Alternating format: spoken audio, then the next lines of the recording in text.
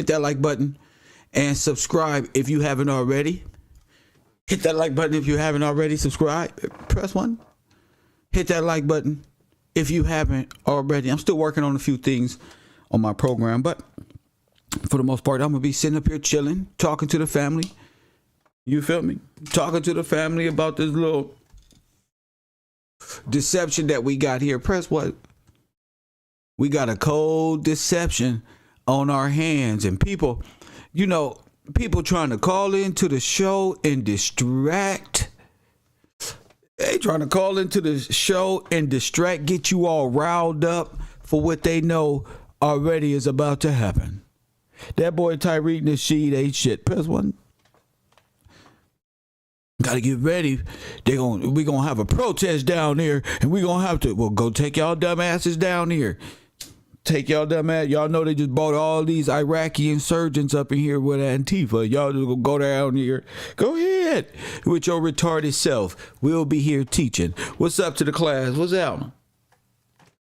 Look like a victory lap going on around this bug. What's up, Water World? Forest Glory is in the building. Bocat, Mama Riding. Marley is up in there. Miss Amanda is in there. Thank you for posting my Patreon and my links and my cash out. My cash tag is right there. My Patreon is right there. You know, try to make it easy on you. What's good? What's good, Miss Lang? I didn't know that was you. Shout out to you. Shout out to Max. Shout out to you and Max for the contribution to the show. That's all. That's all I'm saying. Shout out to y'all. And shout out to y'all. I love the support, and I love the people waking up right on time. You're mentioned on whose show? On who? I don't know what that is. Heartoon TV. I don't know what that is, my guy. Who is this? Jay Gotti, the Hardaway, Hearts Tune is in the building. Elaborate Heart Tunes. Nehemiah's Creations, finally said that right, in the building. Hit that like button. Moxie Show, I don't know what that is.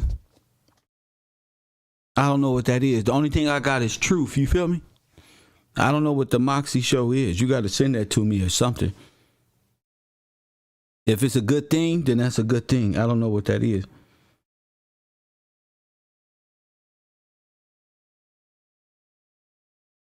I don't know what that is, G. I have no clue what a Moxie Show is. Only thing I know is Kev Gills. That's all I know. I you know, help me out with that one. I don't know what that is. You'll have to send that to me. What's up with y'all? Another beautiful day. Melanated Butterfly is in the building. Mr. Lewis is in the building. What's up with you? Let me see who else. Mary Lane is in the building. Is that it? Is that it? I'll wait. Make sure y'all hit that like button when y'all come up in here. Don't worry about it. We had an awesome little conversation last night about neo-slavery, decoding the matrix as an Afro-American slave or prisoner of war. Press 1. And wanted to get the people's aspect. Now, we came on at night with that, and people could have been sleepy like me, tired, end of the day type of stuff. So I chose to talk about more of this topic this morning as we wake up. And it's another beautiful day in paradise. What's up with you, Wish? Another beautiful day in paradise. If you studied any, that'd be dope. If you study any, you can call in and talk about it before my show gets started. Feel free to call in before, because once I get going, I'm not stopping for no phone calls. So if you took notes over what we've been talking about over the last couple of days and you want to get it in and call my show, feel free to do so before my show. I'm not answering no calls during and probably not after. You better get it in from yesterday. It's what it is. What's up with you, Wish? I see you. I'm trying to, I'm about to, I guess, show some video.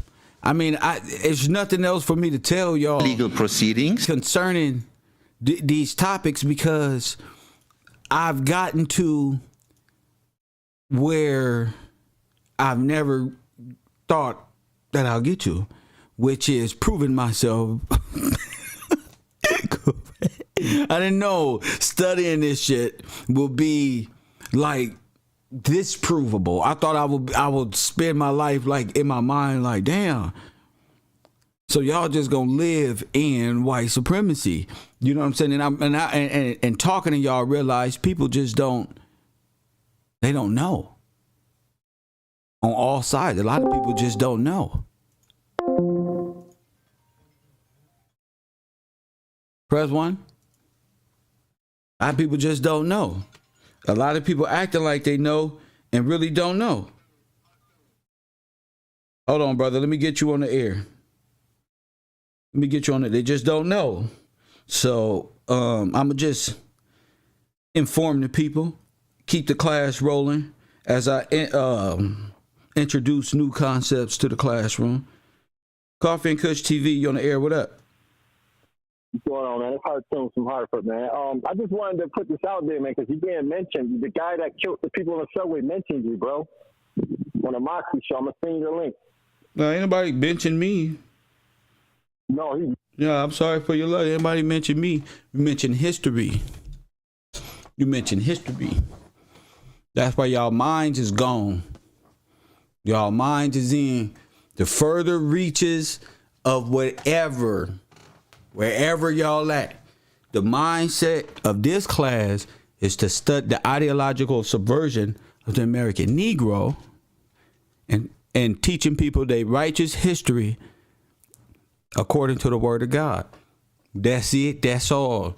What y'all do in the world is what y'all do. Press one. I studied this. Neo-Nazism, how we were put in Red Cross camps, how the Nazis invaded in an alternate kind of reality type of thing, invaded America, and how all you guys are the immigrants, which is facts. So keep your videos and your fear and your things over there. Press one. Come on, man. I'm gonna show you this right here. Come on, man. Then they don't kill that other guy. Remember I told you about Tyreek Nasheed calling my show yesterday. You got that other guy. No, y'all go ahead. Y'all go ahead.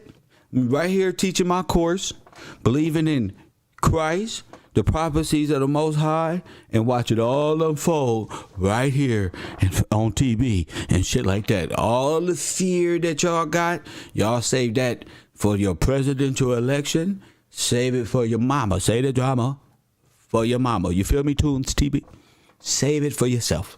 That's for you to sit there and hyperventilate and contemplate and think and fall for little gadgets and gadgets. Fine. Who cares? Coffee and Kush TV. We here to study what is this? The damn near the revelation of what we've been living in. I'm from South Central LA. So to know this is incredible. It's all in the history books. You feel me, Tunes TV? Your mind is in the world, not here. Away with you. Press one. Away with you. You're not even in my class. You're not a supporter of mine. You're not nothing. All this information I've been sharing with you, you're not on my Discord. You non-functional, but you know this. You know this right here. I gotta get you this right here. All this work I've been doing, you ain't got nothing on it. You ain't been, look at this. This lotion right here. Press one. You just sitting and contemplating and thinking. Call niggas like you undercover haters. Conspiracy theorists. Press one. That's what. Distractions. We got a mission to uphold here. We got the Daughters of the Confederacy. Just so much to learn than to sit there and watch the damn television in the program. Press one. What you watching television for?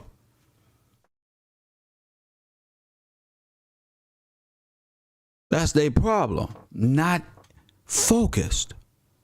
And when when your foundation is solid, you're not worried about what's going on in Ukraine because you've seen it before. I'm not worried about what's going on in Africa. I'm not what's going on in Somalia, motherfucking Europe, Britain, I'm right here with the people. My mind is right here and uncovering a history like never before.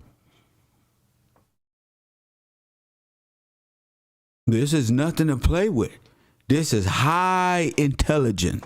You feel me? Hard Tunes TV, whatever you do in your life. I wouldn't even trouble Kevin with that type of malarkey. I wouldn't even trouble. Press one. Boy, you ain't nothing but a deceiver. Press one. A distraction, a reason why our people are misled. Because people like you, press one. You don't understand. You're not in my class. Press one. I don't care about you working. I don't care about that. Press one. They spend their life playing. This is my work here. Press one. You at work for 8 hours. Press one. I'm right here delivering the truth. So take your ass back to work. Slave boy. Press one. I'm a freeman, fool, in spirit and in real life. You talking about let my people know this information is more important than your little silly fears out here in the world. We trying to figure out who helped the Germans and the Japanese escape after World War II. Press one. We trying to figure out how the switch was made. You worried about some damn television. Where you was just sitting up here telling us the other day television is fake propaganda. You right there in all the conspiracy outlets. But now you in there. Y'all are cyborgs. Afraid to think for yourself. This was the 1900s. You be out there working in a cotton field, and I'll be sitting up there like, this boy is a damn child. Look at it. You don't even know how to pick tomatoes. Look at him. That's one, he not focused. He daydreaming, playing with bugs and shit. Press when he had work in conspiracy, calling me when I got facts. Press one. What is you doing, child? We over here working. That's why I like y'all, because y'all charge me up early. There's a beautiful conversation going on yesterday. They worried about the world and what's going on. We worried about the old world, the Indo-Aryan people. The Aryan, the Brotherhood, the Confederacy, press one, and all these troubles these people been causing since they've imposed themselves on our people. We don't even have a history. This is worth my lungs. Press one, we don't even got no history. You watching TV, you watching BET. This one right here, bust it. Press one, this one over here doing this one. And the time for you to awaken is right now. But you don't believe in God. You believe that y'all was the gods. Press one, you don't join all these organizations, don't became part of the enslavement process. Press one. These niggas selling you prison. They selling you gang violence. They selling you like you the troublemaker of the world and need to be looked after. Press one.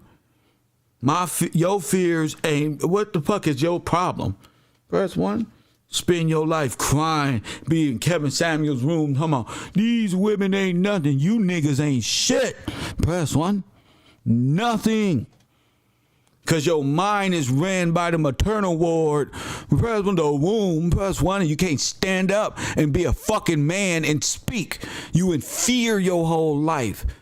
Motherfucker, press one. Ain't nobody living in fear like you.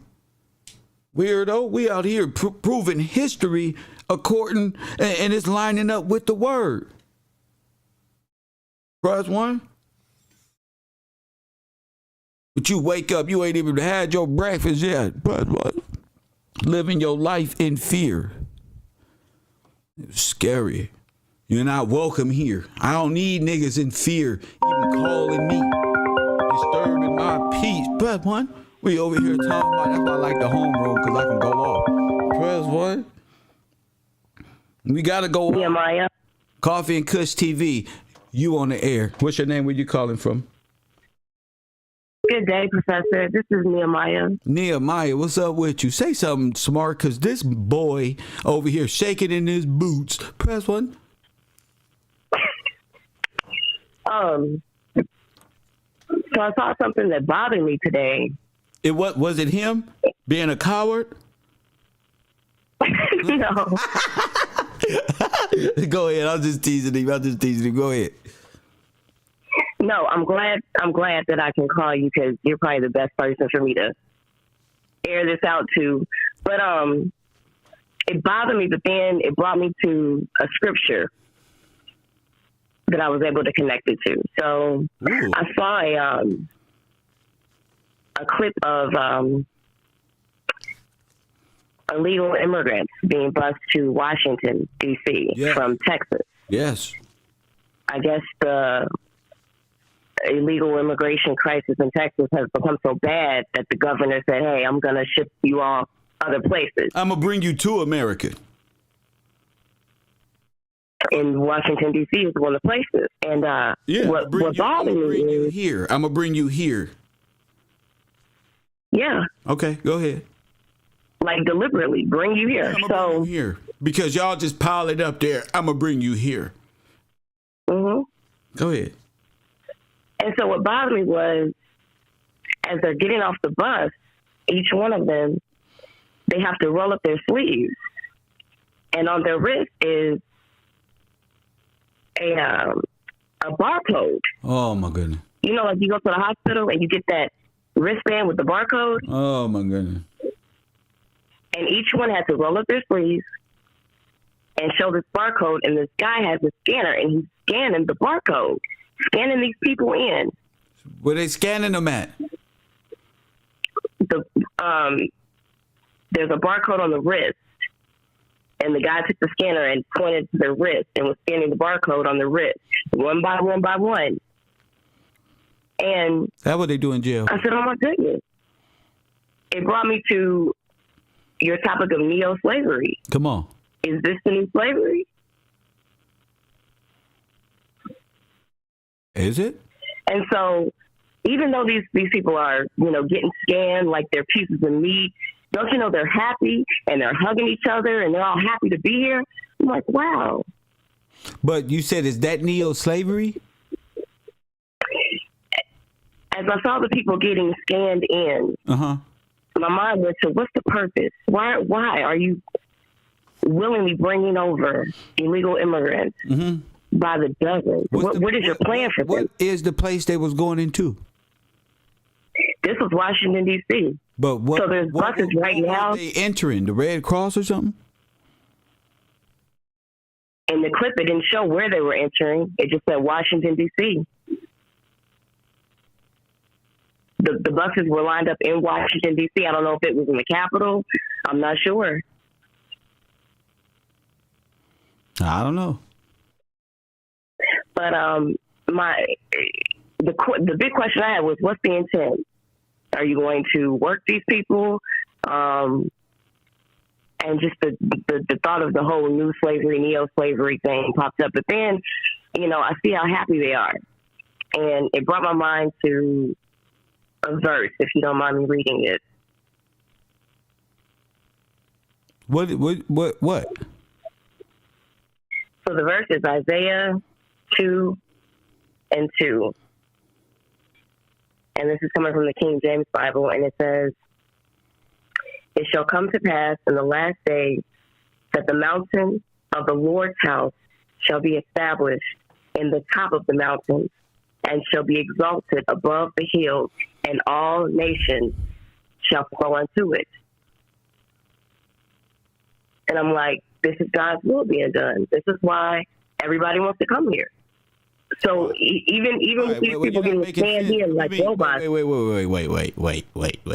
Wait. That doesn't make, you're not making sense. Explain that. What you talking about?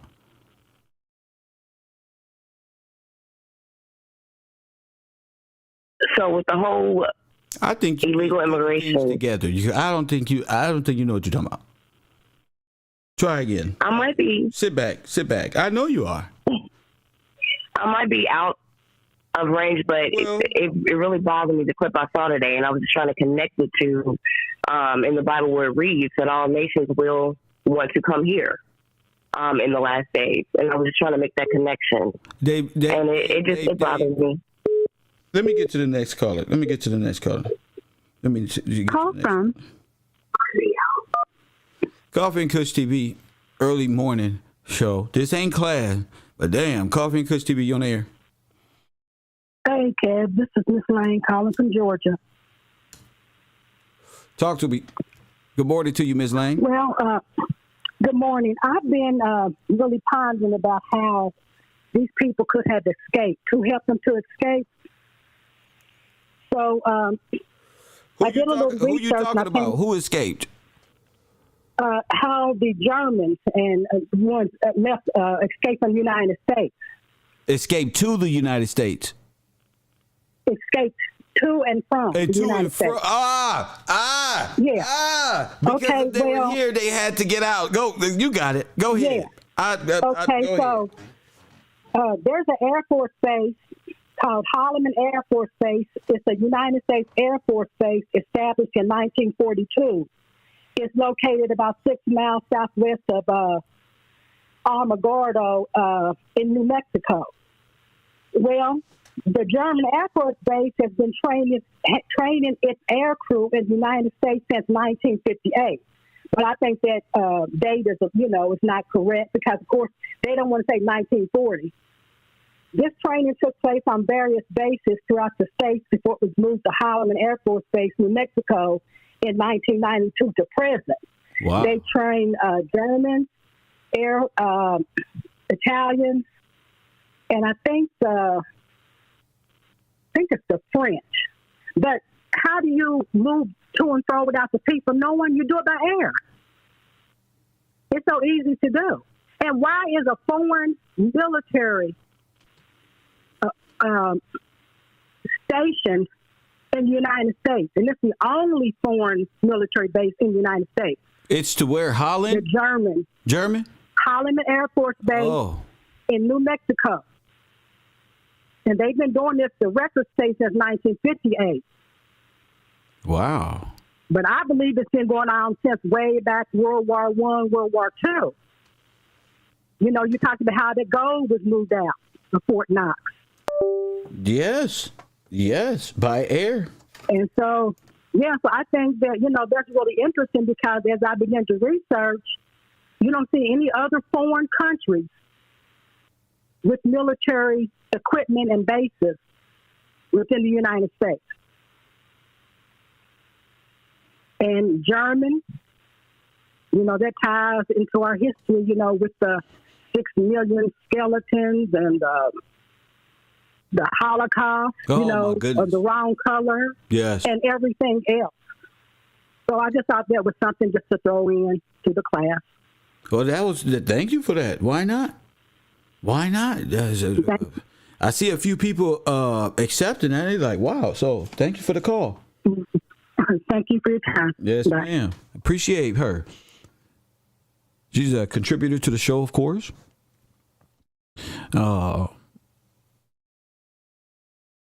It's just amazing to me that there's a part of history that has just been a mystery to everybody, not just me or people who who just research things, but it seems like what I'm saying today, there's white people, black people who've been saying similar things in the past and have been doing their research on the money that was taken, the gold that was taken from here, which I know they're calling Hitler's gold.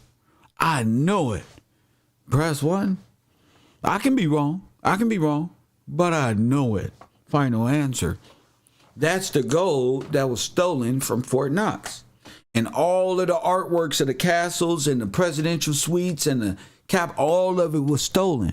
Meaning all of the names, all of the roles, it was all taken and taken over at one point in time in the North by the Union and swept the South. Press 1. Especially in 1898, where it's documented with Wilmington. You got to take these places that's been documented by them and research it.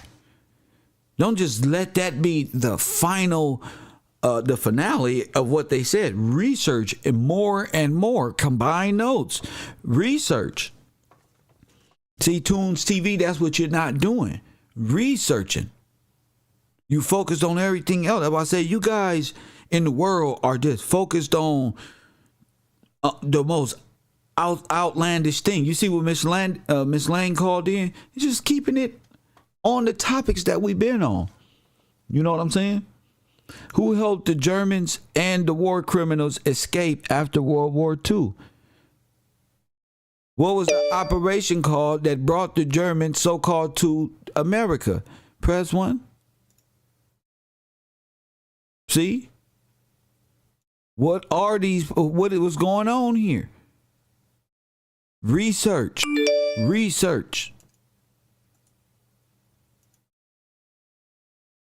I'm pulling this up right now because I got another person. We got to ask these questions.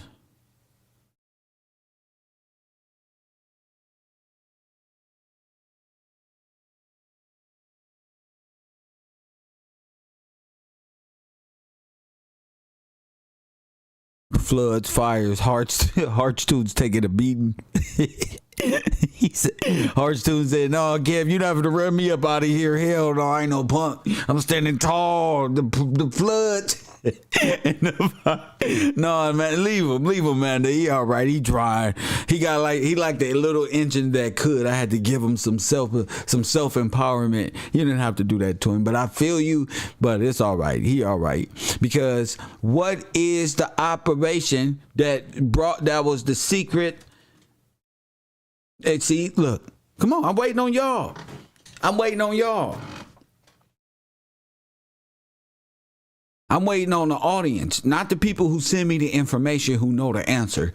I'm waiting on the audience. What's the name of the main operation that subdued America? Press 1.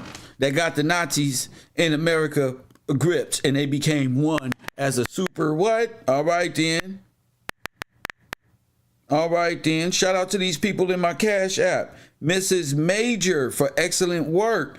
Max and Mrs. Lang. If you like a live shout out during this process of the show, make sure you hit that Cash App. My cash tag is Gills Gang. If you want to call in to the show to discuss any of this information, just to have a conversation, 424-209-9506. You hear me? But what you not finna do, Nehemiah, what you not finna do, press 1. Put us in conspiracy. I'm trying to separate who know what and who been studying. Coffee and Kush TV, you on the air. What's your name? Where you calling from, student? What's up, Kev? It's Philly, man. It's called Operation Paperclip, I believe. All right, and what they do? That's when they supposedly brought over the German scientists or whatever from because they say Hitler they had the technology, but they didn't have the manpower. So I guess supposedly America was supposedly recruiting the scientists from over there and bringing them over here. So Hitler had the gold and the technology, just didn't have the manpower. That's what they trying to say, but I don't think that. I just want to make sure we're on the same page. Philly in the building. Yeah, but hey, Kev, I got something else to say too about this whole immigration thing, right? I'm living this shit real time, bro. Go ahead. My baby mom is she's a pirate, man, and don't worry about it. My baby mama a pirate too. Yeah, man, but I've been noticing a lot of things lately, man. Like they got a house full of people over there from Argentina, from Honduras, from all different. I told you. Yeah, man, and they coming in, and then I'm asking her like, yo, where do they come from? They in their 40s, like what? How are they? Like, what's the whole system? She's like, my grandma knows somebody, and that's when it started to click to me, like, you can't have all this going down with it being this big, broad thing. It has to be compartmentalized. You get what I'm saying, Kev? Like, they're not going to let the person on the low end of the totem pole know about what's going on above them. You see what I'm saying? So it's compartmentalized, so a lot of people don't see it. Oh, you're absolutely right, because that's what they said about the Hitler's Youth when they came over here. They didn't really understand. They thought it was just them. They didn't even know it was compartmentalized. You're absolutely right. Right. So it's like it is a big scheme, but it's all compartmentalized. So if one link of the chain get messed up, they'll be able to. Oh, they just tripping. Right. You see what I'm saying? Right. Like And then my sister, she live in an apartment complex where it's nothing but a bunch of gypsies, Kev. And you could look these motherfuckers' face and be like, these motherfuckers. Like the one motherfucker, you see all these different little kids. None of them look the same. None of them. It's just so crazy, man. Like this stuff is happening in real time. You see the world now. Like, wait a minute, is this a whole other nation over here? What the hell? And Kev, then on top of that, I work somewhere is nothing but Liberians and Indians in this job. You know what I'm saying? Like all of these motherfuckers got all of the people. All the Liberians got military background. People, all these people. Yeah, but all of the Liberians or whatever, all of them got military or police background. That's crazy, huh? Man, then on top, another thing is, man, I'm on the east. I'm Philly. You know what I'm saying? Like now. If anybody, I know Mama Ryan, she from Philly or whatever. I know she noticed all these goddamn smoke shops done popped up at every block in this motherfucking city after they just let all these Afghans over this motherfucker. I'm trying to figure out. And remember, they just burned down everything. Like they got all these little mom and pop shops. I'm just like they selling $9 cigarettes. You know that's niggas. We need them $9 cigarettes. So we running in there like a motherfucker. I mean, it's just like damn. Like all this just happened in the past 2 years. And then the murder rate spike in 2020 was just outrageous. I'm in the streets, Kev. I'm seeing it. I'm like, what the fuck going on? These ghost guns, all this is connected, man. Right. It's like a whole other military around this month. And like I've been saying, like Chicago, y'all gotta watch it because this is like it was a whole. That's exactly what it is, Kev. These is militarized people, man. They not here to play with us. Came over here, and the first place they went is the military base. This is kind of. That's why I'm watching it in real time. Where were they checking these people into? Were they becoming militarized, or what was going? Are y'all trying to overthrow? What was the fuck going on? Man, I think a lot of these people they're saying coming from Mexico. I mean, people always been coming from Mexico. Well, they was just saying. The Russians, the Ukrainians was coming through Mexico. Are those the ones they dropping off in Washington and putting a little Mexican with them or something? Because it's fine timing for them to be bringing, for the Republicans or whatever, Texas, to be bringing a bunch of illegal immigrants into the nation. That in itself should be called for an arrest. Like, what are you? That's trafficking. What are you doing? Yeah, Kev, another one thing I want to, and I'm pretty sure you're aware of it. You being in LA, y'all just as corrupt as we is. You know what I'm saying? Like, y'all, they police department. These police is, the police is militarized, and I think they out here doing hits, bro.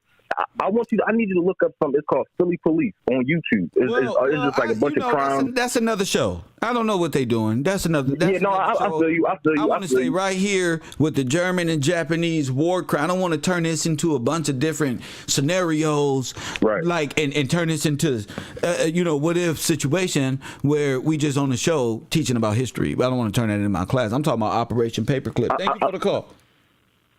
All right, thank you. Yeah, I'm just talking about Operation Paperclip. Not all these various things that y'all are into in the world that y'all seeing y'all, and it's putting y'all in a state of confusion. That ain't where I'm at. You don't have any foundation if your mind is everywhere. Put your foundation with God. That's why I say take y'all ass to church. Stop running. Go repent. It's just this one and then this one and then this one. Not one time are you mentioning but God said, and then this one nothing. You just living in a state of fear, and God ain't give you that. Somebody else put that in you. So I'm not passing fear or what you think is conversation, but it's really being fear based. Coffee and Kush TV, you on the air? What's going on, Professor Waterworld? What up with you? Oh man, just going back in time and looking back forward to what's going on right now. It's like all these foreigners are the new Hitler's youth, like the Hitler's army. Sir, you know what I'm saying? Like, sir, that's not sir. Sit down in class. I'm talking about Operation Paperclip, right? And what's the name? And how did the German and Japanese? Press 1. No. I'm not even talking about that. Sit down. What's the name? Press 1.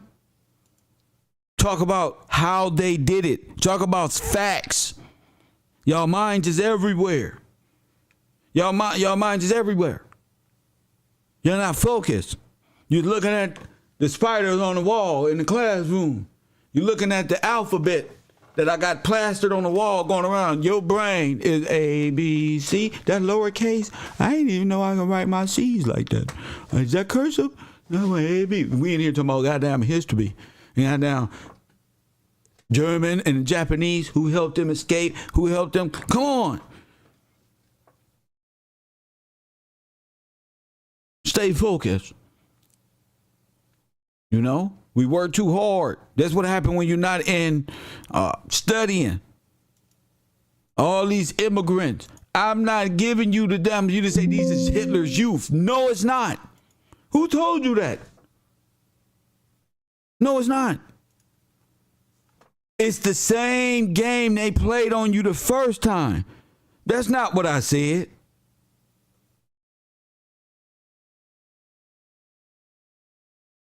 See my face? I'm serious as a motherfucker.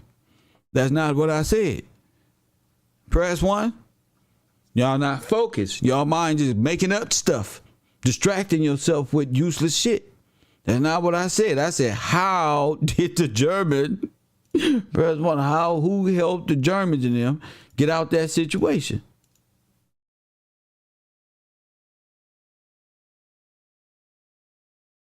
I don't want to. Y'all hate toward or like, oh, the those are the new Hitler. No, listen. No. Who helped them escape and what was the operation called? Press 1. The Swiss helped. Well, we know the Swiss helped. Good job. Thank you, sir. The Swiss helped. How did they help? Come on, people. They want to talk about everything else. How did the Swiss help? See, we close. See? How did the Swiss help cut your head off? Press 1.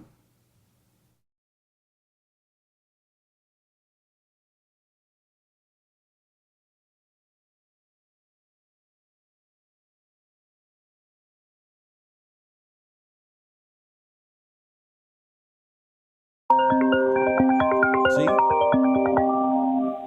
The Red Cross. Press 1. The changing of identities. Yeah. Coffee and Kush TV, you on the air? What up? How you doing, Professor Gills? This is Jerry from Pittsburgh.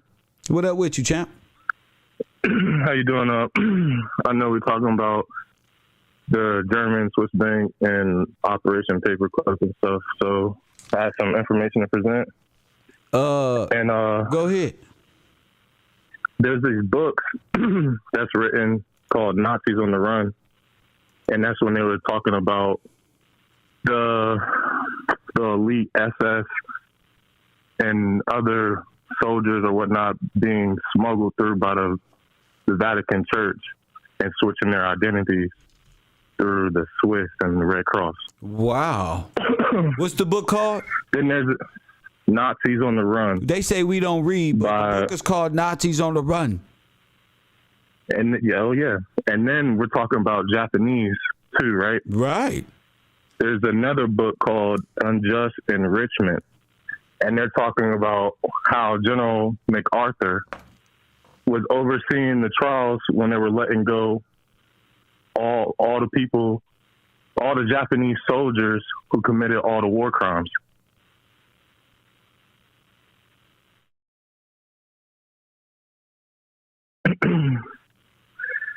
So they were talking about how all these cases were going on, and they were overseeing it, and they were letting them off. You know what just came in my head? Prince Charles was a Nazi. Oh wow! While you was talking, Prince Charles is a Nazi. I don't know why that came in my brain, but Prince Charles was a Nazi. He was in the SS. And then I didn't know if we ever talked about was you the children of lesbian. Oh, yes. Okay, he was in the SS. Prince Charles. Now, have you ever heard of Charles? He's a high-ranked Nazi official. Oh, okay. I get what you're saying now. Okay. That old dude who rocked with the Queen, that's her husband. Right. He was a high-ranked Nazi official. Okay, now, there's this other place. I typed in the chat before, and it said the children of lesbian born. Thing of the British. That ain't even real. Go ahead. Now, the children of lesbian born, it's a documentary we can find on there where they have these children who were birthed in these homes. And it's called The Children of Lesbian Horn, was a children home for breeding Aryan race that practiced eugenics. And it was the SS leader, Himmler, who was Hitler's executioner. And it said it was children of women in concentration camps that were wardens. Prince Philip. From 1932. Prince Philip, whoever that dude is, Prince Philip. Prince Philip. The one with the Queen, his face. That dude with the scrounged Rothschild looking face. Him. Go ahead. My bad. Him right there. And they said in this home, there was children of women in concentration camps that were wardens and Nazi soldiers. And it says single Aryan mothers can go to this home, and non-marital and extramarital children can go to this home, and illegitimate children were sent to this home, and children of adulterers were all sent to strengthen the Aryan race. So all the bastard children of the world. Yes. Got you. Just like I said. Yeah, but it's, like you guys said, it's written. We need to work. Oh yeah, they have a whole bunch of all these on the archives when they're talking about the Trinity with the back chat. Don't say the archives here, cause my little they're around with their pens and pencils. Okay, so just hold it, text this number. Oh yeah, but stay connected, bro. We got work. Absolutely, to do. Yes, sir. Definitely do. But a lot of you're just connecting a lot of stuff. So when we talk about Hitler's youth, there's a whole foundation and stuff where people poured into this, where the soldiers and scientists invested into this whole manifest destiny. So you're on the right track, and we're getting there. We are getting there. Thank you for the call, champion. Thank you. My man. There's just good and evil in the world. Forget how a person talk, how we look. We all from different walks of life. Trust me. I'm from a place where gangbangers exist. You can be in the woods some damn where, being wearing cowboy boots, hacking. I don't care what. If you hear truth, there's just truth is particular. It's just what it is. Prince Philip, and I don't want to know. That's cool, Miss Lang, that they're cousins. Let's focus on, Miss Lang, who helped the German and Japanese war criminals go there, because we can call them cousins and we wouldn't even know. We taking it. That guy who hangs out with Queen Elizabeth was a high-range Nazi official. Turned out quite different.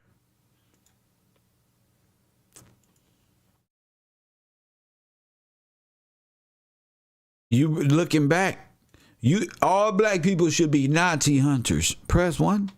I bet you we'll find them all like Pokemon. Press 1. I bet you we'll be finding Nazis everywhere. Press 1. Look at Adolf Eichmann. Press 1. I told you your name wasn't McDouglas. I told you your name wasn't Gillespie. Your name is Aldo Adolf Eichmann. Press 1.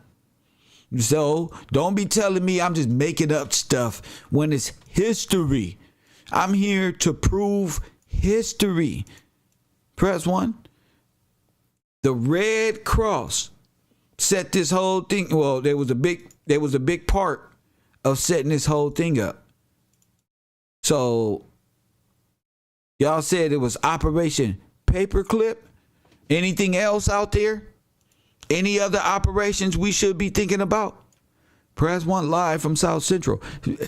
Any other operations we should be worried about? I'm waiting to see if the audience know what they're talking about. I seen Operation Paperclip. I seen a few. Operation Mockingbird. All right. I said that the response to the connect. Oh, I feel you discerning truth. I just see shit and respond. Don't worry about me. Operation Sock Puppet. I don't know.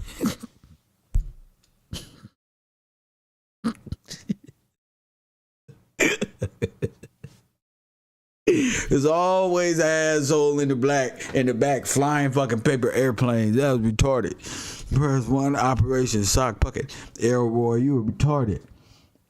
Operation Olympic. All right, look, we got one for the class today. Press 1. We got. I was looking like sock puppet. I was like. It went in like it was real. It just, oh my God, this nigga got Muppet babies in my brain and shit. Oh my goodness. But we gonna go.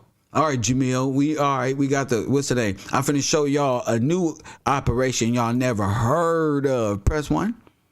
So y'all got to become nerds. They tell you what they want you to hear. You got to go get the information. Press 1. Now this is called Operation Sunrise. Press 1. Official document.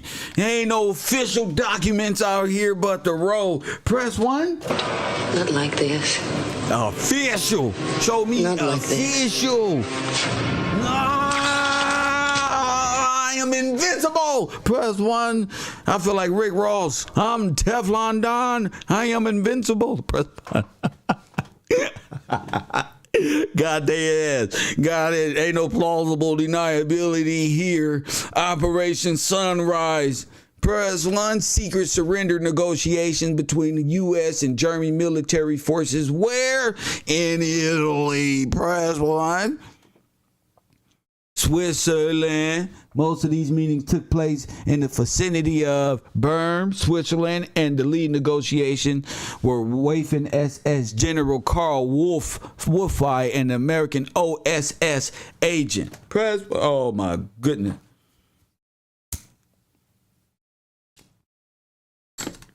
What was that? Press what? Say it with me. Operation Sunrise. And what did that do?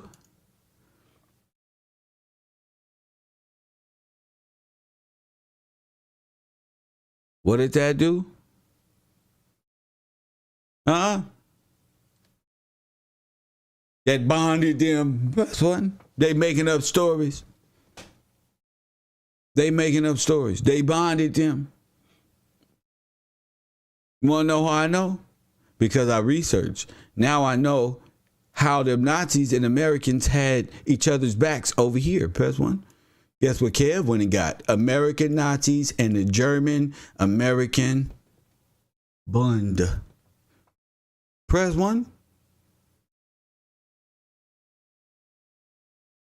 See? When you know what your past is, Kwame Brown, you will know how to perceive what happened to us as a nation. There's no fear in truth. Press 1. I wouldn't be this far if I was truly afraid. Press 1. I would have been start talking about rap videos. Press 1. Facts. I was just disheartened. Wow. It's deep. It's very deep. Every person, especially black men, mind should be wondering how they ended up with no inheritance. Don't be getting mad at me because God chose me to break this down this way. You just supposed to sit there and take the truth. Oh man, this guy, he can smoke his blunt. Press 1. That's a hater. Any person hating on me is a natural born hater. Press 1. You just naturally a hater. Whoever in this world, talking shit like I'm just a YouTuber or any of that, niggas just haters. They just afraid of the truth. And I ain't got no fucking sympathy for no haters, no cowards, no pretenders, none of that. Truth and righteousness don't need niggas. Let me tell you, truth and righteousness and being a good person don't need you. Press 1. A nigga don't need no troll or nobody I don't know to validate me. I'm validated because I put my shoes on every day, my pen, put this oil myself up, put one, get on this on the internet and go live. Press go. Press 1 where you got to mope around and get a check handed to you. Hey, it's payday. Yeah, I'll take this right here. You worried about I'm trying to free you from them, somebody else giving you this and get your own. The fuck is you mad at me for? Man, woman, I don't care who y'all is. All I see is haters in the world. I'm bringing the truth. So what I learned about my people is y'all just love evil. If Lil Wayne said it, y'all niggas will be, oh, this nigga, oh, if Jay-Z said it, press 1. If Tupac Shakur say it, press 1. If Nipsey say it, press 1. Oh, man, you did the truth, man. I told you, bro. I ain't about me, Kev Gill. I'm saying it this way. If Nas say it, if your favorite entertainer say it, if Diddy got it on the Instagram with 1 million plus followers, hey, y'all, we was duped by the joke. Oh, bro, we ain't no more. Y'all people gravitate to idols worship. That's what y'all do. Haters, that's what y'all do. I can tell a hater a mile away because he an idol worshiper. That's why. They all go and they don't believe in God. How could God not a hater? If you born of him, how could you be a hater of righteousness? You stupid. Press 1, I'm giving you the truth. How the Nazis in Germany got together. Operation Sunrise. Press 1. What's Japanese? Huh?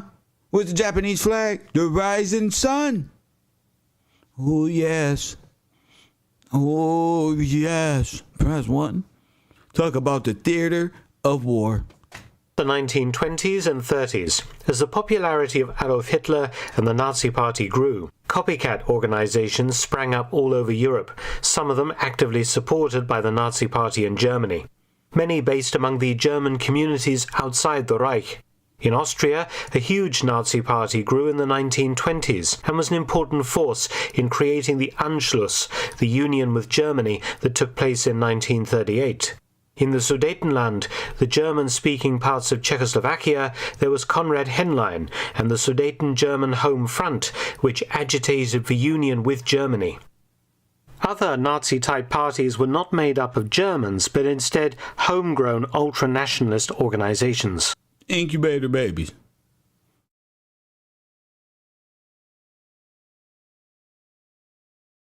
Not like this. Not like this.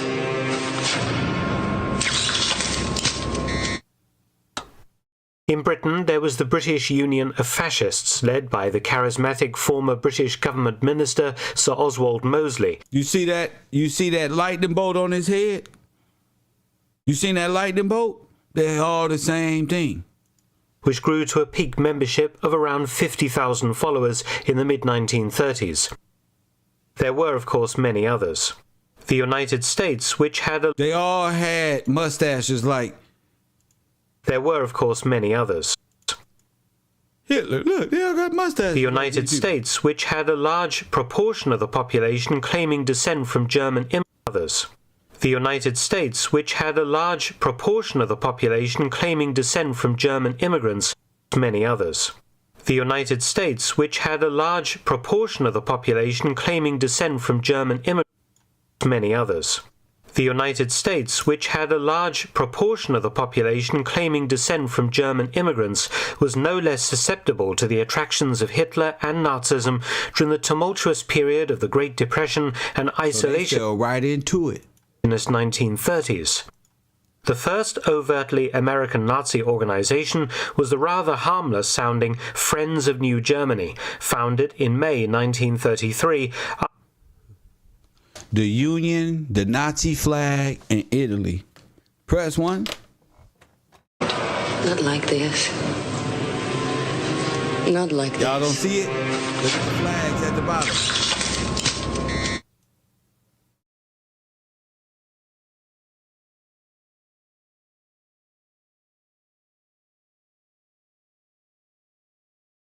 after Deputy Führer Rudolf Hess had given his permission to Nazi Party member and US immigrant Heinz Spannknöbel.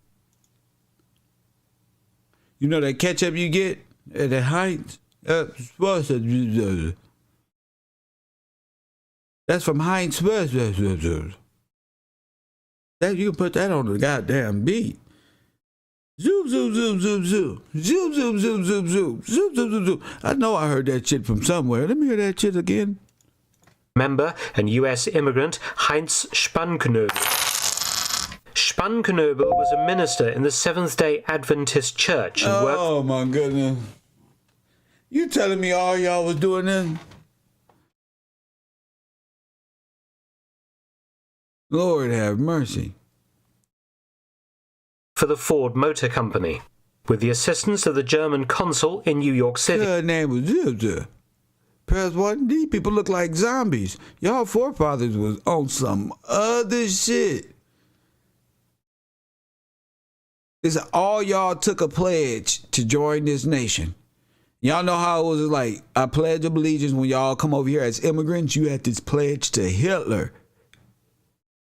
Woo! Spannknöbel formed the Friends, headquartered at Yorkville, Manhattan. Openly anti-Semitic, the organization organized boycotts of Jewish-owned businesses in Yorkville and stirred up general trouble in New York. That'd be you. They was messing with you. It was stirring up trouble. They saw y'all was working. You got shoes. You got suits, cars and shit. Niggas over there hating. That's all I hear. When they say anti-Semite, they mean anti-black to me. That's anti-Negroes who was here to me. That's all that shit. I don't know. I'm so Central. That's all I know. When they say anti-Semite, I think that's the God people, us in the ghetto, bro. They was messing with us. And that's why all that, them little riots was starting. They was bringing them people in. Spannknöbel was deported in October 1933. He was later arrested by the Soviet NKVD in Germany in 1945 and died of starvation in a special camp in March 1947. The US government began to investigate and monitor Nazi activities in America, but the Friends of New Germany never amounted to more than 10,000 members. It was wound up on Rudolf Hess's explicit orders in December 1935. It's a whole military battalion. A new organization was founded in Buffalo, New York in March 1936. The German-American Bund. This is after they took over. This is after 33. Oh my goodness. The leader was a former World War I German soldier and Nazi Party member, Fritz Kuhn, who had emigrated to the United States. In order to expand its message and membership, the German-American Bund followed the Nazi practice of subdividing the nation, each section having its own party subdivision. In this way, the party spread right across the US, from coast to coast.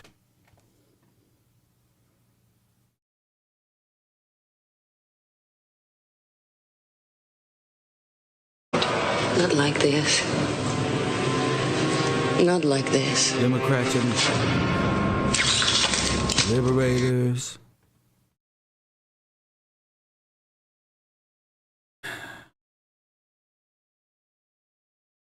Everybody. They split them up politically too.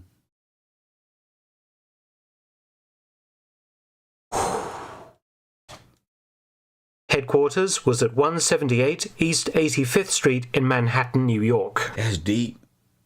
The Bund's belief system was anti-communist, anti-Jewish, and pro-American, and also demanded that the US remain neutral in any coming European war. Membership was around 25,000 fee-paying members in 1938.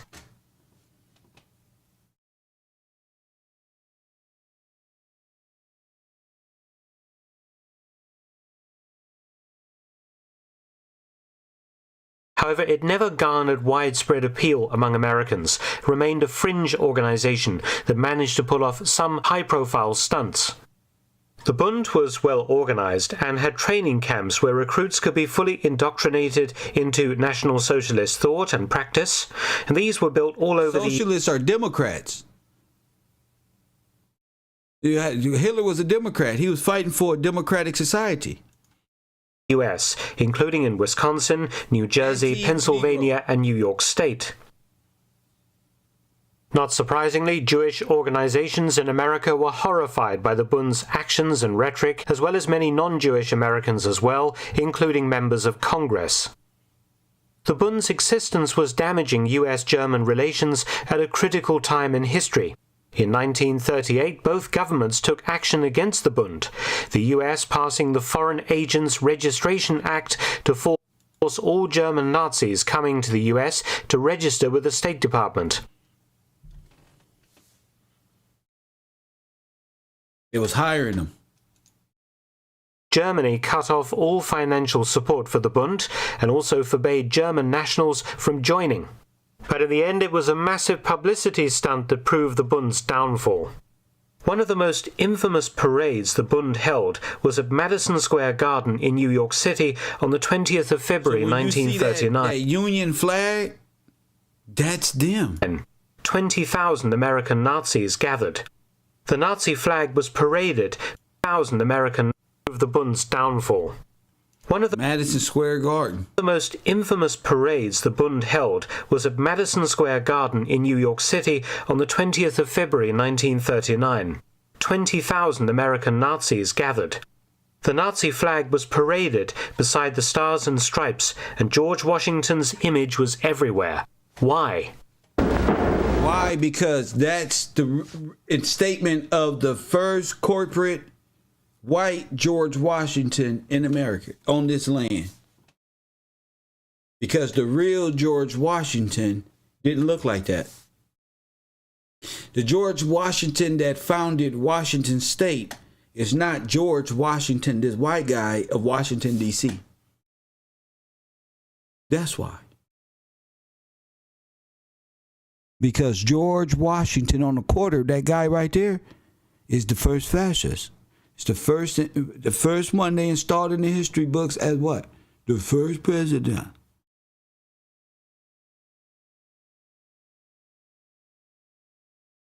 The first president. Bankers got you. When the real George Washington founded Washington State, the real Washington of this land, your Washington that you believe in is owned and is an island, not a part of America. Washington, D.C. That's not real. That's controlled by a foreign bank. That's controlled by foreigners. You've been duped. So if that George Washington ain't real, and that's a Frenchman,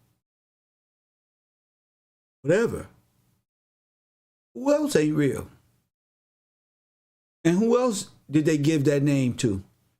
And cutting off the real George Washington last name is how they was able to cut off the heads of the Negroes by way of Swiss banking. Chase J.P. Morgan.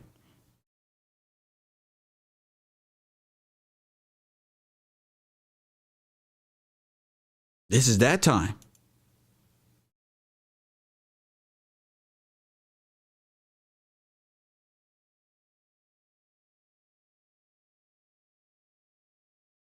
I'll wait for that to sink in a little bit. That was that time.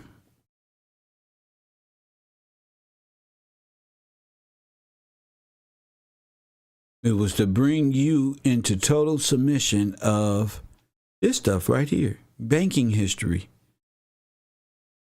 And they cut off the heads of the Negro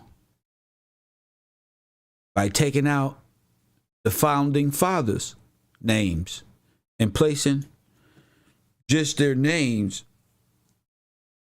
their first and middle names, without their last names tied to them. And they took the names and placed them as corporate, placed it as corporate history. I'm going to allow some calls to come in. 424-209-9506.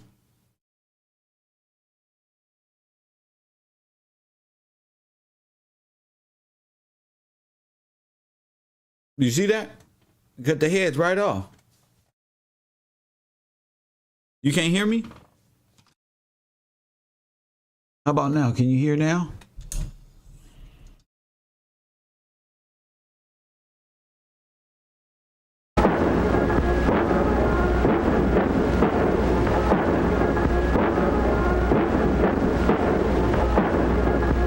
The Bund had declared Washington to be the first fascist and said that he had doubted democracy as a system of government. During the rally, the Bundführer Kuhn made inflammatory statements about President Franklin D. Roosevelt, calling him Frank D. Rosenfeld. We let them speak. When occasionally a lone outraged dissenter wanted to air his opposition, we provided police to preserve order.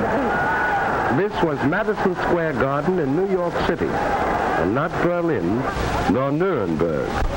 Fighting broke out between anti-Nazi protesters and Kuhn's Nazis, disgusting much of America. The Bund cooperated closely with another right-wing group, the Christian Front, led by an anti-Semitic priest called Father Charles Coughlin. To control the chaos that erupted at Madison Square Garden, the New York Police Department deployed 1,700 officers.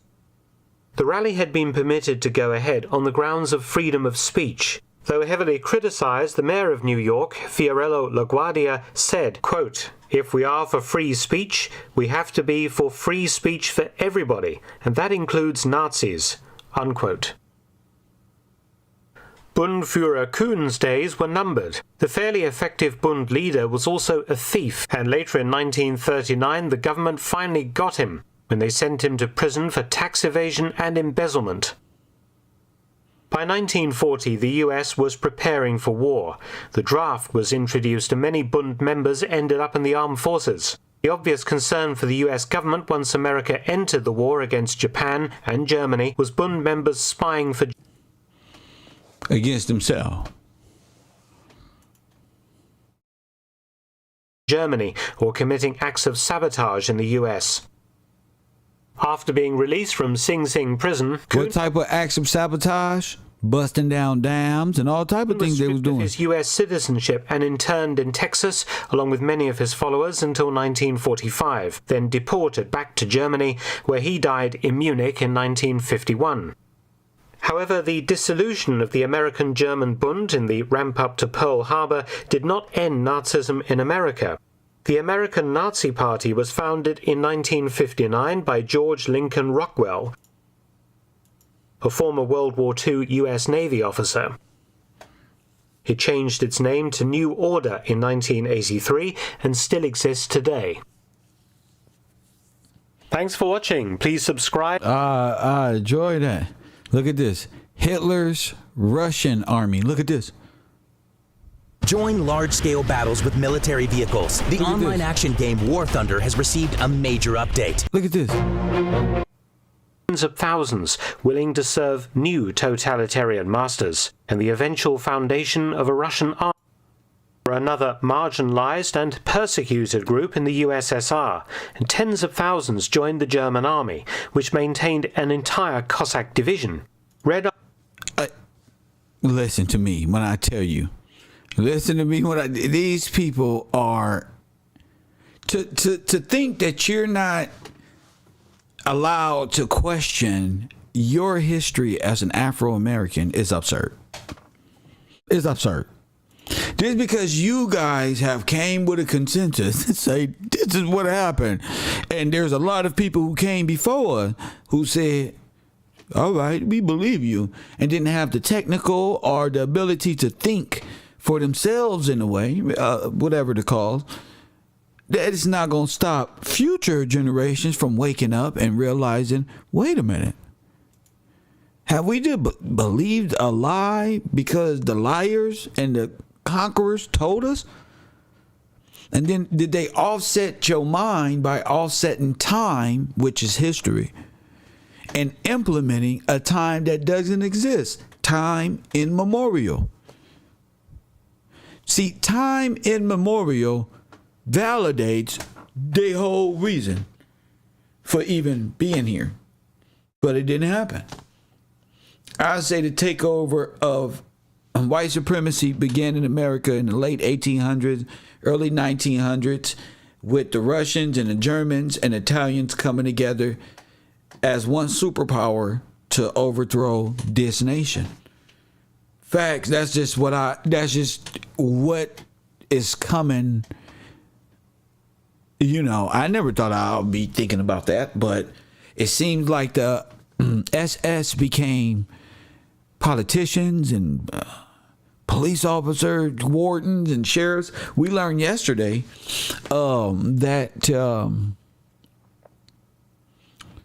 they were selling, the sheriffs was selling black prisoners who were in there for petty crimes like not having a job.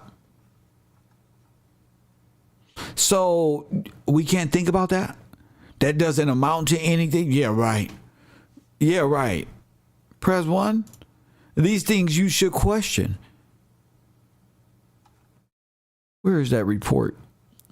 You know, we found out yesterday they was putting people in the furnace. Which took us right to the Bible. See, what they don't want you to know is that the children of Israel that's spoken of in the Bible is you, the Afro-American Negro. You got a Willy Wonka ticket. That's what you got, a Willy Wonka ticket. That's facts. You got a Willy Wonka ticket. One way out, one way ticket. You in hell and don't even know it. Like Tupac say, we probably in hell already. Our dumbasses ain't knowing. Everybody kissing ass to go to heaven ain't going. I put my soul on it.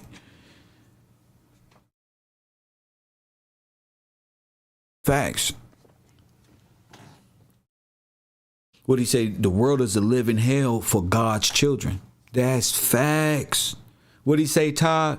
The world is a living hell for God's children, G. They just want to see us thugs and criminals, 50 niggas. You feel me? 50 nations don't came against us and made us thugs and criminals and destroyed our whole heritage and stole it and gave it to they people who come over here and who look down on us. That's not nothing to pray about. You should be asking God to overthrow the curse.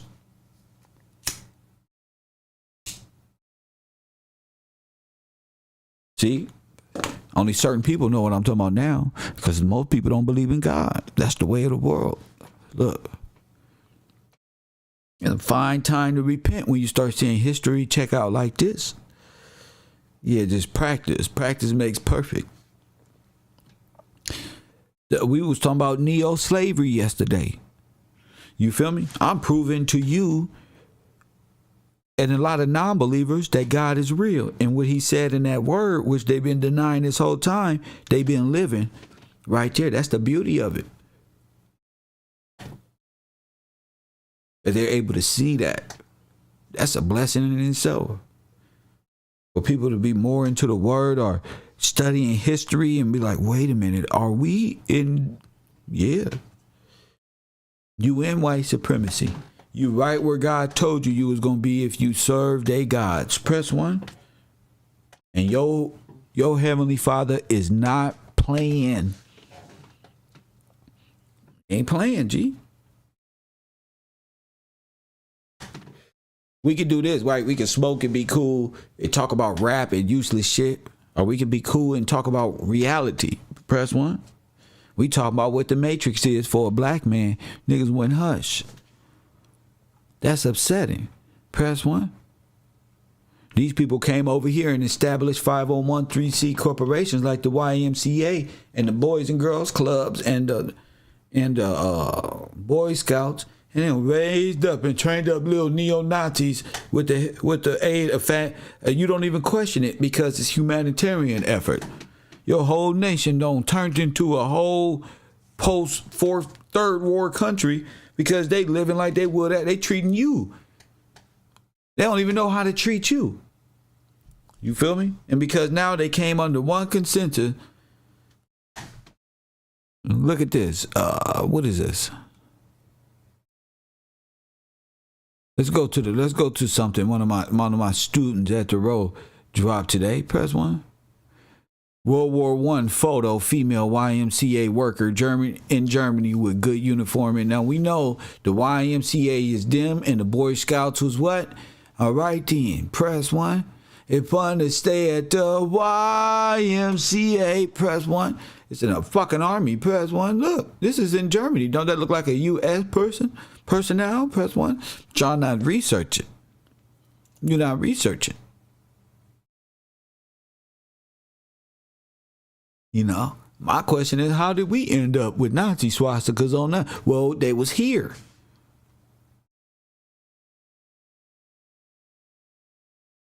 And in no time, probably from World War I to World War II, they were just over here. You can't say that the Germans didn't have military bases over here. We found them. Copy. Did it work? We found them. We found the concentration camps. That's called the Red Cross. Press 1. And the stuff that I'm showing y'all right now is never... You heard that trucker yesterday? He said, I ain't never heard this ever.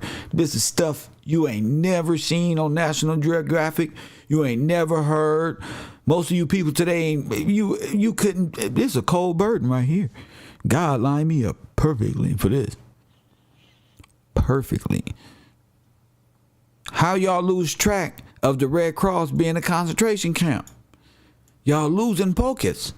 See Water World? See? Y'all losing focus.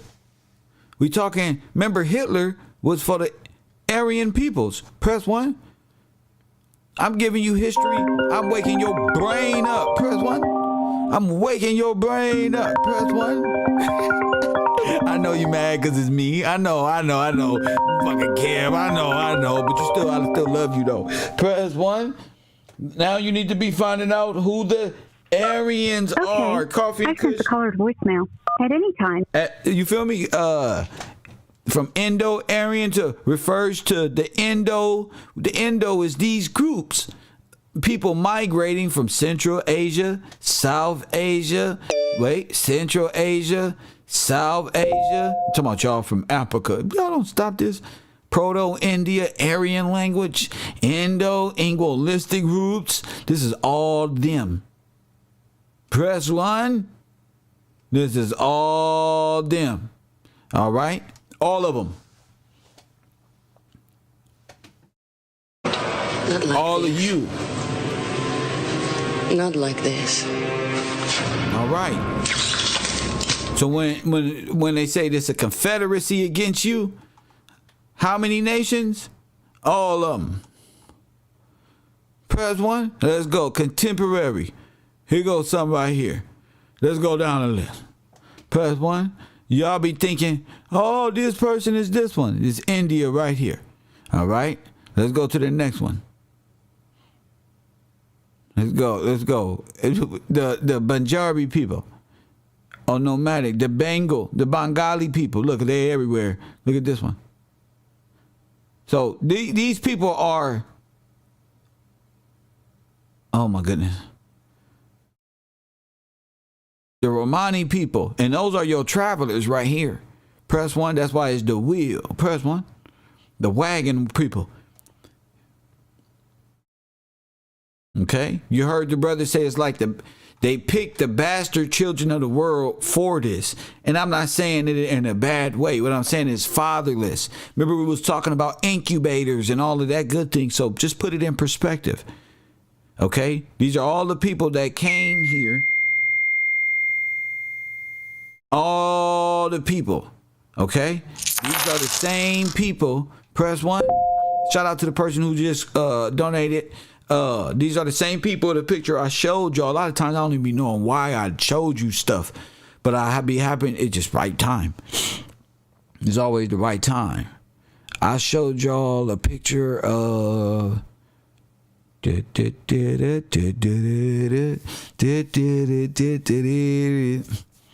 I was chilling by the window. Her hair was soaking wet. Dun, dun, dun, dun, dun, dun, dun. Press 1. I don't even know, man. I got so this shit is getting embarrassing. I got so much stuff, man. I don't know what more to tell you. Should we go into the Swiss and the Dagon religion?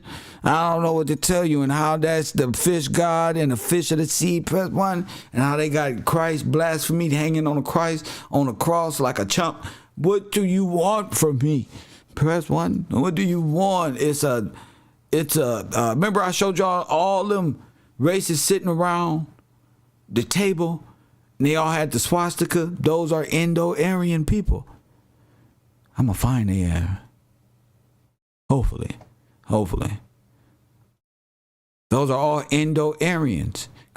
All nations conspired as one. Press 1. So you up here calling people, oh, they American, or they this or that. People, a swastika is not about blonde hair and blue eyes. Press 1. It's about the Indo-Aryan, Hindu-ish, Southeast Asian, Pacific, and East, West, North, South, East up there. Press 1, like Rumsfeld say. Press 1. I'm murking it right now. Press 1, I'm murking them. They don't even want to debate me because I'm non-debatable, like non-refundable. Press 1, I'm non-debatable. You feel me? Hey, there's no way you can win. Press 1, no way. So all nations have conspired against thee, because your nation is the land of milk and honey. You know what people eat at home? You know what they do? Nehemiah, you said they was coming and smiling and shit. That's because it's the land of the free. They're not dropping them off. Them people, man, we in America, bro. Look at this shit. That's the same thing that was going on when they got here. Press 1. We here. Now, when we talking neo-slavery, press 1. When we talking neo-slavery, we talking the awakening. We talking about neo-slavery, the illegal enslavement of Afro-Americans after the emancipation, which is against all rules and regulations and all treaties. Press 1. This is against everything. So what the brother called neo is a process of what is the matrix? It's the process of creating the perfect Nazi, which is a Hebrew Nazi. Press 1. They want you to be the Nazi. They want to outright blaspheme God by getting you to curse yourself. Say it with me. By getting you to curse yourself. How do you curse yourself and become out of the blessings where God turned his back on you? Press 1.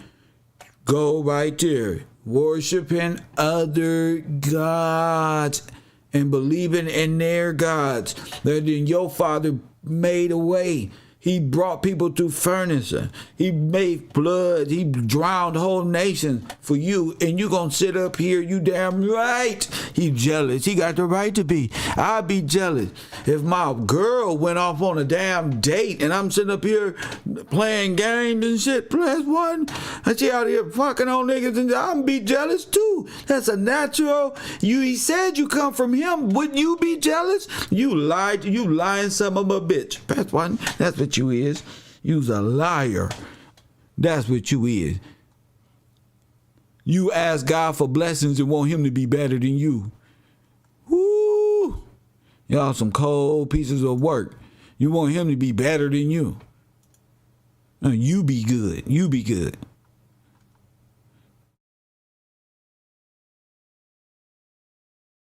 So when we got this right here, these are all Aryans. Do you understand? Caremio is an Aryan. This guy's an Aryan. The natives to Germany, Canada, and what they call themselves, they're Aryan, Southeast Asian, Pacific. Press 1. That's why they all look Asiatic and nomadic and hunters and gatherers from different nations. They became citizens in all of these nations that they were gypsies in, and they have no nation. Press 1. So it's understanding this. You validated them with the $5 Indian stuff. Press 1. Remember? Remember, Americans, the $5 Indian? That's right. That's not them. That's not the people who deserve all them benefits. They don't have the names to even own casinos. Remember, a Pacific Islander last name is Johnson. If y'all don't get out of here, right, with the Mexican and whoever you trying to throw out, you do the same thing, because God is going to send every one of y'all back to your own nation. It said in the Bible. You're going to turn around and you're going to go home. The more you resist, the more you trouble you're going to get in. Facts. You know who telling? Me. I'm telling. Press 1. Somebody look at your neighbor and say, Kev telling. I'm telling. Facts.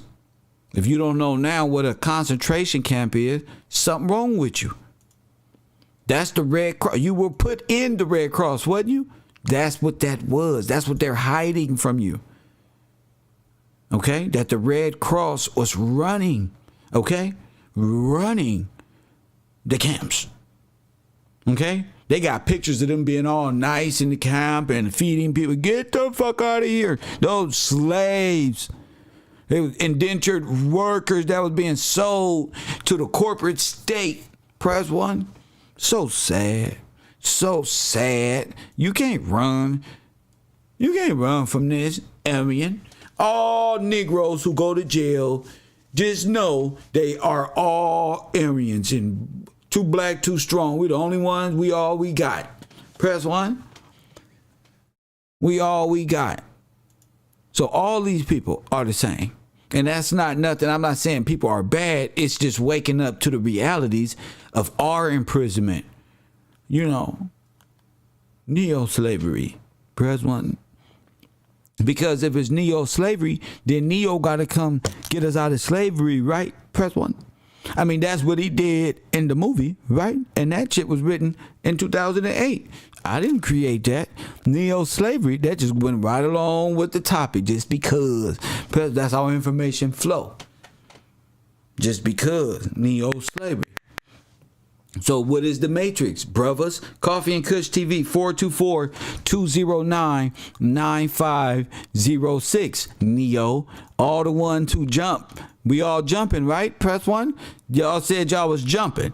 Y'all was on the roof and y'all was jumping. Huh? So what is the Matrix? From an American Negro POW slave mentality.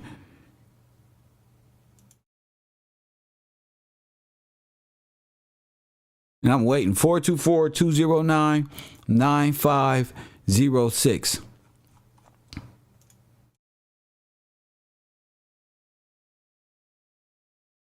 You can't say, oh, I'm just guessing and I'm at work right now. Hell no. No, you're not. Oh, this is work. This is work. This is the work to free your mind. I would have went to the bathroom and pressed 424-209. I know DJ like this nigga don't stop. 424-209-9506. I would have did that. Press 1. Come on, ladies. Don't let these niggas be chatting in my classroom. Tell these punks to stop talking to y'all and come on. Press 1. They don't deserve to talk to any women on Kev Row and make no friends. Facts. Look, somebody sent me this. Niggas never read. Adolf Hitler said, even in his death, he would start World War III. One of his soldiers asked how, he replied, whatever. He get to the bottom. No, the Americans has the jewels of God. The Americans have stolen God's precious jewels. What do you mean, his precious jewels? The soldier asked like it's a damn book. Press 1. Hitler said, America has stolen the jewels of God, his jewelry, the Negroes. They are the Hebrews. Now do you get it? He knew what they was up to. Buck robbing, nigga. I didn't come here for all that. Press 1. Hold up. we dealing with people who put you in bondage and refuse to go along with the plan. Because he probably seen some shit like, them God people for real.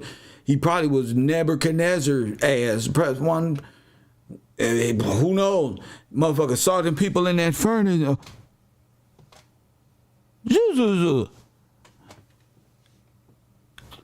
That shit they believe. Who knows? What I'm saying is something had him, I'm good. They made the exit or everybody else go against him because they was all together. It was all together. 424-209-9506. Do not call me Tyreek Nasheed, please. Do not call, because y'all are little terrorist organized groups causing distractions in the world. That's y'all people out there causing all this terrible, look over here, distractions in the world where you need to be getting right with God. And y'all just gonna party y'all last days up and get haircuts and play stupid roles until it's all over. That's what it is. And God gonna say, you see Kev, you was sitting in the classroom, Kev telling you, stop playing, stop working. Just you seeing me knowing this at this level, nigga, and where I come from, you should be like, hold up. But y'all not smart. You niggas ain't smart. You niggas wouldn't even know what hit you in the face. Wow, you wouldn't even know. Because you're not smart. You're not smart. Y'all niggas just follow the program. You don't have original thought. You get told to do things. And it probably sucked to be y'all to sit here so free. And still got a base and still growing. You probably just sit there and like, damn, he just free? Yeah, I'm free. You know, especially my spirit, just free. You see this truth that come out just naturally, ain't no notes. Pull a note right there, put it on the screen, freestyle another 20 minutes. First one. I got a boring ass video that I'm gonna show my class. I ain't even gonna show it here. This is just homeroom. We just talking. And I just want to see if this setup look good on the screen. Press button. But we got who and how the Japanese got away, how the German elite got away. Press one. Who helped? And who's it?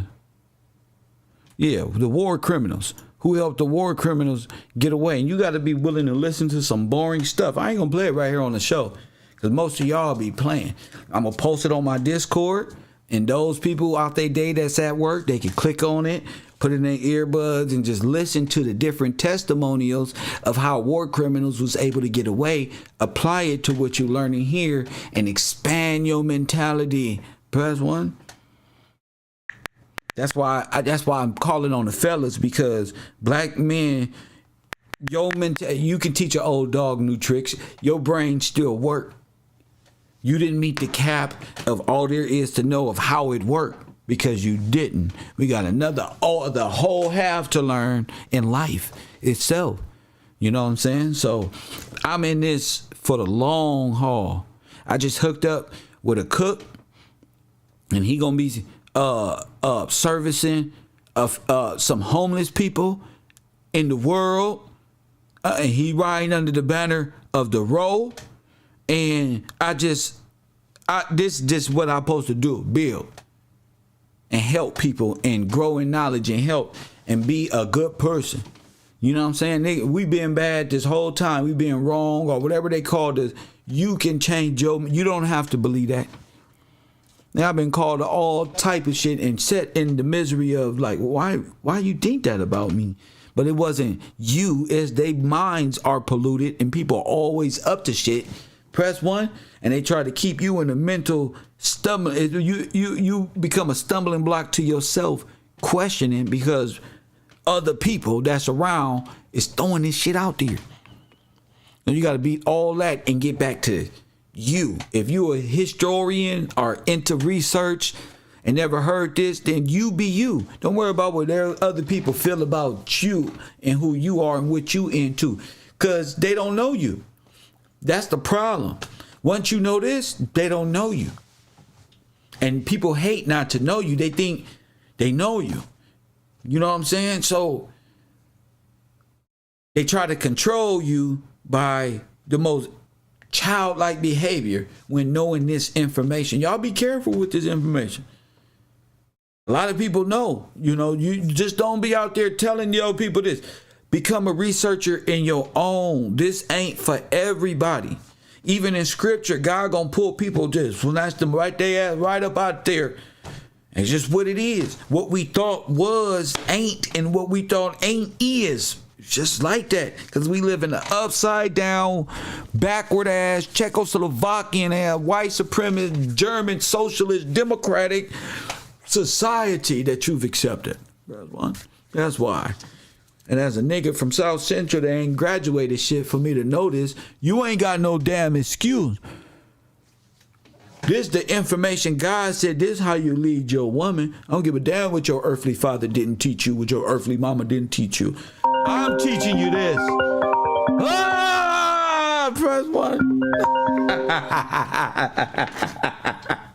Right here. Coffee and Kush TV. You on the air. You on the air. Go ahead. 5, 4, 3, 2. Can you hear me? I can hear you, sir. Go ahead. Yeah, it's windy out here. Let me go to my car, but you all right? Yeah, I was looking at my birth certificate one day, right? Huh?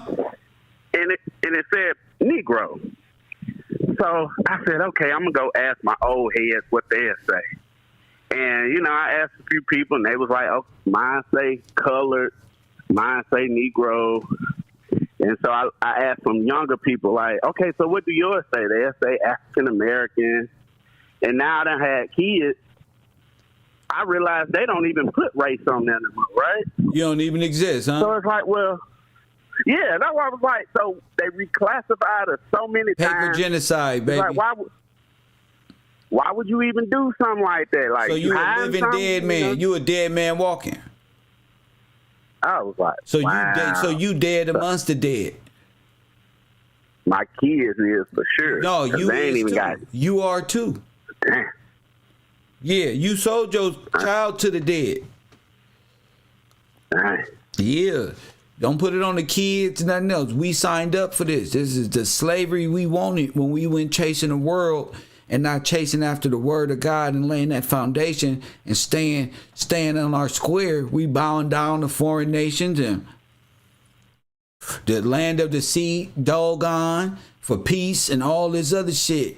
Yeah. Carol, Rampage. What's happening? Yeah, man. But that was it, though. Like I said, I'm not a part of the class, but I've just been listening. Okay, I know who you is. Damn, I know right you up is my part alley. of my class. You don't say you not when you been listening. I know who you are. You supposed to be here. God led you to me. But you gonna keep playing. Keep playing. Nigga, I'm the smartest nigga in the world, nigga. Do you understand what I'm saying? I see you right now. You keep playing. Coffee and Kush TV. In the world. You know that shit young Pharaoh was talking about? Right now, that's the devil in that nigga. I'm telling you. For real. I'm the smartest black nigga out the hood with no diplomas ever. Nigga, I'm the Elijah Muhammad of this shit. What, he didn't graduate nothing? Yeah, facts. Give me all mine. Don't stand there in awe. I know who you are. It's all good. You are a student of mine. God brought you right there and sit down. Press 1. He didn't even know we was going to go in debt in that. Like that, how I was going to relate that back here to this Nazi program like that with the birth certificate. And how they allowed Dogon, the maritime law, over the kingdom, divided the land. Press 1. Ripped you right from it. Paper genocide all over the place. Ask Vlad if he wants you to have reparation. Nobody wants you to have nothing. Nothing. You the fatherless. You the hopeless. You're all the people that God said to look out for.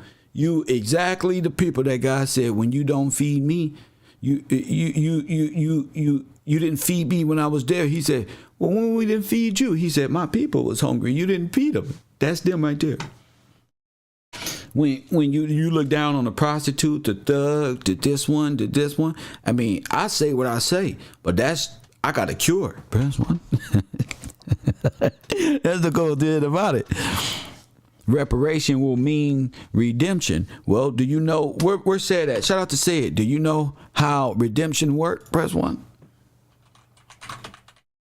There is no redemption without God and the living will testament of the scripture. Press one. God said it. That's why. But you don't believe in God, so you don't know. Not you. God wins up in there because you got the appropriate name. But since the people are new here, if you new here, press one. Since y'all new here, this nigga arrogant with it. This is my flow. This is my battle rap flow right now. Nigga, I'm saucing on your press one. How they say in New York, I'm styling on your press one. All my haters is up around here, but they really love me though. Press one. I see y'all. Shout out to y'all. I'm that nigga. Press one. So let's look at the law of redemption. Applejacks, Jimmy. So watch this. This is why they got y'all in sin and moon worship and away from the Father, so you don't become heirs to his kingdom and him as your king. Press one. That's the problem. You are the problem. You. I'm going to show you how this works. You ready, Chuck? Shout out to Big Sid. Wherever my nigga is, press one. Let me see. What's this? All right. This is the law of redemption, new students. Y'all ready? All right. They don't want you to. They always got you in war. They always got you in war. And they got you in what?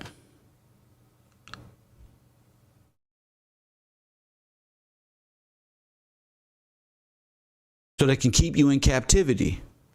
But let me show you how this works.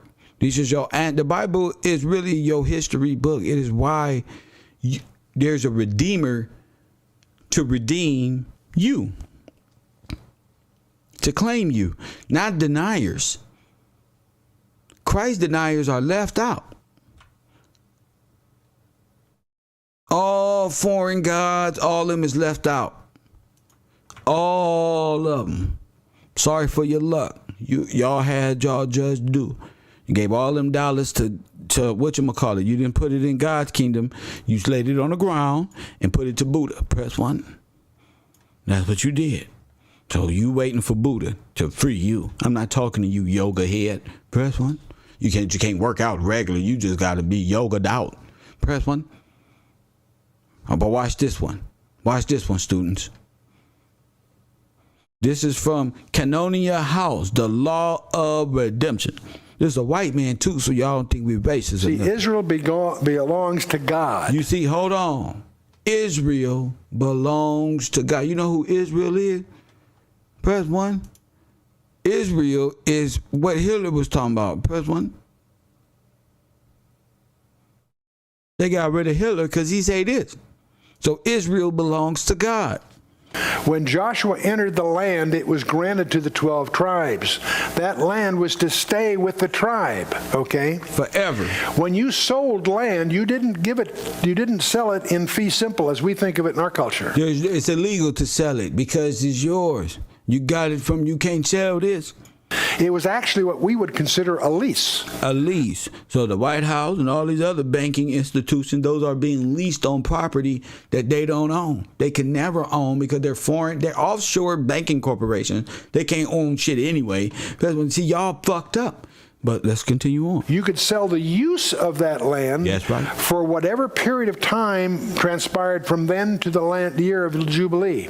To the year of Jubilee. Now that applies to Scripture, not no other God on earth. Press one. So I'm not talking to you, Pan-Indians. I'm not talking to you, Pan-Africans. I'm not talking to you. Anybody outside of what this is, he's not talking to you. This is all in Scripture. Every 50 years, all land returned to its original owners. Press 1. Every 50 years, all land is given back to the original owners. What you dealt with, what in our vocabulary would be leases, not sales in the fee simple sense. And so, when you sell your land, as I say, you sold just the rights to use it for a while. And in the year of Jubilee, every 50 years, the land would return to its original owners. Now, it happens they never really observed that. That's a whole other problem we don't have to get into here. You don't have to get into it because they don't really observe that. Why? Because they always go to war and keep us enslaved by not returning the land back, not following the law. Press 1. Not following the law. You always got to go do something else. Whenever it's time to account for that gold, it's always time to go, please, let's just see, because if you ever grow up and say, well, where our gold at, Kev? You are representative, Kev. We got to find our gold. You're going to find out that they took it. All of it. And this little money is fiat currency and ain't shit. And when you sold your land, the title deed would include rules for its redemption. That's right. In other words, let's assume you were destitute. You sold your land, the use of your land, to somebody else. That contract railroad company, like this. Can we use this to manufacture wood and shit right here? Yeah, you showed the buck here on my property. You damn right. Just like right now. Do you get it, Lisa? You get it, Lori? You get it, King, Chris, God wins, Todd, and Janita, Kim Hunter? You understand? On the outside of the scroll would be the rules by which it could be redeemed by a relative.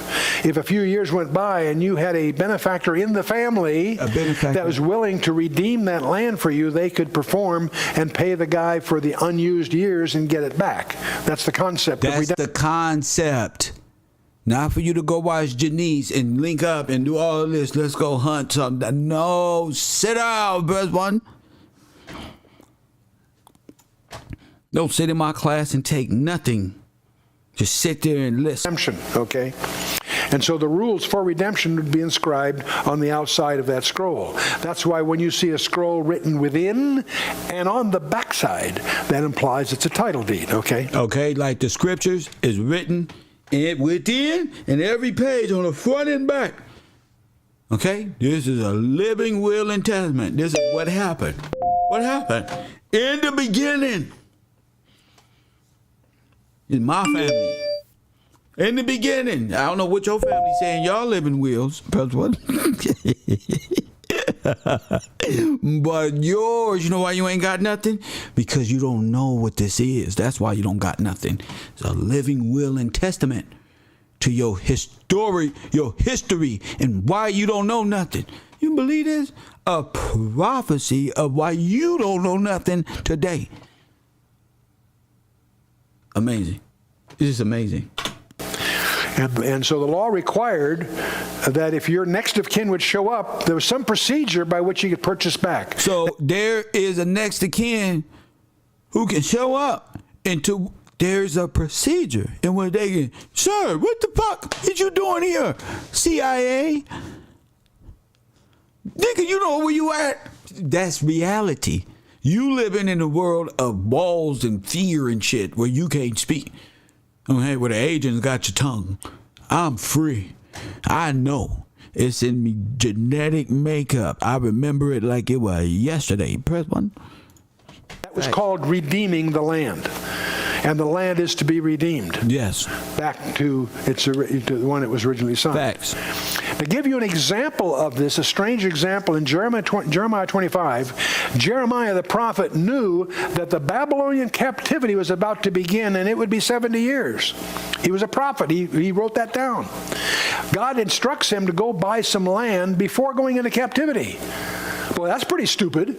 He's going to go into captivity for more than the rest of his lifetime. In other words, he's already elderly, and the captivity would be 70 years. But he's instructed to go and buy this land.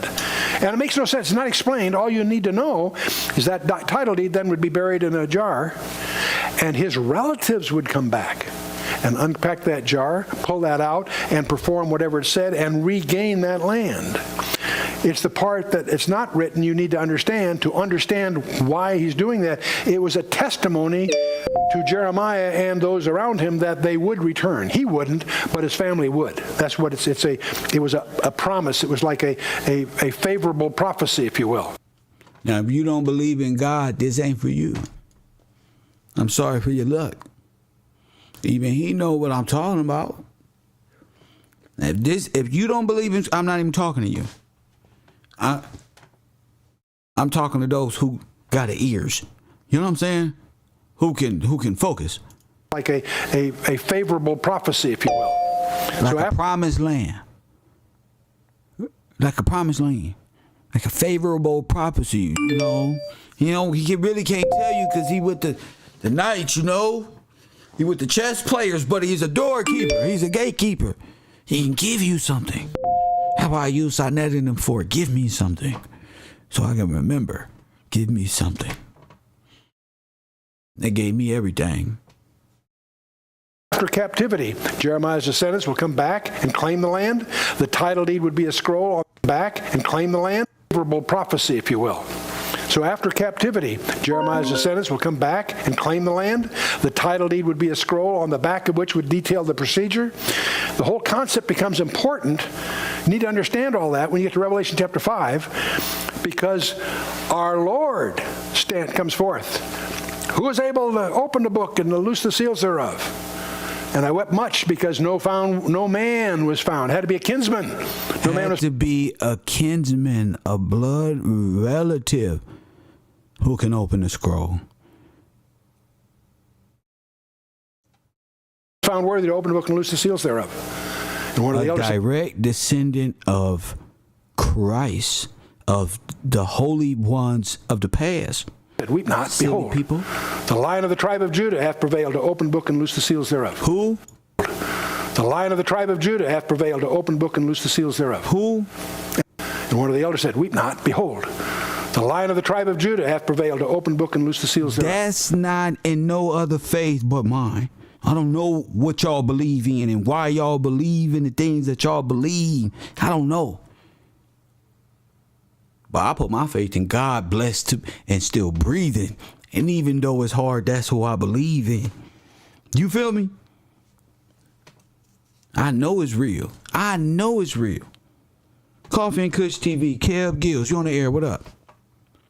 This is Miss Lang. I just had to share this, Kev. Come on. King James Version, Psalms 83.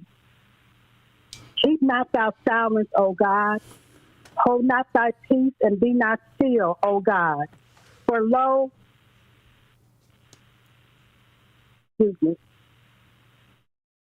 thine enemies make a tumult, and they that hate thee have lifted up their head. They have taken crafty counsel against thy people, and consulted against thy hidden ones. They have said, Come and let us cut them off from being a nation, that the name of Israel be no more in remembrance. But they have consulted together with one consent. They are confederate against thee. The tabernacles of Edom and the Israelites. Wait a minute. They are what, sister? Wait a minute, sister. They are what against thee? For they have consulted together with one consent, for they are confederate against thee. Come on now. You know, the tribe of Judah, the Negro, the Aboriginal here in the United States, we are the leaders. We are the tribe of Judah. Could you finish reading? Thank you. Could you finish reading the rest? Was that it? It's a beautiful thing. No, I can go on and show you. I can go on and read the rest. That's okay. That's okay. I'm gonna let him finish this, and thank you for calling that in. Thank you. Yes, ma'am. All right. If that ain't proof, no other people can prove this but you. No other people on this planet can prove this. Well, you can't even prove it. I can prove it for you. That's all right. I got you. Press 1. Kev got us, damn it. This nigga tired of getting this. This nigga like Hancock. Press 1. That's all right. Fuck it. Get off this bench. Get up. Press 1. Look at this. And I turned, and I saw The lamb as it had been slain. Huh? I thought it was the Lion of the tribe of Judah. No, it's the lamb, same thing. Same thing. Lion of the tribe of Judah, reigning king. The lamb that had been slain, that's the lamb that was nailed to a cross. So the lion is the lamb that was nailed to the cross. The prophecy is the lion that is to come to unveil the seal is to prove it to you in history. That's him that died on the cross. That's him. And he's the only one who can prove in history that you are his. Facts. Not like this. Not like this. Keep going, white man. The thorn-crowned one will come and open that book and take possession of that which he was paid for.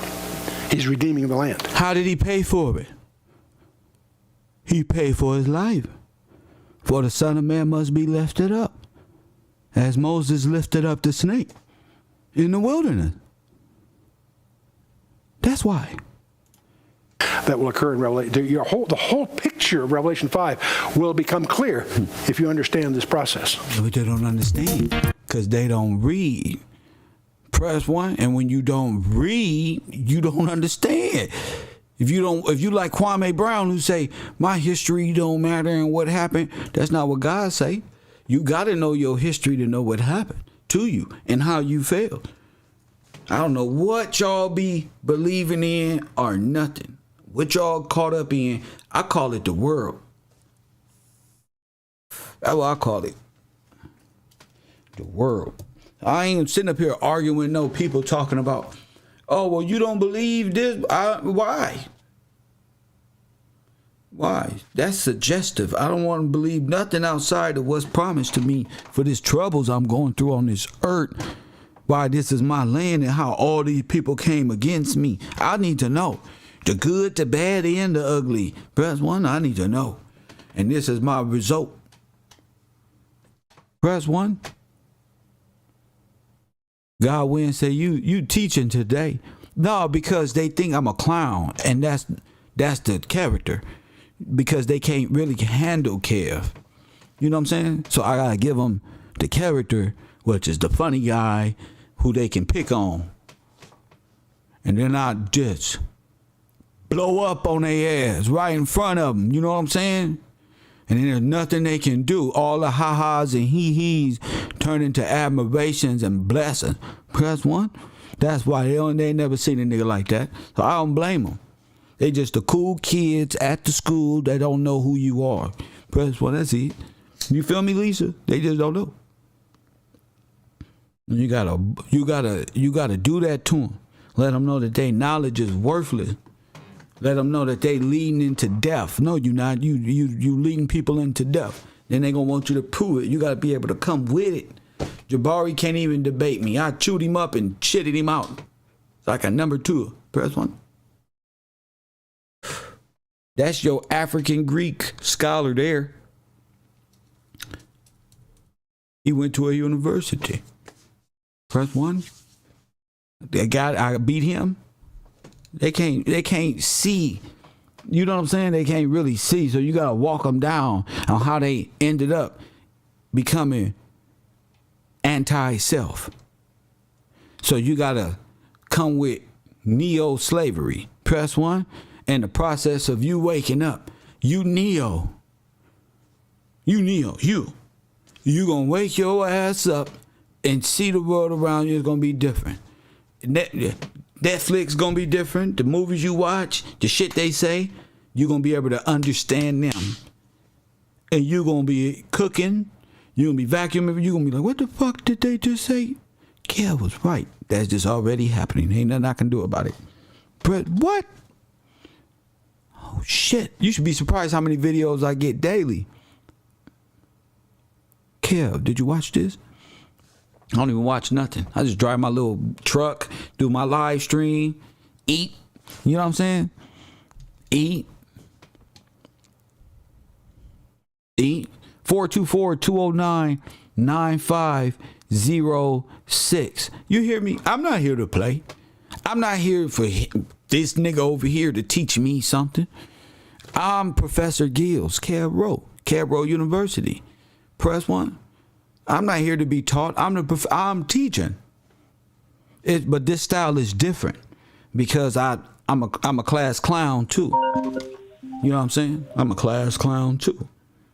But I'm not a class clown to distract. I'm a class clown to direct your attention. You know, everything tastes better with sugar. Coffee and Kush TV, you on the air. Hi, this is Lita from Ohio. Mrs. Ohio, Lita, what's up? I wanted to call. I tried to call in earlier, but I wanted to call because it's still relevant. I wanted to read a verse. James 3:13. Okay, could you speak up? Oh, okay. Yeah, I'm gonna turn you up a little bit. Better? Yes, it's better now. Thank you. Go ahead. Okay, it's James 3:13. Who is a wise man and endued with knowledge among you? Let him show out of a good conversation his work with meekness of wisdom. But if ye have bitter envy, this is 14. I like to read more than just one. Of course, that's what I want you to. Go ahead. But if ye have bitter envy and strife in your hearts, glory not and lie not against the truth. And it's 15. The wisdom descendeth not from above, but is earthly, sensual, devilish. For every envy and strife there is confusion and every evil work. But the wisdom that is from above is first pure, then peaceable, gentle, and easy to be entreated, full of mercy and God's fruit, without partiality and without hypocrisy. And the fruit of righteousness is sown in peace of them that make peace. So I just want to say, it just reminded me, when you have the knowledge and you have God, you can't argue with that. Yeah. Like I said and why before, you think they can't debate me? They can't debate me.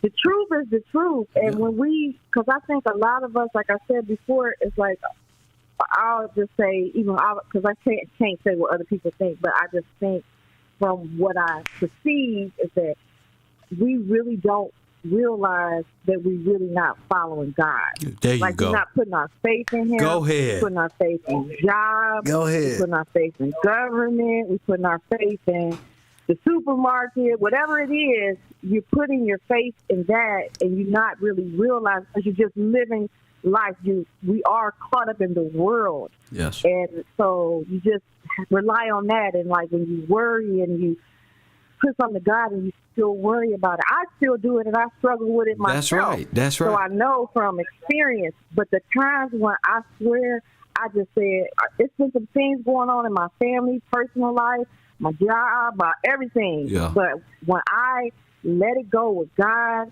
and just try to live righteous, you see it, you feel it. It's a different flow.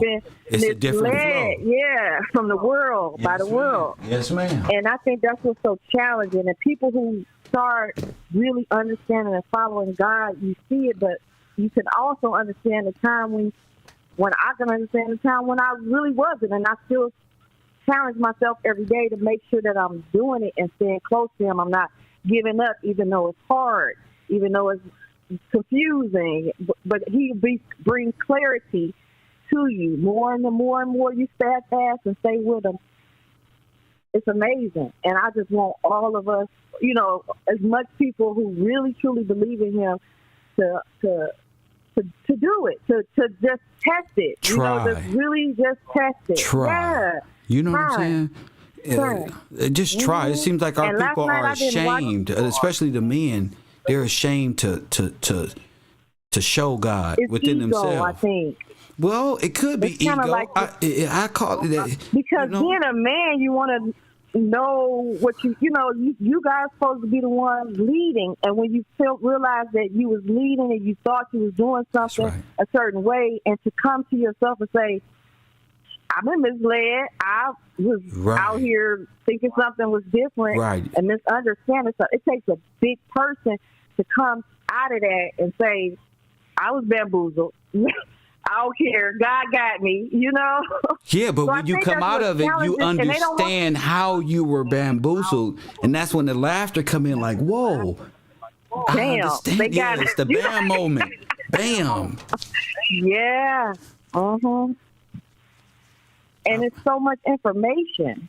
So it's like it's so much that we didn't know, and then it's all bombarded, and it's probably things. Because I know personally, all while I was growing up, I loved history, but I always would be the one asking other questions or being the person that's unruly because I would be asking and stuff didn't make sense, and they kept forcing it and forcing it and forcing it. And it's kind of like you knew something was wrong, but you just kept going because you had to work. Or I didn't know nothing. I just went to school. We were slaves. Yeah. We was in the ward and the movie Glory, and then Oprah did that, and then we here, you know. Racist people say we in the N word and we monkeys. You know, I really didn't know nothing. Yeah.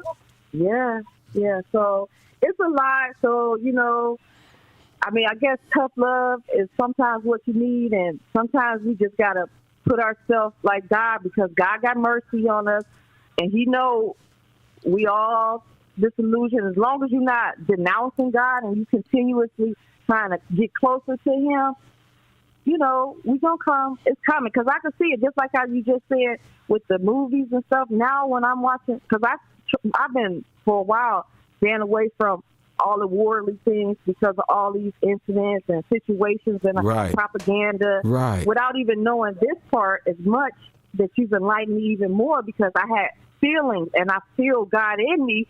So I'm like, some stuff I just, like, I naturally 3 years ago, started gardening, like, out of nowhere. Like, but now I know God is watching out for me, because these foods might be talking about a food shortage or something like this. It's something. Like, once you start trusting God to prepare His people ahead of time. If you listening, you won't even know why you doing something. You'll find out 3, 4, 5 months later. Do it. Oh, snap. This is why He wanted me to do this. This is why I was doing this. And what am I in the city trying to start gardens and stuff? Ain't nobody else on the street in the neighborhood, you know. So what you call yourself doing? You feel me?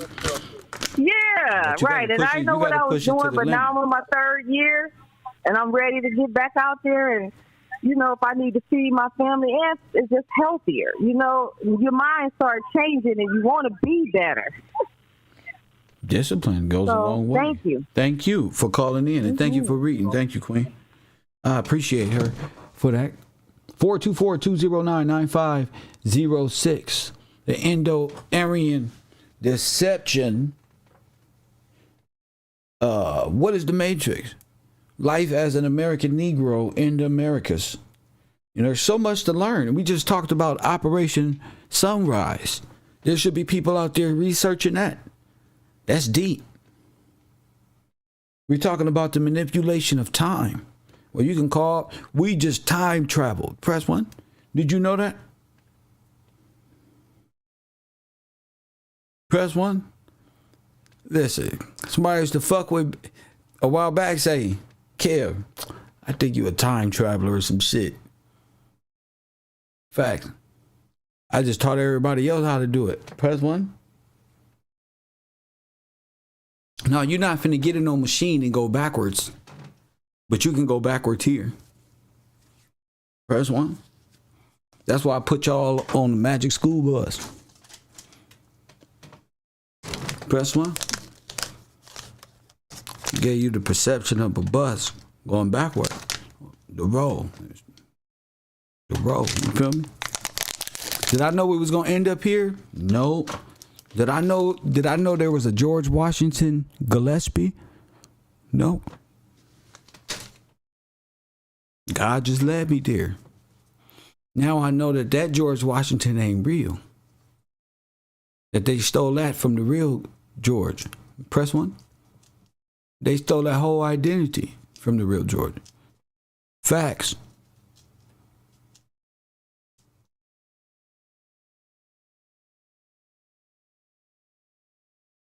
So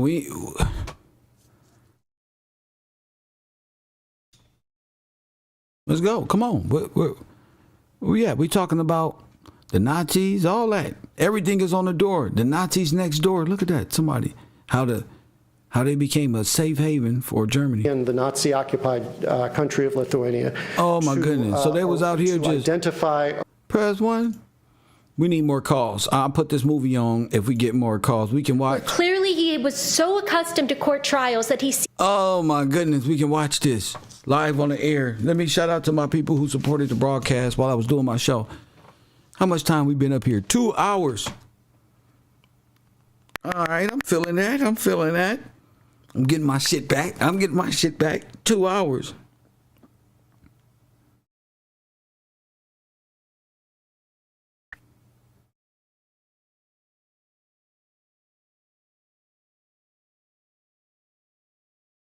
Yeah. Shout out to y'all. So shout out to Miss Davis for enjoying the show. She didn't write nothing, so I'm going to speak for her. She said, shout out to the chat room. Shout out to Kev. She said, peace and blessings to the chat room. She never heard this information before. With 3 heart emojis. Press 1. I'm the representative for her. Coffee Goods TV, you on the air. What up? It's me. It's Monique. I'm in Phoenix. I just want to read you this. It's actually This me. Do you say that? This me? It's Monique. This is Oh, I'm like, who? I'm sorry. You said Neek. Oh, my own phone's cutting out. Did you say But Neek I or found Monique? What'd you say? Monique. Okay, go ahead.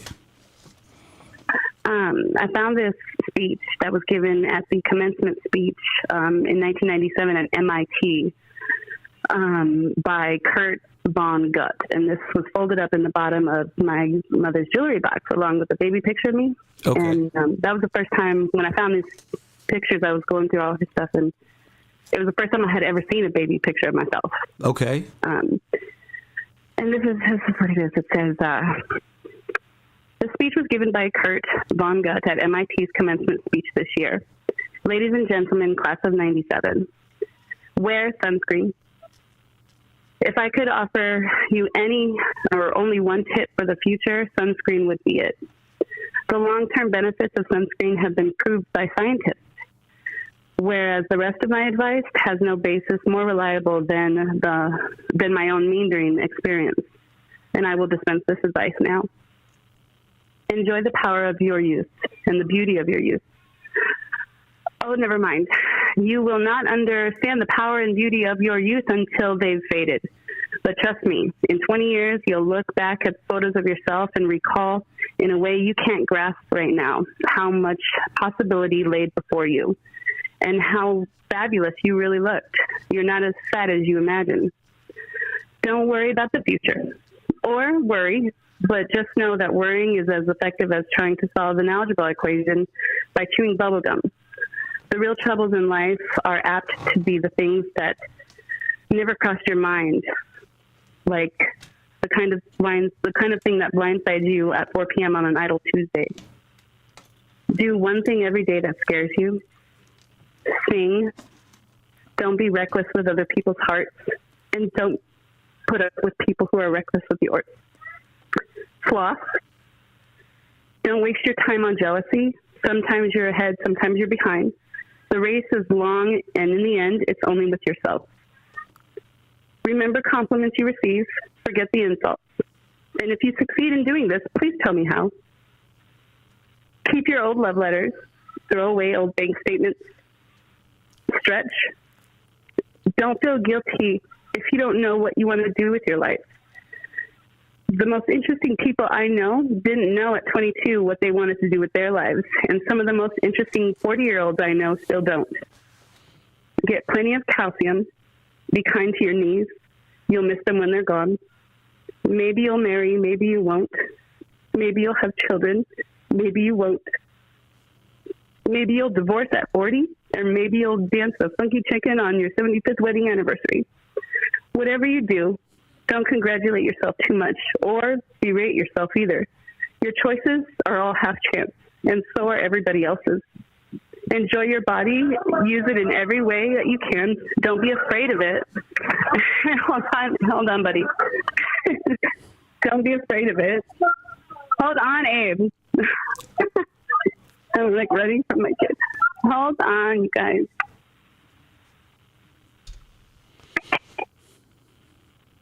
Don't be afraid of it or what other people think of it. It's the greatest instrument you'll ever own. Dance, even if you have nowhere to do it but your living room. Read the directions, even if you don't follow them. Don't read beauty magazines. They will make you feel ugly. Get to know your parents. You'll never know when they'll be gone for good. Be nice to your siblings because they're your best link to your past and the people most likely to stick with you in the future. Understand that friends come and go, but with a precious few, you should hold on. Work hard to bridge the gaps between geography and lifestyle because the older you get, the more you need the people who knew you when you were young.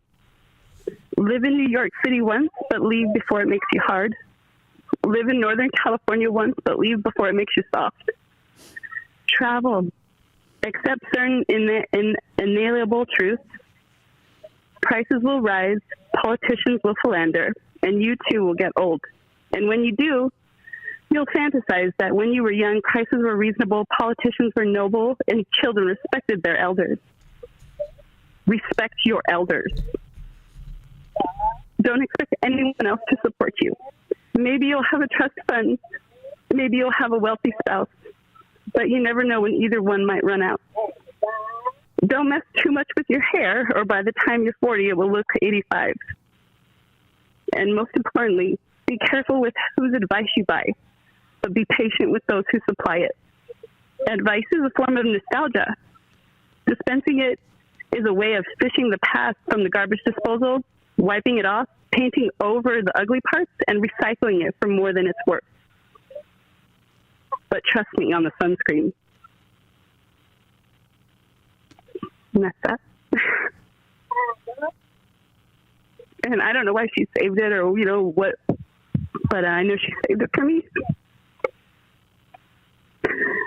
Someone at her job, she was one of the first women to become an engineer at Motorola, where we live here in Phoenix. And this was forwarded to her through her email at work and a few other ladies. And I think she thought that I would enjoy this, and it's also dated on my birthday. So what is this about? What are we talking about here?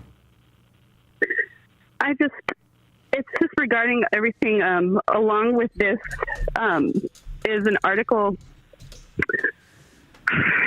Hold on one second. Let me grab it.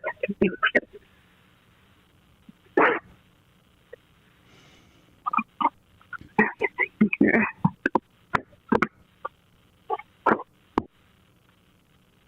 On June 9th, in 1968, June 9th or June 8th,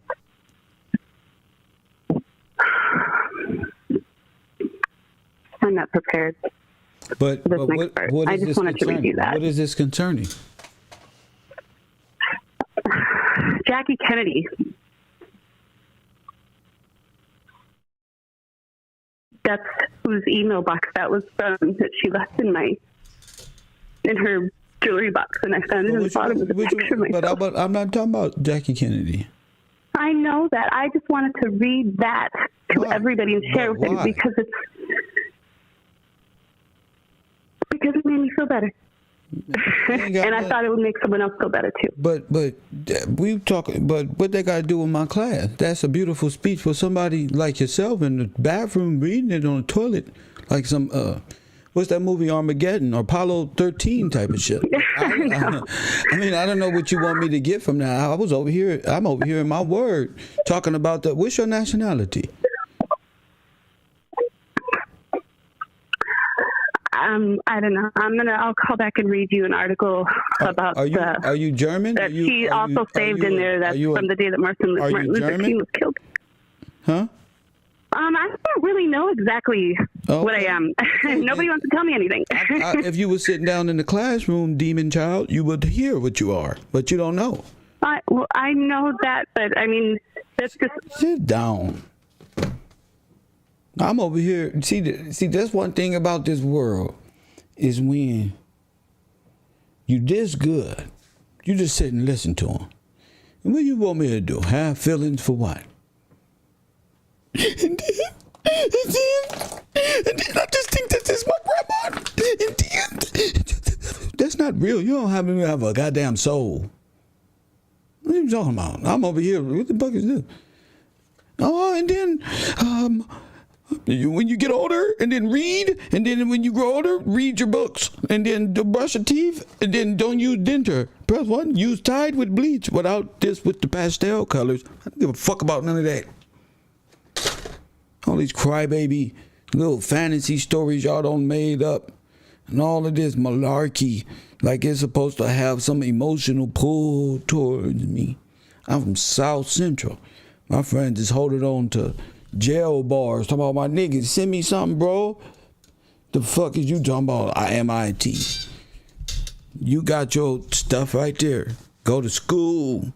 Learn something. We didn't get the opportunities that you got, you crying ass lady. We didn't get the opportunity. Your tears is rich. Press what? God damn it. Her tears is rich. Just enjoy what you got. That's the moral of the story. Put some sunscreen on because it's going to get hot. And time flies. This shit only limited. It's limited. And we in trouble. And we ain't going to tell y'all nothing. That's why you sit up. Nobody don't tell me who I am. I'll tell you who you is. First, you got a demon in you. I knew it when you called about nothing. You want to gravitate feelings and emotion. Well, you ain't crying when I was just talking about the Black Holocaust and throwing my people into molten steel and creating industrial America. You wasn't crying then. You give a damn about no Jackie Kennedy, the Russian or the German KGB operative. She probably the one sitting next to him, murked him. Who knows? I don't give a damn. Press 1. He's a lady. I'm not there with you to cry. I know she seen Marley in there and then put fire reading this malarkey. Press 1. Look at G code in there. Scripted by the numbers, folks. It's called Gematria Kabbalah. It's called, shut up, G code. Look me up in your Kabbalah Gematria and come back, punk. Gematria researcher. All you weirdos up in here, afraid of the truth, thinking y'all little conspiracy theories and numerology projects hold weight. When I got the real source, all this crying and stuff, I'll sit there and listen to you because I want to see who's going to react in my chat room. Press 1. I want to see which one of y'all is going to play dumb when you're supposed to be focused on somebody who's supposed to say, who is she? What you doing? I was waiting for one of you easty-ass, east side females. What is this broad doing? We got our own tears. Go cry with your aunties and uncles in a circle. Press 1. I don't know what you crying over here for. We trying to find out how America became a safe haven for Hitler's men. Press 1. And you over here crying about some old malarkey. Press 1. That's what happens. See? We worried about the law of redemption. Leviticus 25 and 47. Here come a demon child. I told you, what's a demon's favorite attribute? Goddamn tears. That's victimized. You're a personal victim. That type of shit make a nigga go to virtual prison. I'm cool. Get up out of here. Press 1. White girl like that crying and shit. I just wanted that. Somebody give me a hug. I'm not touching that. Whoa, no. Over there. That's already a walking victim. I'm cool. We living in today's times, nigga. You ever saw Book of Eli? What's they was using? One of these little white girls stumbling in a wall. Oh, hi. I'm just, wondering about trying to get scraps to eat. Meanwhile, her fucking warlord, fucking the setup artist. Press 1. I seen that movie before. You ain't finna get me. So what was we talking about right before the distraction? Where's my distraction team? We were talking about the law of redemption. Press 1. See, they want me to, they want to throw us off of what's really going on. Coffee and Kush TV, you on the air. Yeah, hey, no feelings around here, brother. No feelings. Talk to me. Who is this? Man, it's Marley calling in, man. What's up, Marley? Nah, man, not too much, brother. Yeah, my fire for her was to let it burn, because she brought up fucking sunscreen about 4 times. Yeah, like you said, man, said nothing about, don't resist. You know, about what's really going on. You know, about, like you said, what's the topic at hand? We talking about neo-slavery at that. You know. She talking about sunscreen, like she gonna catch fire or some shit. You know, East and West. She talking about Northern California gonna make it soft, and this, and that's when I had to start laughing. That's you know why I said, yeah, I know, because I'm like, this bro going just ham. You just talking this shit. She done went left, and she talking about, now I felt better now that I read that. Girl, you ain't did nothing for nobody.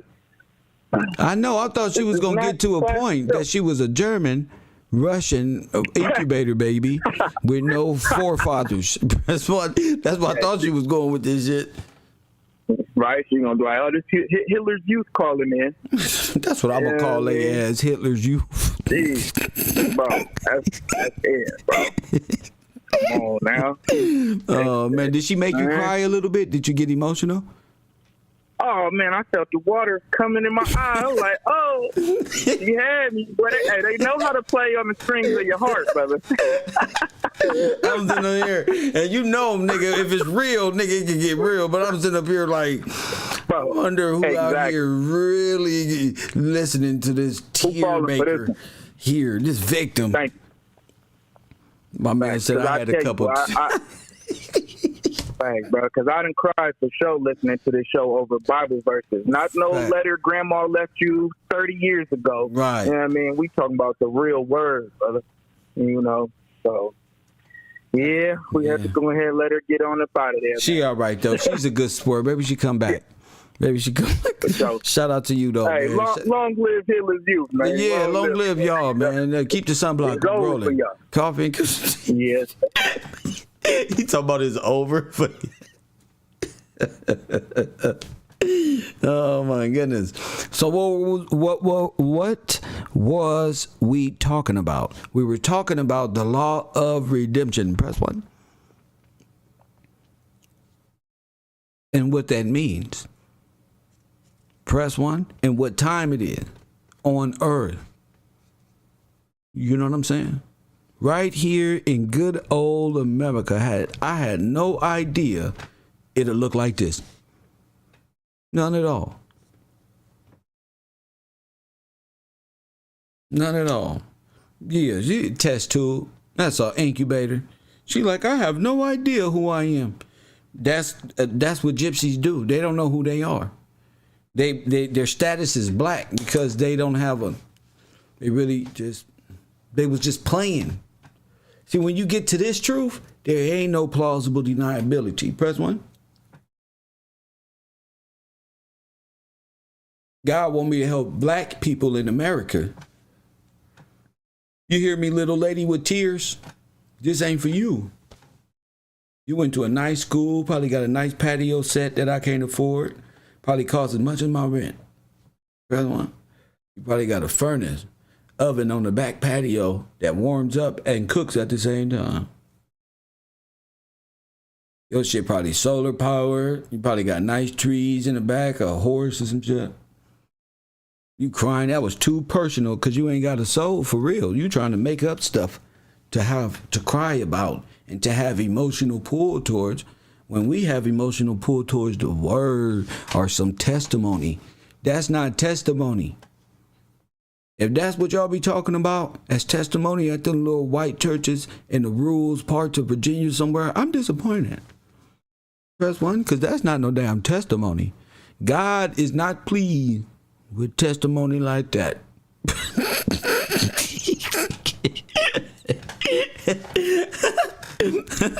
But your testimony is not valid in the Egyptian afterlife at the scales of thought or whatever it is. You press 1, that shit is not a testimony, queen.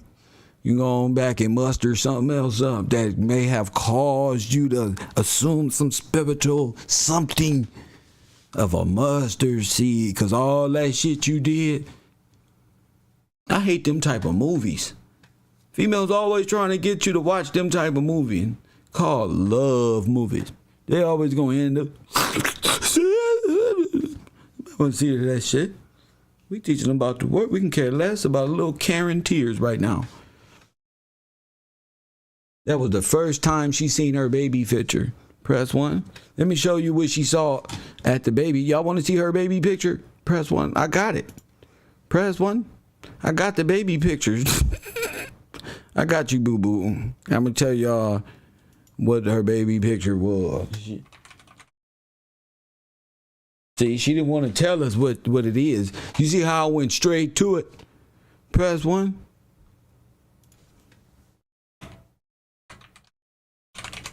You see how I went straight to it? Press 1. Let me show you. Because I just did a show on this. This is how this this cold, man. These was at the World Fair. You see? See, that's why y'all don't know she emotional, because she realizing the truth. She in the presence of truth. She emotional. I'm going to show you. Press 1. Y'all, a lot of y'all think it's a game. She crying for real. A lot of people just now finding out. Just like y'all finding out y'all not Africans. What you think they doing over there? Crying and shit. Well, we not Africans? No. Well, you might be, but no. This was her parents and stuff come from this. So she crying because she may have been just born out of wedlock. Press 1. Just born. No past, no history. Nothing. And when you find out that you've been hating on God's people, see, you then and then you realize it's you. Press 1. They probably use all type of Luciferous semen and blood to do these babies. Who knows what they was doing back then? But they was giving them away. That's for sure. That's documented by them, for them. So that's really what she upset about, is the fact that her great grandparents was like, look, but she was next to one of these. That's all. Don't worry about it, sweet mama. We had crack babies, test tube babies. Where we from? Press 1. You know, like Nipsey say. You listen to Nipsey Hussle. He say, we don't shed no tears. That's how the world revolves, baby. Press 1. Accept it all. You feel me? If you listen to Nipsey Hussle, you know how to deal with them tears. But you know, she ain't even. I guess that's her racks in the middle moment. Press 1. She ain't even shed tears. She don't wipe them though. She just embraced the only life she know. Press 1. Oh my goodness, I love spending time with y'all. Look, the law of redemption is real. And the fact that Israel belongs to God and the leader of these enemies have told you what they did and stole the birthright and hold you hostage is outright blasphemy and outright challenge to God, but it's written already. You know? All of this is supposed to be a sign for you to study and come to your own conclusion, come to your own truth about what transpired here. You know, TV told us one thing. We can all agree: World War I, World War II, this happened, civil rights then came, then black people was accepted, and all this. Okay, that's what everybody was taught, but it takes a real researcher to want to go above and beyond and say, let me put that, what I know, to the side, and let me think on this level right here. And that takes a lot, you know. So I commend people who are able to see, because it's real big to look at our past like, wait a minute, that's big, man. The law of redemption is real. The law of redemption is real. That's a part of law. Just like I told you, this is God country. It's a part of law. It's real. And who died for you? So who scripture say he coming back to claim you? Oh boy, just read. Let me start this over just for my new students, because I got to go. I'm getting hungry because I haven't eaten breakfast yet, and I'm serving the people before I serve myself. Press 1. But let me show you again. Then I'm going to do my shout outs. Israel belongs to God. When Joshua entered the land, it was granted to the 12 tribes. That land was to stay with the tribe, okay? When you sold land, you didn't sell it in fee simple as we think of it in our culture. It was actually what we would consider a lease. You could sell the use of that land for whatever period of time transpired from then to the year of Jubilee. Every 50 years, all land returned to its original owners. What you dealt with, what in our vocabulary would be leases, not sales in the fee simple sense.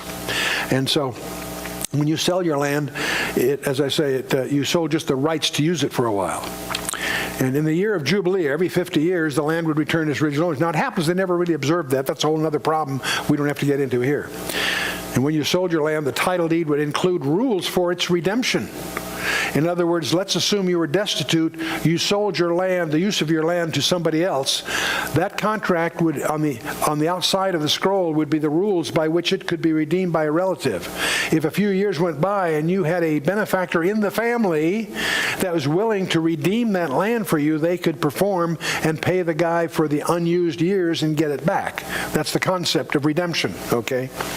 And so the rules for redemption would be inscribed on the outside of that scroll. That's why when you see a scroll written within and on the backside, that implies it's a title deed, okay?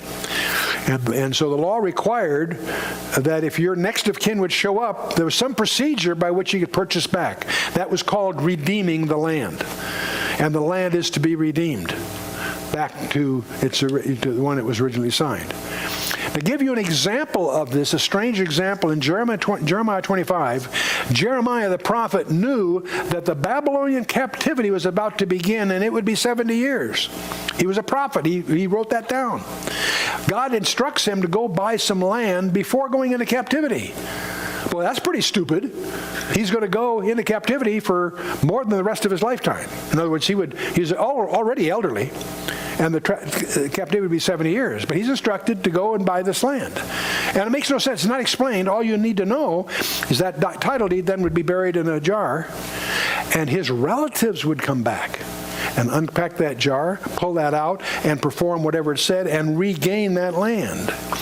It's the part that it's not written you need to understand why he's doing that. It was a testimony to Jeremiah and those around him that they would return. He wouldn't, but his family would. That's what it was a promise. It was like a favorable prophecy, if you will. So after captivity, Jeremiah's descendants will come back and claim the land. The title deed would be a scroll on the back of which would detail the procedure. The whole concept becomes important. You need to understand all that when you get to Revelation chapter 5, because our Lord comes forth. Who is able to open the book and to loose the seals thereof? And I wept much because no man was found. It had to be a kinsman. No man was found worthy to open the book and loose the seals thereof. And one of the elders said, "Weep not, behold, the Lion of the tribe of Judah hath prevailed to open the book and loose the seals thereof." And I turned, and I saw the Lamb as it had been slain. I thought it was the Lion of the tribe of Judah. No, it's the same thing. See, the Lion of the tribe of Judah, reigning king. The Lamb that had been slain, that's the Lamb that was nailed to a cross. The thorn-crowned one will come and open that book and take possession of that which he was paid for. He's redeeming the land. That will occur in Revelation. The whole picture of Revelation 5 will become clear if you understand this process. That's the devil's worst trick. That's the devil's worst enemy right there. This truth is why they would call and troll. This truth is why they would try to mislead and go everywhere outside and say, like old boy said last night, what we gonna do and we waiting. You supposed to be waiting. But the thing is, you don't know what you're doing. That's all. You don't know what you're doing. That's all. They know what you do. They know what they've done. It's the reason why they haven't redeemed or observed a Jubilee. When you don't observe Jubilee, what you think gonna happen? You don't think God gonna ask where Adam is?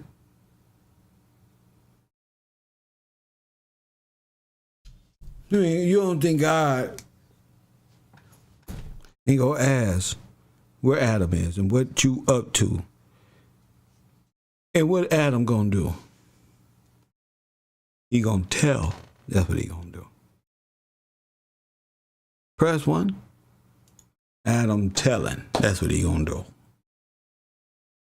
Just like me. I'm telling. Because I know y'all ass is in trouble. Because you're not observing the Jubilee. Every time you know what happened, you miss some Jubilees. That means God people need help.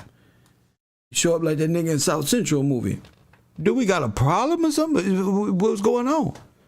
So y'all got to understand why they will hide this from you. They want you to openly reject who you are. To have an excuse on why they did what they did. There ain't no excuse. That ain't gonna work. These immigrants ain't gonna work. Nothing is gonna work. It's over. That's the thing about it. The game is over. And y'all just ain't ready. It's been over. You just didn't know how to perceive it. It's over. God of that Bible, game, set, match. All of them. Just easy. They just walked into their own drug deal. Into their own, because it's all written. You ain't got no choice. All those involved is going to act accordingly. They're going to walk into their own drug deal just like they supposed to. People going to be able to see that's a demon, that's a demon. Demon don't look like what they showed you on TV. The demon is you. It's that human being right there. Yeah, the human trafficker. Yeah, the one online trying to pass laws and suggest that women should not trust their daughters. Yeah, demons. Press 1. Demons is people. Just like people who worship sin. We were just talking about the dead and being dead. Living amongst the dead.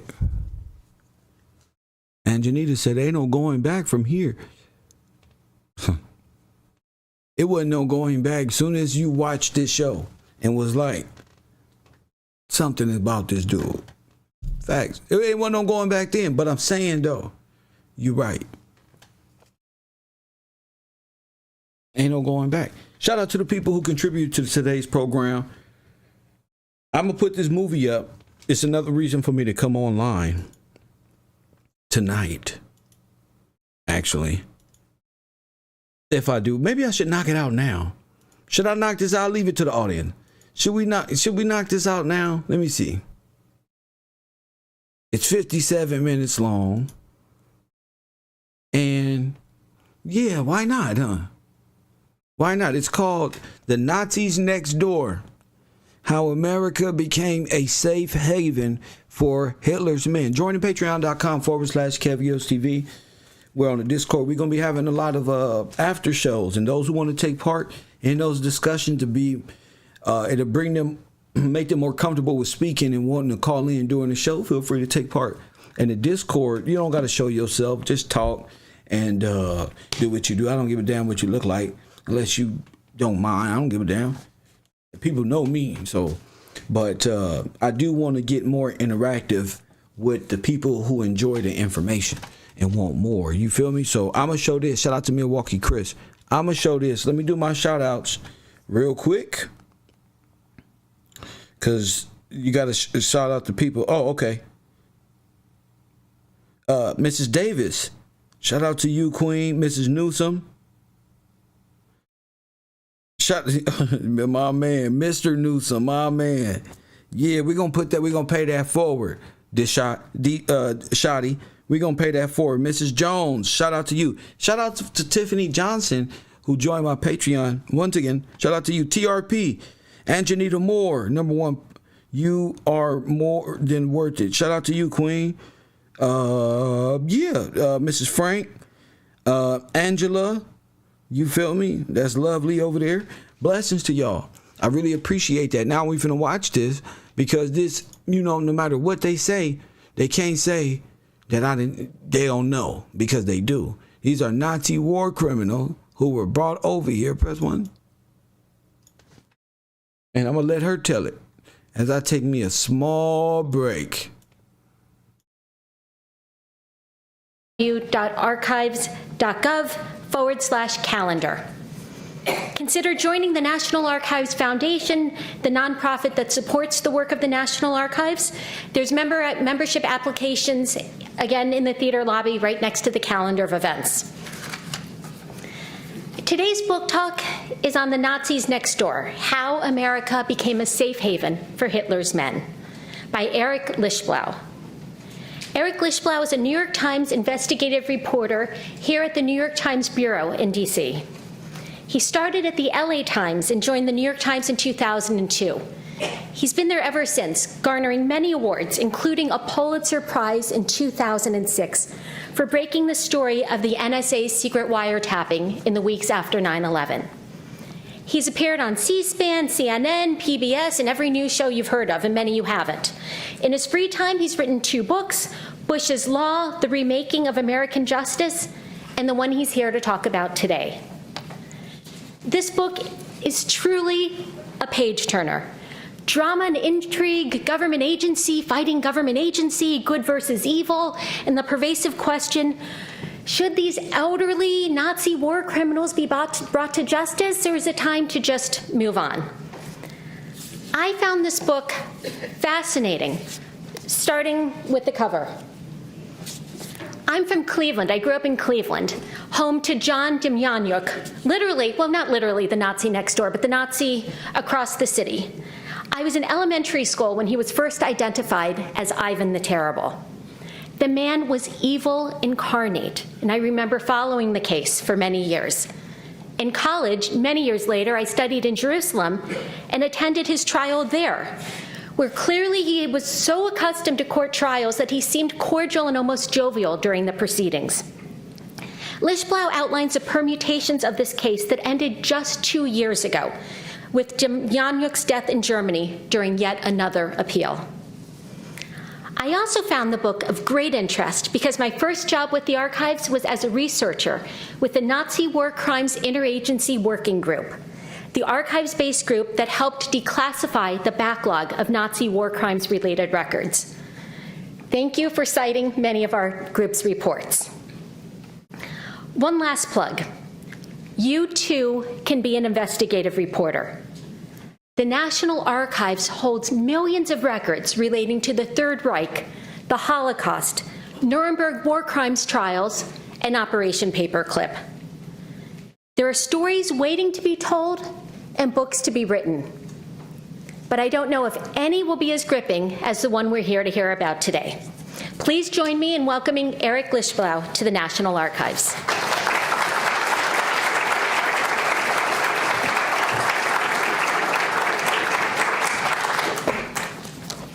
Well, thank you for that kind introduction, Miriam. It's great to be here today, and it's especially nice to be here at the National Archives. I could not echo more strongly what Miriam said about the vast resources that the National Archives has. I did much of my research up in College Park at the facility there, and if you've never been there, I know by your presence today, you're all interested in history and research. I would urge you to go up there, pick a subject, and rummage through history, basically.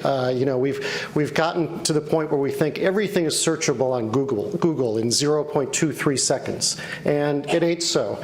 There are millions and millions of records in the National Archives, and this book would not be anywhere near the form it is now were it not for a lot of the declassified war crime files that Miriam mentioned, which Congress ordered the intelligence. So for starters, I do want to say that it's just not me that says that the U.S. played a game in bringing war Nazi criminals over here. I'm just directing my people's attention to what happened to you. So that's the thing. Eat everything, spit out the bones. Press one. All right then. Agencies to begin producing in 1999 about the government's relationships with known Nazi war criminals. And it's really the facility in College Park at the National Archives, it's really a throwback. When you're, you got to wait. It's sort of like the old Heinz ketchup commercial. You got to wait a couple hours usually to request the documents. But once you get back those boxes of documents on the original parchments, when you're looking at files from 1945, 46, 47 about conversations between the Pentagon and the State Department about Nazis, as a researcher, it was a real thrill. And again, this book would not have been possible without the National Archives and the archives that are available in College Park. So with that said, let me tell you a little bit about how this book started. It was really by accident almost with a tip that I got now about 4 years ago from a source of mine who said that there was this internal report at the Justice Department that laid out the history of the Nazi hunting unit at the Justice Department, which was created in 1979.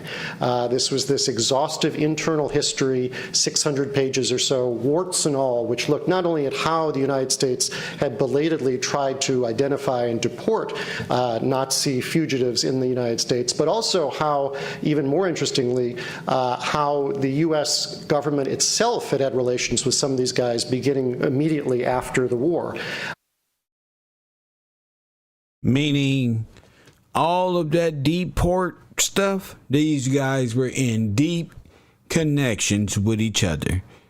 Remember, the snake got a double slit tongue. Now, for reasons that were still mysterious when I got this tip, the government had refused to put it out. They had been sitting on the report for years. And if you know any reporters in Washington, the surefire way to get a reporter's attention is by telling him that the government has a secret report that they are not going to share publicly. That is like waving a slab of meat in the face of a hungry dog. And I was determined to try and get a hold of this report. And eventually I did. I was able to get it. The Justice Department didn't want it out, but it became a front page story in the New York Times. I should say that the author of that report happens to be sitting here, Judy Fagan, who deserves a lot of credit for putting together really the first comprehensive history of this period. And if the FBI leak investigators are listening on YouTube, Judy was not the source of that story. I want to make clear that she was not behind that, although she, again, deserves credit for the work that she put into that. So just looking at the details in this report that really stuck with me, I remember there was a detail about a Justice Department official who kept in his desk drawer a piece of Mengele's scalp, or what was thought to be Mengele's scalp in the years before DNA, because they wanted to try and be able to confirm, was that really Mengele who had died in Bolivia years before? There were all these titillating details, and I think before I even finished writing the story and before it even appeared in the New York Times, I knew that there had to be more here, and that this was a topic worthy of an even more exhaustive examination, and that there was a book to be written here. And that's how I came to write a book about what I consider to be one of the most shameful yet little-known periods in post-war history. And that's the story of the exodus of the Nazis, the flight of thousands of Nazis into the United States after the war, as many as 10,000 by some estimates. And this book, as much as anything else, is about debunking myths that have grown large because of Hollywood films and urban legends and plain and simple misinformation over the years. Myths, for instance, that all or most of the major war criminals in the Nazi regime were brought to justice at Nuremberg. Myths that those few who did get away ended up in Latin America, in Argentina or Bolivia or Ecuador. And myths that of that group that some Americans think they know about, the Nazi rocketeers who ended up in places like Alabama, were really just Nazis in name only and had no real connection to the atrocities that we associate with the Nazi regime. This book is aimed at shedding light on this period and putting to rest some of the misinformation that surrounds the Nazi period. I tell the story in the book about Alan Dulles, who you see here, with there we go, with John F. Kennedy. Allen Dulles, the brother of John Foster Dulles, was the first CIA director beginning in the 1950s under Eisenhower. Before that, though, he was a top intelligence official for the OSS, the predecessor agency to the CIA, in Switzerland. And there's sort of a seminal moment that I used to lead off the book where Allen Dulles, while the war was still going on in early 1945, met with a leading Nazi general, a general by the name of Karl Wolff, who you see here on the left, with his boss, Heinrich Himmler, the notorious SS chief. And while the bullets were still flying in Germany, months before Germany's ultimate surrender, Dulles met with General Wolff at a safe house in Zurich. He didn't arrest him, didn't put hands on him, didn't accuse him or confront him with his war crimes. Instead, they sipped scotch by a fireside and spoke in German about mutual acquaintances, because Dulles thought that Wolff, who controlled a lot of the SS men in Italy at that time, would have the power to perhaps effectuate an early surrender in Italy ahead of Germany itself. By that point, everyone knew that Hitler was about to be defeated. It was just a question of when, and in fact they did get the men in Italy to surrender a few weeks earlier than everyone else. But Dulles also wanted something else that really forms the framework of my book, and that is an asset in this brave new Cold War that he and other U.S. Cold Warriors are about to embark on.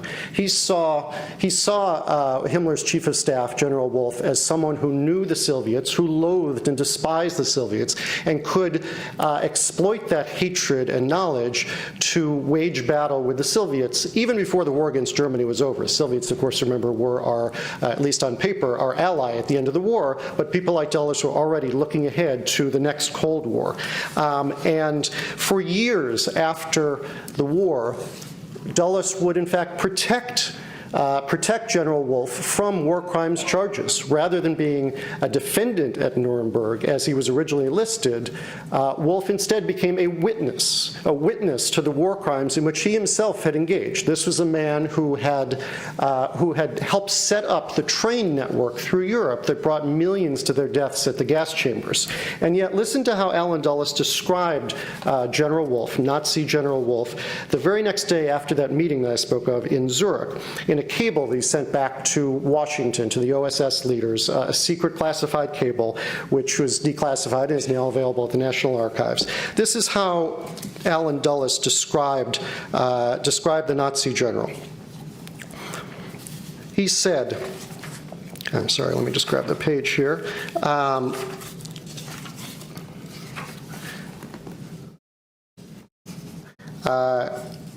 Okay, I apologize. I've lost the page here for a second. Okay, the very next day he sent a secret telegram to Washington recapping what he excitedly viewed as a breakthrough meeting with Nazi General Wolff. Much of the memo was devoted to how impressed he was with the Nazi general, a rose-colored view that ignored the many atrocities he had directed. Quote, Wolff is a distinctive personality, Dulles wrote, and dynamic, too. Our reports and impressions indicate he represents more moderate elements in the Waffen-SS, with a mixture of romanticism. The general's aim, Dulles cabled, was to help lead Germany out of war and to end useless material and human destruction, end quote. Wolff was handsome and trustworthy too, Dulles added later, and the Allies would be able to work with him. Those who had met him could plainly see that Wolff was, quote, no ogre, unquote. Dulles was also impressed with the Nazi general's deputies. This is how he described one of the top deputies who helped arrange that secret meeting in Zurich. A man by the name of Guido Zimmer, who was a senior officer in the SS under Wolff. He said that Zimmer, quote, despite his membership in the SS, was a devout Catholic. Zimmer, somewhat of an aesthete and intellectual, was moved by a desire to save the art and religious treasures of Italy from ruin if the war continued. Zimmer seemed to be a misfit in the SS. He was good-looking, clean-cut, not the way one pictures the typical SS officer. So this was a mindset that you saw not only with Dulles, but with other senior American leaders at that time as we entered the Cold War beginning at the end of 1945. Another figure who plays a major part at the outset of the post-war period was General Patton, who you see here with General Eisenhower at the close of the war. Now, General Patton ran the displaced persons camps where hundreds of thousands of people were kept, war refugees alongside Nazi POWs, while the world basically tried to figure out what to do with them.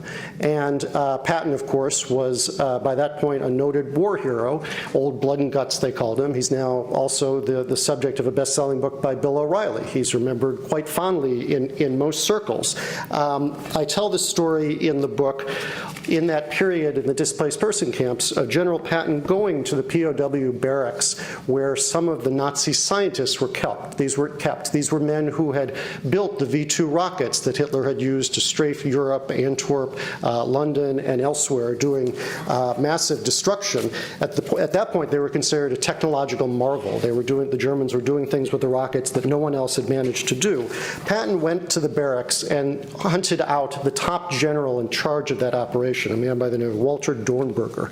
And he called him out of the barracks and he said, "Are you Dornberger?" And Dornberger said, "Jawohl, Herr General." And Patton said to him, "You're the one who built the V-2 rockets?" And again, Dornberger said, "Jawohl, Herr General." And Patton took out of his pocket 3 cigars and handed them to Dornberger and said, "Well, congratulations, we couldn't have done it." And Patton had this odd, almost admiring view of the Nazis, and that played itself out not only in his admiration for people like General Dornberger and under him the now famous Werner von Braun, but also the rank-and-file Nazis who were kept in these DP camps. Believe it or not, and this has now been essentially lost to history, and it was surprising to me in my research, Patton let the Nazi officers maintain control of a number of the displaced person camps, essentially lording over the Jews under them. They were either bunked side by side with them or at times were giving them orders as to how the camps would be run. And Patton believed that they were in the best position to run the camps because of the efficiency that they had brought to the war. That sounds unbelievable 60, 70 years later, that could be the mindset, but it was. In fact, he defied the orders from General Eisenhower, again, you see the two of them here together, to denazify the camps. And he told one of his aides when he was challenged about this, if those are the men best positioned to do the job, I want them to do it. Now, don't be fooled into thinking that this admiration for the Nazis didn't have a spillover effect on the treatment of the real victims here, the Jews, because also lost to history is the fact that Patton was a raging anti-Semite, and he held the prisoners in those camps, the Jews chiefly, in utter disdain. You see here a report that was prepared for President Truman when General Eisenhower and General Patton under him were running those displaced person camps about 6 months after the end of the war, when hundreds of thousands of refugees were kept in those camps. Not just Jews, but communists, gays, Jehovah's Witnesses, large classes of other persecuted victims who had somehow survived Hitler's killing machine. And yet, Truman's report, which was prepared by the dean of the University of Pennsylvania, told him that the conditions in those camps were so decrepit and so unlivable and so horrific to the point that people were not only dying of dysentery and other diseases, but some were actually committing suicide under the U.S. watch, that he compared them to the camps that the Nazi concentration, that the Nazis had run themselves. He said, this is a man by the name of Earl Harrison who wrote the report, he said, "As matters now stand, we appear to be treating the Jews as the Nazis treated them, except that we do not exterminate them.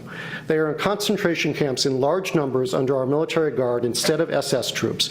One is led to wonder whether the German people, seeing this, are not supposing that we are following or at least condoning Nazi policy." Now, Patton, when he got this report from Truman, was outraged. This was obviously an attack on his own management of the camps. He essentially doubled down.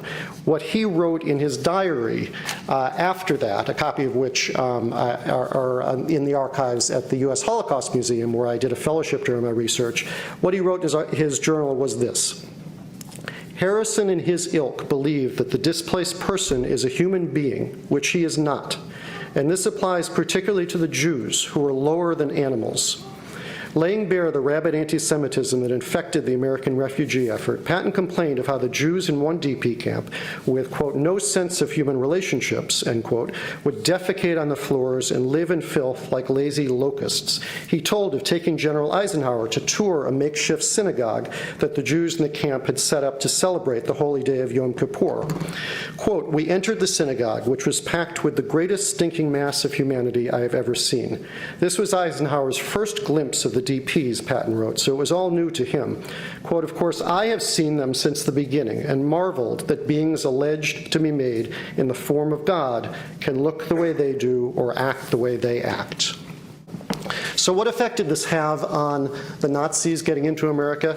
Well, it had huge ramifications, because as easy as it was for the Nazis to get out of Europe, it was that much more difficult for the true victims to get out of those concentration camps.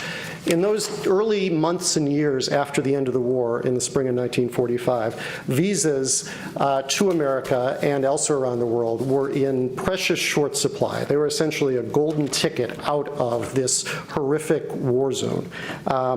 And at that point, there were only a few thousand visas available for Jewish survivors in the concentration camps to come to America. And Palestine was equally inaccessible to many of them, despite attempts early on to make that a safe haven for the legitimate refugees, for the survivors who were in those concentration camps. And yet, at that same time, there were 400,000 visas that were available to refugees from Eastern Europe, from the so-called captive nation states that had been occupied by the Nazis. And this was all a part of this Cold War thinking that I mentioned. These were people who were seen as having been captive by the Nazis for the last several years and were about to be seized essentially by the Soviet Union. We wanted to get those people in the United States before the Soviets could get their hands on them. Many of these refugees were seen as staunch anti-communists, people who would make good Americans. That you can look in the congressional record about the immigration policies and you see them describing Estonians and Lithuanians and Latvians as people of good stock, of good breeding, who would make good Americans. So while we were shutting the doors to the Jews and the other survivors in Germany itself, we were opening the floodgates from Eastern Europe. Now, of those 400,000, no doubt the vast majority were legitimate war refugees in every sense of the word, people who had just been victimized once and were about to be victimized again as part of the Soviet Empire and the loss of their human rights and dignity. But it's also clear that among those 400,000, there was a not insignificant number, probably upwards of 3,000, 4,000, 5,000, who were Nazi collaborators, senior Nazi collaborators, who were not captives of the Nazis in any sense, but were their willing partners, their willing executioners, if you will, who had led concentration camps, who had been directly involved in execution squads, in commando raids in villages, in persecution at the worst levels. They were people like Karl Linnaeus, who was a police official who ran a Nazi concentration camp in Tartu, Estonia, where thousands and thousands of Jews were shot to death on his orders at a death pit just inside the camp. Linnaeus was the one who would lead the school children from a bus upon their arrival to the edge of the pit in their underwear as they were about to be shot dead. And he had this odd, macabre habit of taking their personal belongings, dolls and clothing, and putting it in a pile. That he would save, but he wouldn't save the children. Karl Linnaeus was one of those refugees who got into America, lived on Long Island for the better part of 30 years before anyone realized who he was and what he had done. in that long-ago war. There were also men like Jacob Reimer, a Ukrainian who settled in Queens and made a good living selling potato chips. His visa application put him down as a POW during the war. It left out some of the more haunting aspects of his Nazi service, such as serving as a decorated officer in the SS, taking part in raids in Jewish villages, and training guards at Trebniki, the infamous Nazi concentration camp. Half a century later, the Justice Department prosecutors belatedly came after Reimer to deport him for his role with the Nazis. This was how one of the prosecutors explained the math of post-war immigration policies to the judge. Quote, Reimer was never entitled to immigrate to America. There were only a limited number of visas back then, and he took the visa of a real victim. One more Nazi in America meant one fewer victim who got to come to America and enjoy the freedom and liberties that it offered them. But there were others who didn't need to sneak in like Jacob Reimer or Karl Linus. They were people like Otto von Bolschwing, a Prussian baron who was a senior SS officer. He had help from the CIA.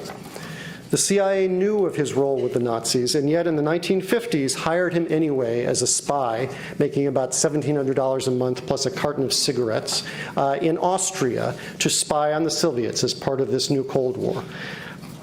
Now, von Bolschwing, like many of the other Nazi spies hired by U.S. intelligence services, was not a particularly good spy. It probably won't shock anyone in this room that the Nazis who we recruited as spies against the Soviets turned out often to be embezzlers, thieves, cheats, liars, and even on occasion Soviet double agents. But at the time, this did not seem apparent to the U.S. intelligence officials who hired them. And in fact, von Bolschwing, I tell the story in the book of his being dispatched on a train to deliver a satchel filled with spy photos and documents with the names of secret agents to a contact in Hamburg, except that he reached his destination at the end of the train and he realized that he had mixed up his bag with another person's, and instead of the spy documents inside, there were pajamas and men's toiletries. Now, if that were you or I who was caught in such an embarrassing episode, not to mention the fact that we used to be a Nazi, the CIA would probably fire us, I'm fairly confident. Yet von Bolschwing, not only wasn't he fired, but the CIA whitewashed his record and brought him and his family to New York City to live as what they called a quote-unquote reward for his service in Austria. That's their word, not mine, because I can't make this stuff up. And in view of what they called the quote innocuousness of his Nazi party activities. Now, innocuousness is a strange word to use when you're talking about a man who worked as a top aide before the war to this man, who you may recognize as Adolf Eichmann, the architect of the final solution. Von Bolschwing was the man who wrote in the years before the war hideous white papers for the Jewish Affairs Office, for Eichmann's eyes and others, about the ways to terrorize Jews. This is a sample of his writing of a paper called The Jewish Problem. So von Bolschwing wrote that a largely anti-Jewish atmosphere must be created among the people in order to form the basis for the continued attack and the effective exclusion of them. The most effective means is the anger of the people leading to excesses in order to take away the sense of security from the Jews. Even though this is an illegal method, it has had a long-standing effect. The Jew has learned a lot through the pogroms of the past centuries and fears nothing as much as a hostile atmosphere which can go spontaneously against him at any time. Now, the CIA had in its own files evidence linking von Bolschwing directly to Nazi party activities at the highest levels, and yet they not only brought him to the United States to live with his family, but they even covered up his activities years later when von Bolschwing was in some danger of being exposed. His old boss, Adolf Eichmann, you may recall, was captured by the Israelis in Argentina in 1960, a daring raid that brought headlines around the world to the problem of Nazi fugitives. And von Bolschwing himself feared that he was going to be next. So he went back to the CIA, and I tell the story in the book of a meeting that they held in New York City at a restaurant where the CIA promised him that they would protect him. They would not tell the Israelis who he was or where he was. They would not tell the Justice Department immigration officials. They would not tell anyone. And in fact, it worked. They kept his secret for another 20 years until the Justice Department finally realized realized who he was. By that point, he was living in Northern California. And on his deathbed, he was finally confronted with his horrible crimes. This is another CIA spy from the Nazi regime. His name is Aleksandras Lalekas, who was a Lithuanian. You see him on the left. That's a picture of him in 1938 when he was the head of a notorious Lithuanian security force in Vilnius that worked hand in hand with the Gestapo in the Nazi-occupied country of Lithuania to identify, arrest, and ultimately slaughter 60,000 Jews outside the town of Vilnius. This is a picture of some of the victims, a small fraction of the victims. And Lalekas was the one who would sign the warrants imprisoning women, children, and some men, but mostly women and children, in the local prison, and then handing them over to the Gestapo, where they would be led outside to a killing field and machine gunned to death. You see on the right his photo in the United States after he'd become a naturalized U.S. citizen living in Massachusetts. He, too, was a CIA agent in those years after the war, working for the CIA in Europe as an asset in the Cold War.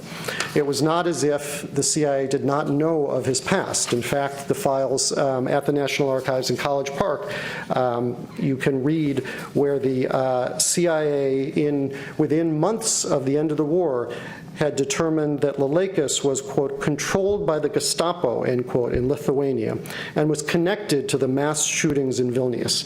And yet they used him as a Cold War spy in Europe in the 1950s, paying him a handsome salary, plus, of course, cigarettes, and then helped him move to Massachusetts, where, like Otto von Bolschwing, he lived for years and years before he was ever confronted with his crimes. He managed to fade into the Lithuanian community. He sold encyclopedias for a living, and it was another 30 years before he was facing deportation for his crimes. I'll show you one last Nazi fugitive who lived right here in Washington. This was a man by the name of Walter Hilger, who was not anonymous by any means. This was one of Hitler's top foreign policy aides, the number 2 man on Soviet affairs to General Ribbentrop, who was executed in Nuremberg. Hilger, in fact, was with Hitler towards the end of the war in one of the eastern bunkers and was a top advisor on the invasion of Russia by the Germans earlier in the war. He came to Washington. He worked for the CIA as a covert analyst. He would go out to McLean. And in fact, I tell the story in the book of how he would do research here at the National Archives on a regular basis in the 1950s. And seemed to be hiding in plain sight. He was listed in the telephone book.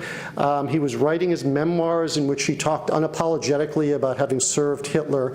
There was another man doing research at the National Archives in that time, a man by the name of Raoul Hillman, who was writing what became the definitive work on the Holocaust, the destruction of the European Jews.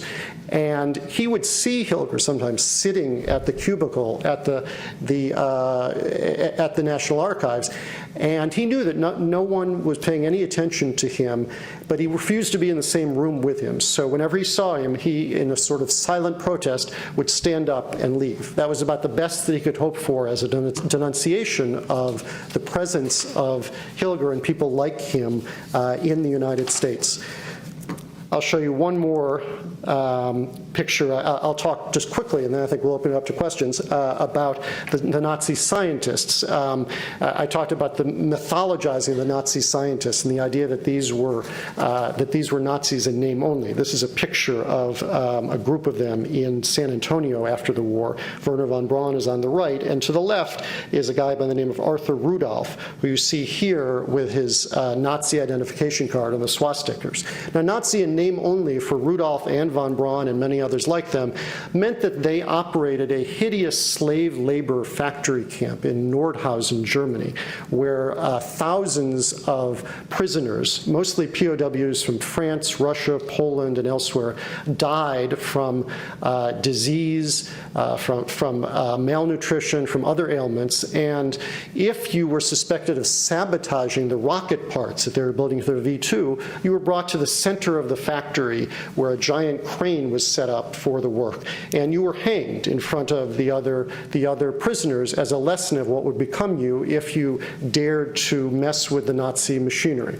Arthur Rudolph was the head of production at that facility, yet he, like von Braun, came to America under what was known as Operation Paperclip and lived for years not only as a free American, but as a noted NASA scientist, not quite as famous as Wernher von Braun, but within the Apollo space program and the Saturn space program, he was quite prominent. And it wasn't until the 1980s, as in the case we saw with Otto von Bolschwing and Alexander Lalekas and others, that the Justice Department finally came after him and he was allowed to return to Germany, where he lived out his life. There are obviously a lot of villains in this book, but I don't want to leave you with the impression that there are no heroes. One of them was a man I'd never heard of before I started my research, a man by the name of Chuck Allen, you see here on the left. He was a left-wing journalist in the 1960s. He wrote for obscure communist publications and Jewish publications. Occasionally he would get into a prominent left-wing publication like The Nation, but for the most part no one read his stuff. No one except for the FBI, because Chuck Allen was writing about Nazis in America long before anyone else, before anyone was even aware that this was an issue. In 1963, he published a 40-page expose naming names, including Walter Hilger, the person I showed you a minute ago, the foreign affairs specialist, and others, of people who were living here in the United States and living freely as Americans despite their war crimes. He was sort of a journalist slash activist, and you see on the right a poster from a rally that he organized. He organized rallies in Brooklyn and Chicago and Los Angeles to draw attention to this problem. Now, as I said, the mainstream media and politicians, for the most part, ignored him, but the FBI didn't. J. Edgar Hoover considered him such a threat to national security because he was writing about this unpopular issue that he approved a warrant to wiretap him in the 1960s and surveil him as he went around to Eastern European countries to gather evidence against people in the United States and their war crimes. So the FBI and the Justice Department not only didn't act on his findings, many of which turned out to be quite factual and well-founded, but they retaliated against him by declaring him a communist subversive and a national security threat.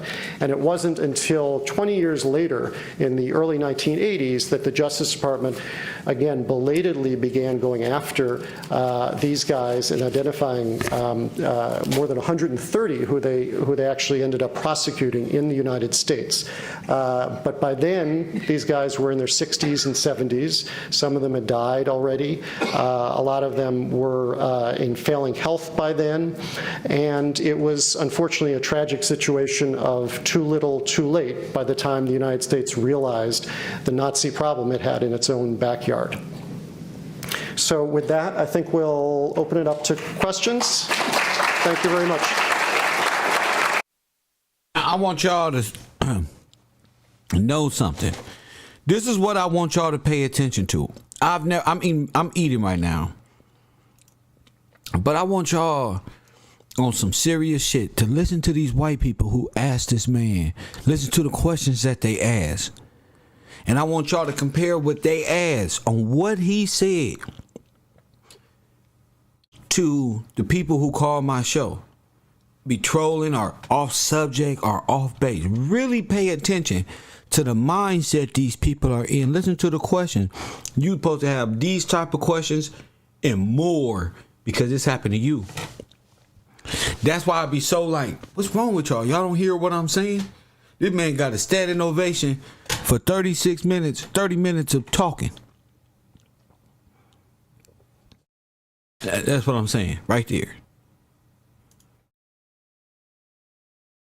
He finna open it up for questions. These old folk up in here, this old knowledge, they know this.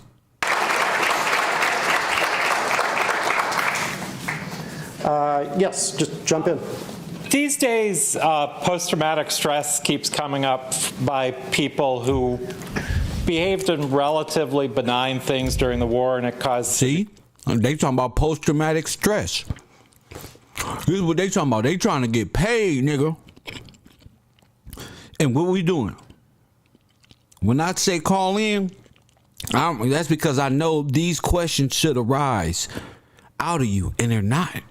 That means you really are missing the point of how good God is. That's what that means. A lot of them were in failing health by then, and it was unfortunately a tragic situation of too little, too late by the time the United States realized the Nazi problem it had in its own backyard. So with that, I think we'll open it up to questions. Thank you very much.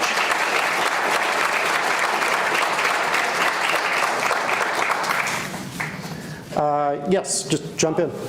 These days, post-traumatic stress keeps coming up by people who behaved in relatively benign things during the war, and it caused severe psychological damage for them. I never hear about that with Nazi refugees. Was there... Oh, write that down. It's crazy. They never talk about they had post-traumatic stress disorder. Why? Because they forgot. Press 1. They got Hitler's gold. They ain't never said, oh, we've suffering from post-traumatic nothing disorder. Do you have any evidence that any Nazi sat there and thought, yeah, that was a mistake? What did I do? No, for the most part, they really just... Yeah. Wasn't real that far. Faded into the woodwork. I mean, obviously these are people who had every reason to hide their pasts. They did not want to draw attention to themselves. Very few of them ever had run-ins with the law. There was one guy who got into a shooting, but he was the exception. These were not, guys who were on the verge of a breakdown over confronting their pasts or anything like that. That's because they got a good life when they came over here and blended right in. Press 1. You didn't know who they was. They cut their mustache off, said, how you doing? And y'all was all one again, the Russians and everybody. And for the most part, they lived remarkably unremarkable lives. Yes? I wanted to comment on your last question about the Justice Department finally going after them, and I'm a little confused on that. Based on the historical aspects of the U.S. government having an agenda and bringing people in some format, and then having those people have some type of protection that then later evaporated. What laws historically, I guess, exist to say these people are pawns and useful to us at one point, and later in their lives they're expendable? Right. Well, what happened beginning in the late 1970s that led up to the Justice Department finally going after a number of these guys in the 1980s. Like, how y'all going after them in the 1980s, long after the war, and y'all the ones who brought them over here? So they was just expendables to y'all? Press 1, see? Was that you had members of Congress, most notably Elizabeth Holtzman, who began holding hearings, began hearing about lists of people inside the United States with Nazi ties and drawing public attention to this problem in a way that had never happened before. That led Congress to create a whole new office at the Justice Department. One lady got Congress to open up a whole new investigation. Do you think they got the information we got? What you think we gonna do? We changing the world, Craig. Press 1. They was just identifying ties to Nazis. Press 1. Oh my goodness, we're blessed. The Office of Special Investigations in 1979 with a fairly large team of investigators and historians and lawyers, and to try and prosecute and deport as many of them. What he said, losers? He said we had a large team. Journalist, researcher, reporter, financier. It's just Kev Gill and Patreon. Press 1. They got researchers, think tanks. Why y'all keep thinking I'm saying we got to be bigger than that? Because that's what they do. And that's their guy. they got to change law. Press 1 to actually go in and hear the argument. This is just an example. Go ahead, sir. Them as they can. They ran into all sorts of legal troubles. First of all, because there was no war crime statute on the books that you could apply retroactively to the war crimes of Nazis living in the United States. Pause. So what did he just tell you? Before he did this, there was no access to war criminals. Press 1. There was nothing on the books. Press 1. So we can use what he did because he started it. Press 1. That we can actually go after war. White niggas acting like they can't do nothing. And he told you what he did.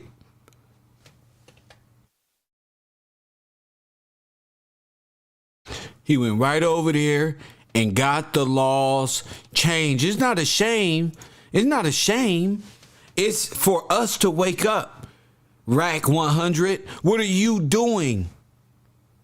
Are you becoming part of? Or are you just typing shame? I'm giving the most information and you playing in the damn chat room. Press 1. Who are you? Rack? Over here trying to make friends, not paying attention. Ain't no shame. It's what we have. It's called responsibility. Instead of being a troll, instead of being a troll, stepping up and becoming more. Okay? That's what it is. Knowledge is power, son. In fact, they had to go back and pass what was called the Holtzman Amendment to specifically say you could deport Nazi persecutors. That was how sort of... Nigga, you heard what he said? They got to go home. We deport all Nazis. Black one? See? You done running your mouth. There's an end game with Kev Gill. That's why they don't like me. Oh, no, because I just spit hot fire. Yeah, I'm fine. He the one that did it. Nazis got to go home. First one, then what the Ukraine's coming over here for? Nazis. You don't know how to stand up and fight. You're not paying attention, black man. You too worried about the white man and finding little communities of professional victims to be complacent and not doing nothing. You don't just blame the white man. White man out here getting laws changed so you can have access, fool. That's one. That's a door. You gotta take. You gotta make use of that, Tyreek Nasheed. Press 1. Black leadership. White man say, nigga, we can charge German Nazis with this. Once we identify them, Walter Plecker and all you people, we can say they had a whole agenda to steal our identity and give it to them Jews over there that took our whole birthright. No, they took our gold because they sued Hitler. First one, told you, dummy. While you rapping and beatboxing to the beat, not only did they steal your birthright, you got me gold. Press 1. You hear me? I was like, damn. Black man got an excuse. This white man ain't had no excuse. Black man, wanna know why your women out here out of bounds? Cause you don't know nothing. She rather go to white supremacy work. Cause you don't know nothing. You ain't been brought up properly, just like me. Don't get mad at me. I'm just telling you the truth. We ain't been brought up properly. So like Dame Dad said, our daddy is the boss at work. Press my. Niggas just know how to be professional workers now. They don't want to fight for nothing. They don't want to do nothing. They don't want to know nothing, but let's complain. Jigsaw the law had become in terms of their ability to go after these people. and then having those people have some type of protection that then later evaporated. What laws base historically, I guess, exist to say these people are pawns and useful to us at one point, and later in their lives they're expendable? Right. Well, what happened beginning in the late 1970s that led up to the Justice Department finally going after a number of these guys in the 1980s was that you had members of Congress, most notably Elizabeth Holtzman, who began holding hearings, began hearing about lists of people inside the United States with Nazi ties and drawing public attention to this problem in a way that had never happened before. That led Congress to create a whole new office at the Justice Department, the Office of Special Investigations in 1979, with a fairly large team of investigators and historians and lawyers, and to try and prosecute and deport as many of them as they can. They ran into all sorts of legal troubles, first of all, because there was no war crime statute on the books that you could apply retroactively to the war crimes of Nazis living in the United States. In fact, they had to go back and pass what was called the Holtzman Amendment to specifically say you could deport Nazi Now they all persecutors. Nazis. That was how sort of... By law, they got to go home. You all got to go home.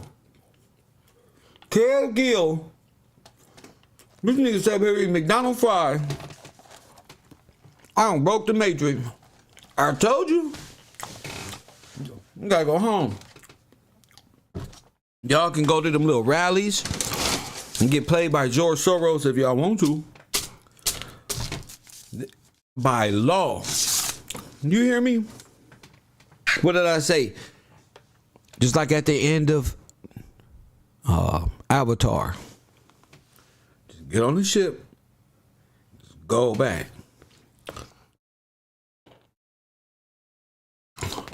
We reinstall the king.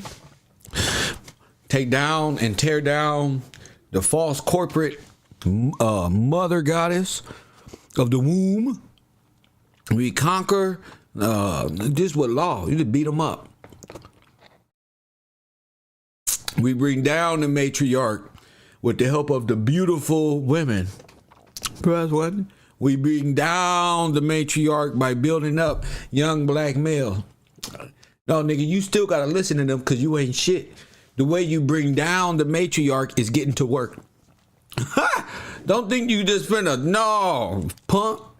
Nah, my mama said, you used to that. Bring down the patriarch and bring down Mother Mary and put up the word of God. Press one. That's all that's going on. A transfer of power. That's it. Jigsaw the law had become in terms of their ability to go after brought these people because they are these people. The role that some of these guys had played with the CIA and other intelligence agencies was a huge obstacle. The Justice Department probably didn't realize at the time just quite how much interference they were facing, but the Yeah. The Justice Department said, these are Nazis working in the government? By golly, yes. So within the government, you got the good guys. Press one. Damn, now you got a whole department birthed of good guys. What the fuck? Shh. These motherfuckers Nazis. Who? All of them. Press one. This shit don't got out of control. We talking since way back 2 Jubilees ago. 2 Jubilees ago.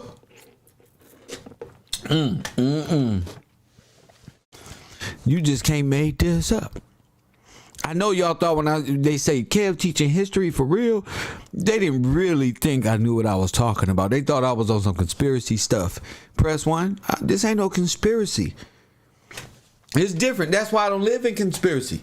See, I stick to the facts.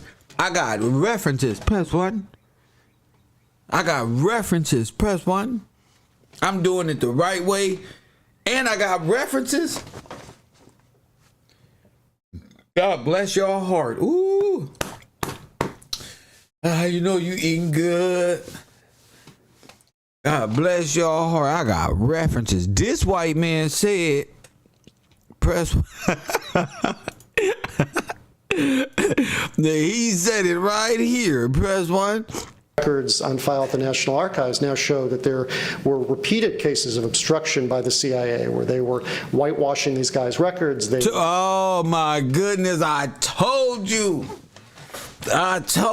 Sorry, CIA, you guys are worthless. Press 1. Y'all spying on American citizens. Press 1. Go ahead, read, get to it. These people is nuts. They were hiding witnesses. They were reporting to the Justice Department and the INS that so-and-so, there was no derogatory information in their files on so-and-so, when in fact they had all sorts of derogatory information showing that these people were Nazis. So you're left to wonder not only what would have happened if the government had gone after these guys 25, 30 years earlier, but what would have happened even in 1980 if the CIA and other agencies had been the drug epidemic, certain presidents wouldn't have been installed, certain people wouldn't have been murdered. I have a question. You feel me? Keep saying the CIA, but I'd really like to know who in the CIA was pushing this agenda and who are the culprits, and does your book go into exposing like who really were the people doing this policy? I mean, Alan Dulles, I think, was the main one who we talked about earlier, who really championed this Cold War mindset of using Nazis, no matter their pasts, if it could help the United States. After his meeting with, I'm trying to get back to, sorry about that. There we go. After his meeting with General Wolfe that I mentioned, he wrote in his own memoir unapologetically about having met with a Nazi general. And he said, I would meet with the devil himself if it would help me win the war. Wow. You know what the devil is? Hitler, Heimler, and them are are financing from the Pope. Unless that's the damn devil, I'll meet with they big boss if that's what they want. Lord have mercy. I'm appalled that history had been neglected by our community. And the new war was the Cold War, and Dulles certainly was the one behind using a number of these guys, including many who I haven't even mentioned, and not only using them, but then protecting them later when there was a threat of exposure. On a rare occasion, once or twice in the 1950s, publicity would come up about a particular Nazi living in the United States who worked for the CIA, and under Dulles, the CIA, in one case, took the guy out of the country and dropped him in Argentina. So I think it really started from Dulles on down, and there were people under him. There were memo after memo. I focus several chapters in the book on a CIA operative by the name of Tom Subsikoff, who lived in New Jersey and had been the head of a Nazi execution squad. And there are hundreds of pages of files where the CIA is aware of his own admissions of his role with the Nazis, but they dismiss them as what they call minor war crimes. And that was a phrase I found so stunning that I made that the title of one chapter, Minor War Crimes, because in the view of Dulles and people under him, whatever they may have been involved in with the Nazis was outweighed by their supposed value in the Cold War, even if that supposed value meant getting your satchel of spy photos mixed up with men's toiletry bag. Oh, wow. They were just making shit up. I remember my parents and grandparents talking about Nazi cells in Chicago. Oh, my goodness. Listen, he just gave them a low blow. Old Gillespie. Let's listen to this lady, though. What she say? Lord have mercy. I'll be understanding all these little white jokes. Supposed value in the Cold War, even if that supposed value meant getting your satchel of spy photos mixed up with men's toiletry bag. Yes. I remember my parents and grandparents that just make me laugh, because I'm sorry, y'all. In Chicago and Minneapolis, where I was from. Was there anything that you discovered in your research, I realize it's outside the purview of your book, that would link any of these men to any of those or any of that conglomeration to what we have now as neo-Nazi organizations in the United States or around the world? Yeah, I did look at that, and I think the answer is that there was no direct connections that I ever found in Chicago, Skokie, or anywhere else. But the real Nazis were sort of an inspiration to the neo-Nazis years later. But it's not as if the Otto von Bolschwings and the other people were out, leading Nazi marches with swastikas. They wanted to lay low. They wanted as little to do with their past as possible. So they weren't going to be out there with the skinheads. If they were, I didn't find it. Okay, thank you. Sure. Yes. Thank you. Yes. But the question that I have is, if there has been such a long-lasting and extensive cover-up here in the United States, do you have any experience or information on other countries to the same extent that it happened here in the United States, in proactively inviting Nazis and also covering their statements? Right.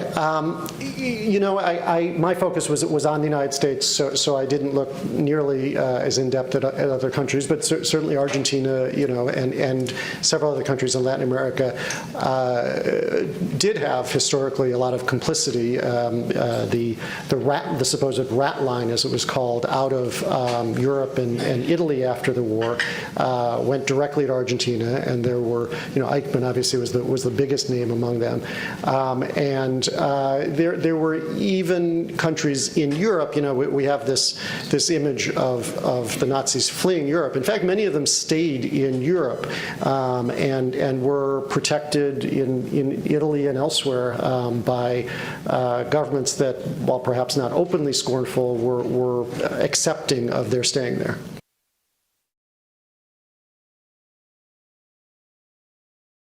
He's telling you what he can't. I'm telling you what he can't. Switzerland, Italy, press one. They all were German sponsors, just like the Americans. All of them.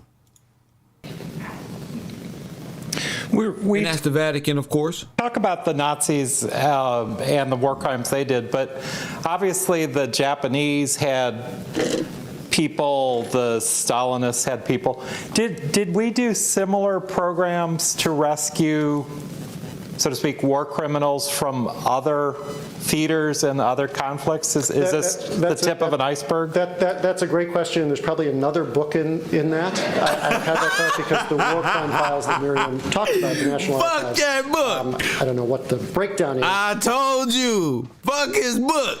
Press one, he said, man, look, we gonna write another book.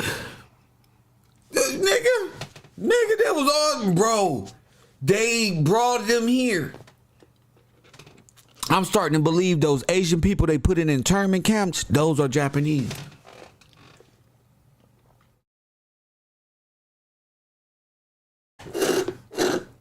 And they got paid reparations.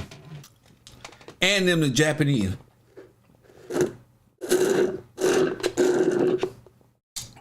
I don't believe this shit. I'm disgusted. But if half of them are about Nazis, probably the other half, maybe not quite half, are about Japanese war criminals. And I'm not aware that there's been nearly as much research into that side of the collection as there has been into the Nazi side. And, God knows what would be in there. So, and has anyone... Man, God knows what y'all fired up. So what does that tell me? What does that tell me? History is agreed upon by those who want to keep it silent, who don't want you to question nothing. This man basically just said, listen, y'all, go research. These people, you gonna find some crazy situations. Facts. Has there been a real exhaustive look at the Japanese side of the war crime files? Yeah, I don't think so. So someone should take a crack at it. So easy. Let's see. Anyone else?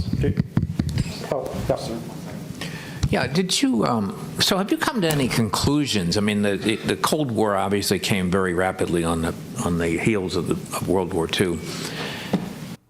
So World War I, World War II came on the heels of World War I, and the Cold War came on the heels of World War II. Just right after another. Boom, boom, boom. Hitler, Stalin, and Roosevelt, and Truman. As you look at it now, were these efforts, the CIA and whatnot, were they productive? Did they lead to I've been asked that question before, and as I talked about with the story about the lost satchel, there are certainly many cases of bumbling or worse in the Nazi spies. Some of them, a few of them, turned out to be Soviet double agents who were not only paid for their work by the United States, despite their Nazi past, but then were giving information to the Soviets and disinformation to the United States. I mean, they were. Oh my goodness. Oh my, the Russian, there was no Cold War. There was just, oh my goodness. That's that Hillary Clinton shit. Oh my goodness. It makes perfect sense. There certainly were some who were of value. Probably the biggest example is Reinhard Gellen's organization. He was a Nazi general who set up a whole spy network out of Europe, mainly a lot of Austrians. And there were dozens, if not hundreds, of ex-Nazis in his spy network. And he was so successful at sort of using the United States. They brought him in 1951, they brought him to New York and sort of rolled out the red carpet for him to try and get him on our side, even though he had been a Nazi general 6 years earlier. They took him to Yankee Stadium to see Mickey Mantle in the World Series and paid him hundreds of thousands of dollars in those first few years. I think it was over $2 million, I think, in the end, from the military and the CIA. And yet he sort of viewed them with disdain. He wouldn't even tell the United States who the men in his network were, their real identities, and it come to find out many of them were fellow Nazis like himself, involved in war crimes. And he went on to become the head of the West German intelligence service, partly through the through the apparatus that he had set up under the Americans. So I think there's no doubt that he he came legitimate under the apparatus that he set up under the Americans and became secret intelligence of Germany with the network he set up in the Americas. Could you believe that? So Nazi Germany was running America and is today. I told you was under the control of white supremacy. Spy network and was passing what turned out to be valuable information to the United States. But whether it was mostly valuable, mostly damaging, it's tough to say. Certainly there's enough cases of ineptitude to call it all into question. And there's obviously the bigger moral issue of, let's assume for a second that the information was valuable, at what price, given the histories of these guys? How far are you willing to go morally and ethically to get intelligence? Isn't that easy to say today versus back then? Certainly, yes. It was a different time, and it's easy to sort of look back at the Cold War and say, it was overinflamed and the rhetoric didn't match the real danger. But sure, I didn't live through the most heated moments. So, but sure, I acknowledge that in 1955 and 1959 and 1962 there was a different mindset. And I think that's what we saw here.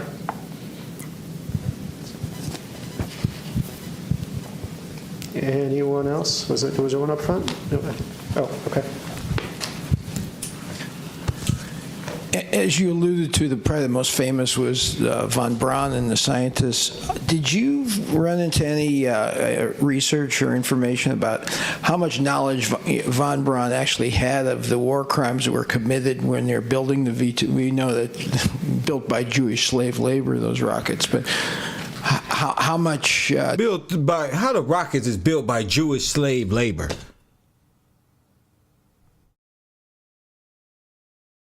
See how they just never mind. Listen, I'm finna show y'all something. Somebody just posted in my Discord. If you're not over there, you can see stuff like this. Press 1. Let me see. Where is it? Where the hell is it? That was a real interesting find, sir.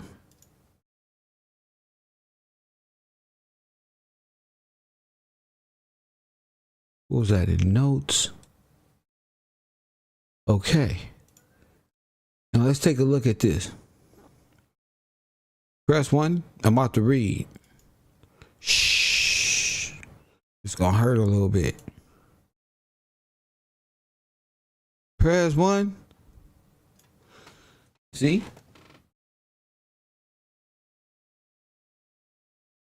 German Red Cross urged to not admit Nazi entanglement. Uh-oh.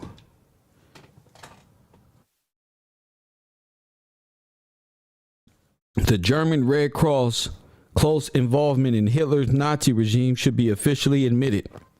Historians and medics have said. One historian called the German Red Cross the SS-riddled ambulance corps. Huh? I told you.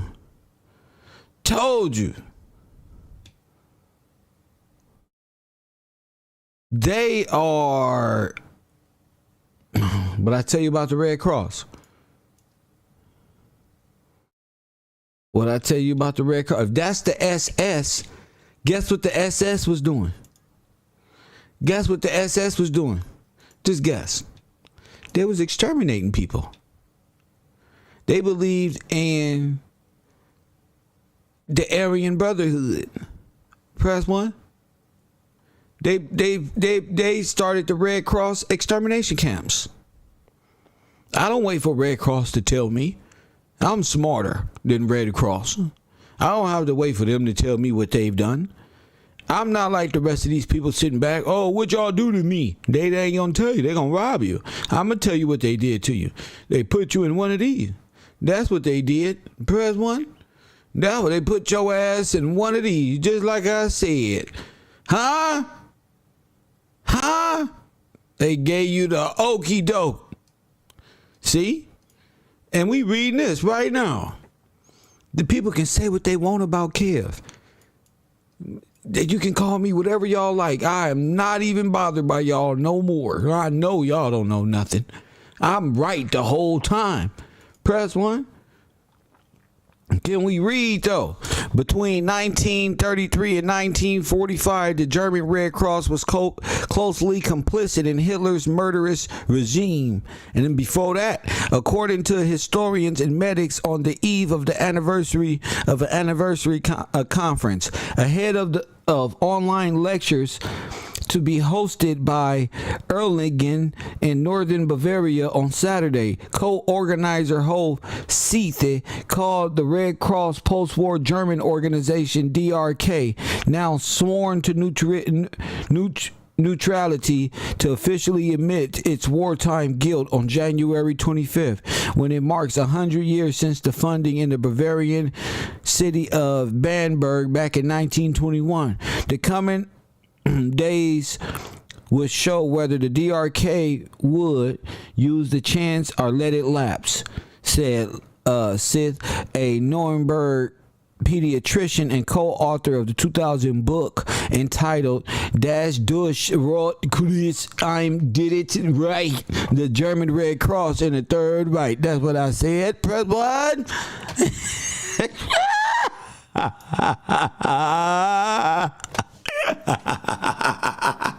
They got no German. Oh, them great. They got spoke that shit, didn't I, y'all haters? Woo! Woo! Spell it out. Sound that shit out. Woo! Nigga, it would hurt to read that shit. What the fuck was that?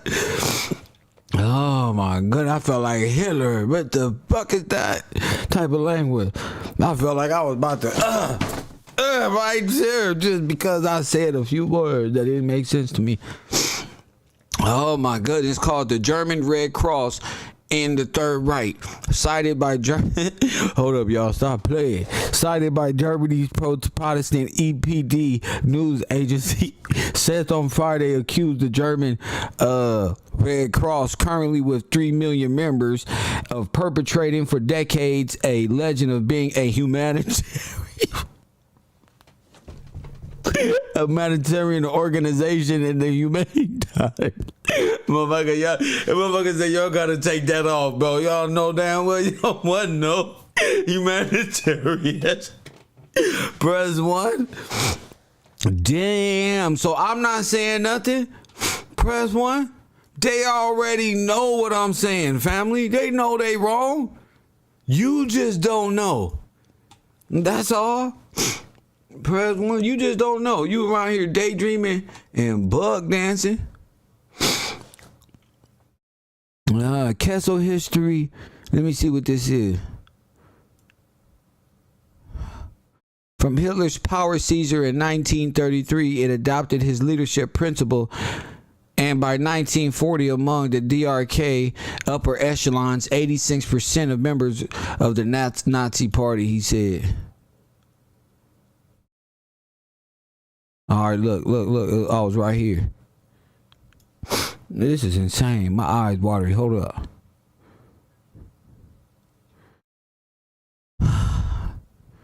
From Hitler's power seizure, it adopted a principle led by 1941 DRK upper echelon, blah, blah, blah. Sif told EPD that the DRK became implicit in euthanasia, the murder of patients, the Holocaust, and annihilation warfare. Remember Tupac? Euthanasia. Woo! We busting them up, Pac. I told you, Tupac the man, nigga. I told you, Pac is a genius.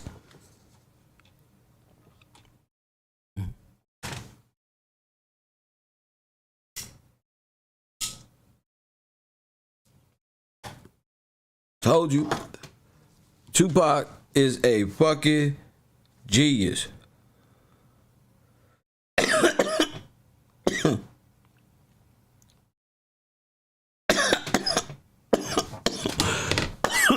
Oh my goodness.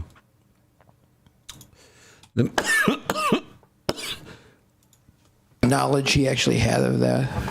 Or guess he would have had to. Yeah, no, I did look at that, and other historians before me have also looked at that. Michael Neufeld at the Smithsonian, who wrote a great book just about von Braun and his role.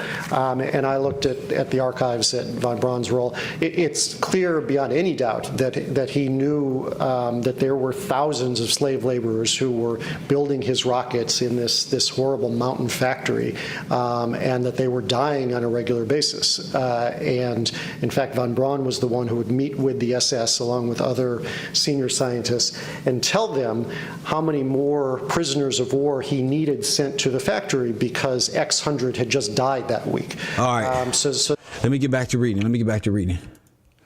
All right. This is the most insane shit. All right, what was I?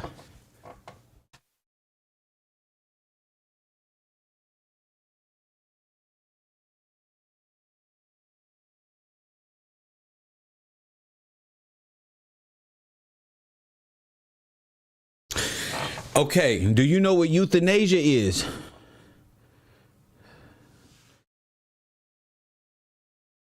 Press 1. The Holocaust and annihilation warfare. That's racial genetic annihilation. So they were vaccinating. They were trying to exterminate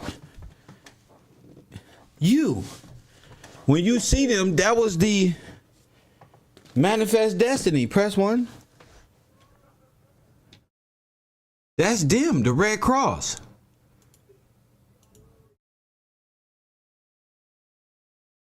Show you a picture here. The Red Cross is the SS. It's the extermination wing. It's the pharma company. They were about completely wiping you completely out. That's. And look, remember I showed y'all this. Remember the hollow? This is the breaking down the etymology of these things. Remember these? Remember that? I'm going to show you another one. So you would know what a hollow caustic priest is. Press 1. Why they say the devil? Because they are into Holocaust, total annihilation practices. You see that up there? Caustic, capable of burning or destroying organic tissue. Corrosive, burning. Press 1. Hypocaust, arched fire chamber for heating rooms above via pipes. Were they hypocaust in the mines? You bet believe it. So, encaustic, art of encaustic painting produced by burning in Holocaust as a noun. So hypocaustic and the hollows coming from the Catholic as an adjective and mixing that with the caustics here. Those are the hollow, that's where you get that hollow caust from. These are the SS who was putting people in the furnace. And they need to be charged. And a lot of these people played both sides. A lot of these heads, the federal government was founded on the principles of Nazi SS racial genetic annihilation. The whole foundation is written as the federal government. That's what they do. You can tell because they allow Fauci to do whatever he wants to you. Anything that consists of you, they would allow, even if it's illegal on your land, they will allow foreign nations to control your banking. They have become a threat to the American public as being the progenitors of, are the children of Hitler. That's why they killing us like that. That's why they can throw us in a penitentiary and kill us and just give your baby mama a couple $1,000s and she'll be happy that she got a Birkin bag tomorrow and she going to your funeral. The whole world is being flipped on your head because you're not realizing everybody, the medical world, everybody makes a buck off of you. And this is the process, is how we've been living. We live in a holocaustic lifestyle, the perfect lifestyle that they won't be blamed for because they trained you to kill yourself better than they can do it. That'll cause them, the world, to be like, what you doing? But if they can train you into doing it to yourself, that's beautiful. That's a democracy. That's your shit right there. The Third Reich, the Red Cross, all of them are one and the same. I've been proving that this whole time. It feels good to be validated by the students, you know. They implicated in euthanasia, putting people to sleep, the murder of patients, and the Holocaust and the annihilation warfare. Now, do you know what happened to you and why they were needed here? Press 1.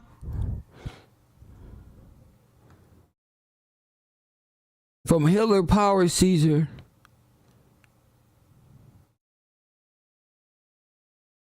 S.S. Riddle. Remember that. Kessel history professor Bushkill scheduled to lecture on Duke Charles Edward of Saxe-Coburg of Gothic, the DRK's wartime president told EPD that by 1935 the charity was an SS riddled ambulance corps, referring to Hitler's notorious paramilitary units.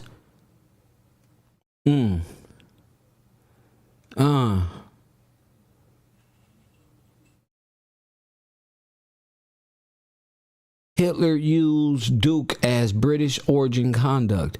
In 2015, a northern Bavarian newspaper, Frankenpost, cited new historical finding that Hitler used Surrey-born Duke Karl Edward of what became the house of Windsor to conduct secret. I told you there was Nazis.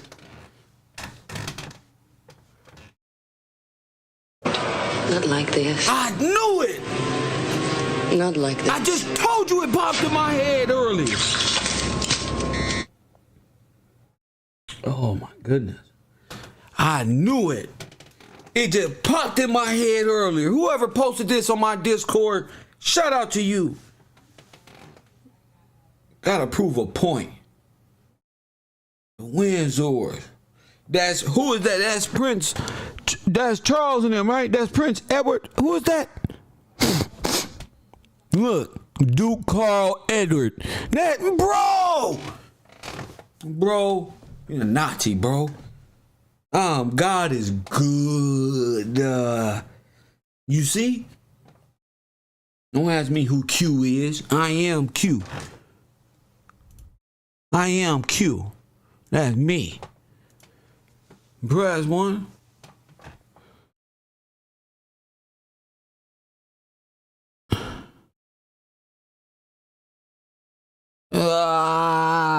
These people are, the Windsors are German implanted Nazis with a stolen legacy. All you guys need to be arrested. I just can't believe, I'm gonna have to take a break.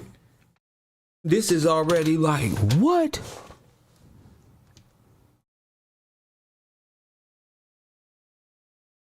That proved my point. That proved my point. Right there. Ain't nobody tell me nothing. Man, not that you can't tell. I don't mean it like that. What I'm saying is, with this history and what I'm breaking down, you can't deny that. I just brought up the fact that these people, I had a vision in my brain while old boy was talking, and it said the Windsors are Nazis. And that dude you see in your brain, he a Nazi. Damn, it threw me off while I was live. Like, damn, I got something else in my brain while old boy was talking. Really couldn't hear what he was saying because my brain is fixated on the devil. Press 1. Damn, all of them are Nazis. All of them. All of them. There's a judgment coming upon this earth. All of them is Nazi. A book? I don't need to write no book. I start a YouTube page and people contribute to the broadcast. Cash App, hashtag Gills Gang. I'm the narrator. Press 1. I write the book. The book is right here. Press 1. I am the book. What you talking about? Me and the book line up like this. We verified. I'm just proving that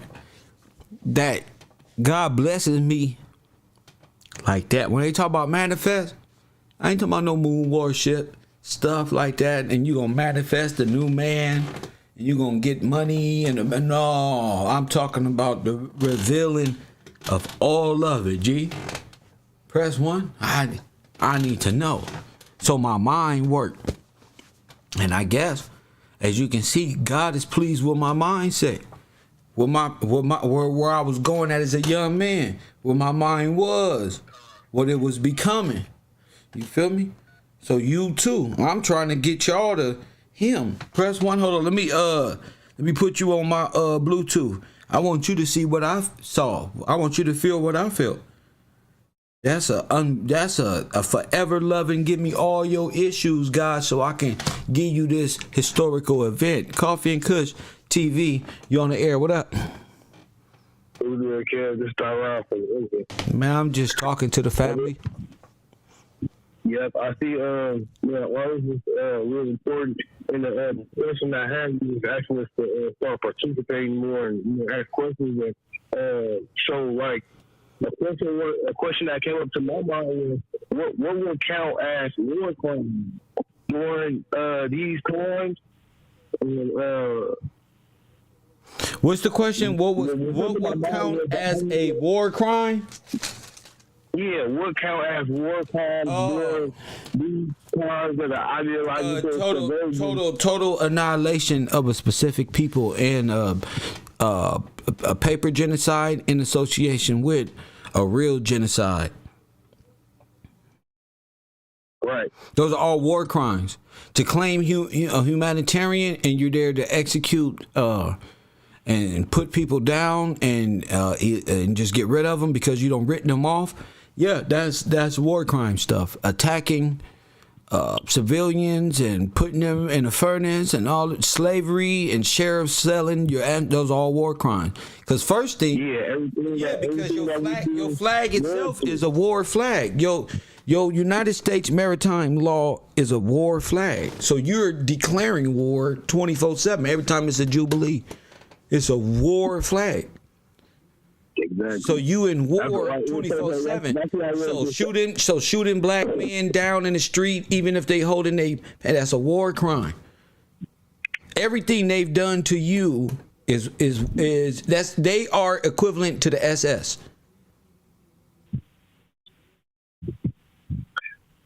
Yeah, well, I wanted to put my words on the real quick and participate in class. I got to back to the work. Thank you for that, my man. I can barely hear him, but yeah, that's what it is. It's a war crime. So since the whole flag in itself, the whole democracy setup was to rob and steal and exterminate these people. Then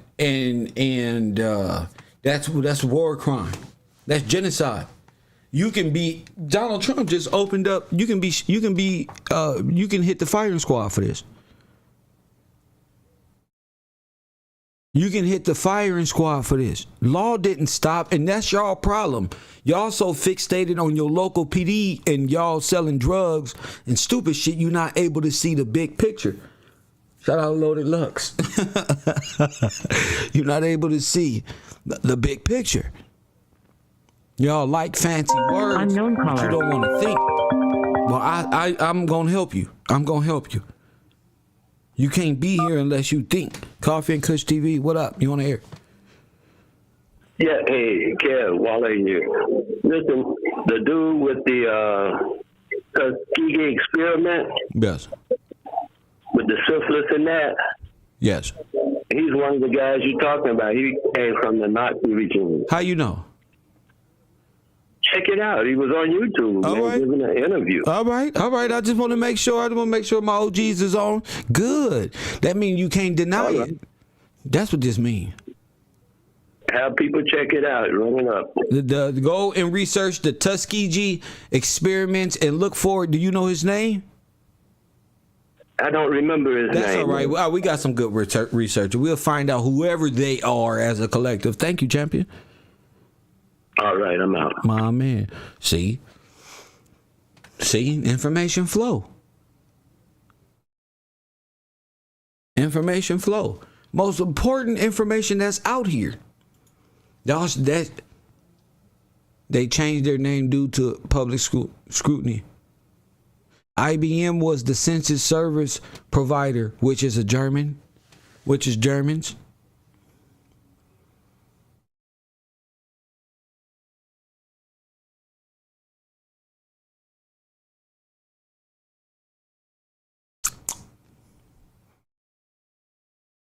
So the Red Cross was the SS. Can we get that straight? Can we all agree? The Red Cross is the SS.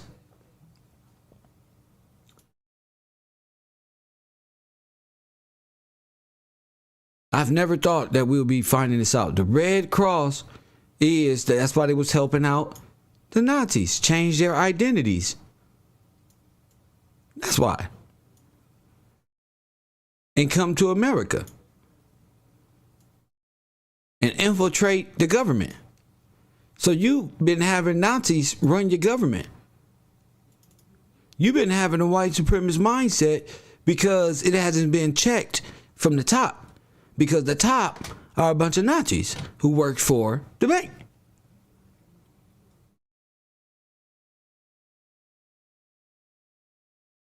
These floods right here put you in concentration camps. The Red Cross is not all right. Herbert Hoover's concentration camp cover up 19 to this before Hitler. Press 1. This put you in a concentration camp. Is it making sense to you? This is manifest destiny, baby. It's our time now. They've had there. The good. That's all you got? Good. Now let's break them down. Let's walk them down like Floyd Mayweather.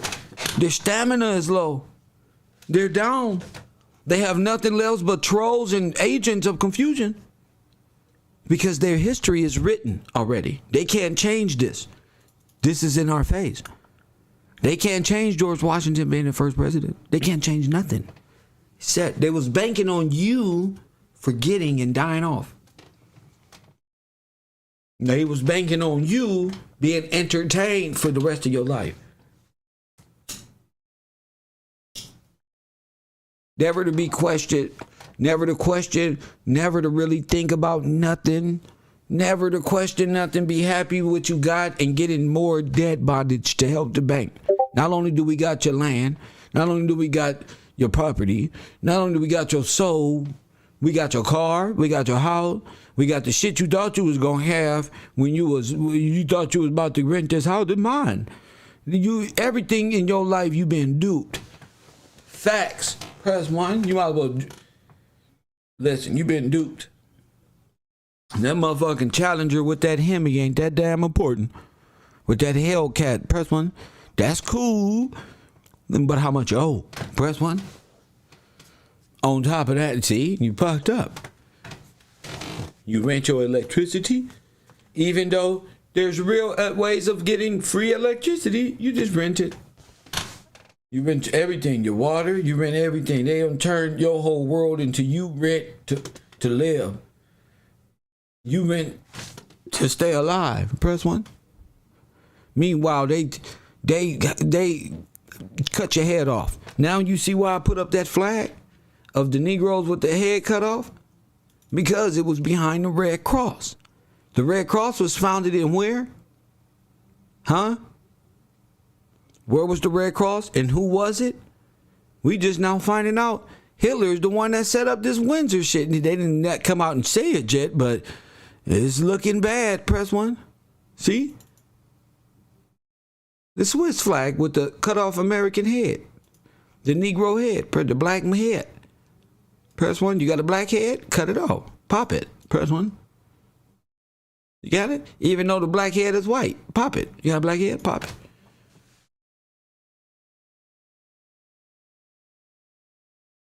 It all goes back to Switzerland, the Dutch, the Swiss banks, the Flying Dutchman, the ghost ship, the controller out, the Wizard of Oz. Press 1.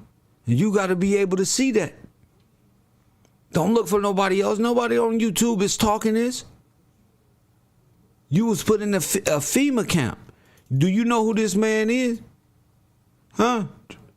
Do you know who this man is? You should. This Napoleon. You should.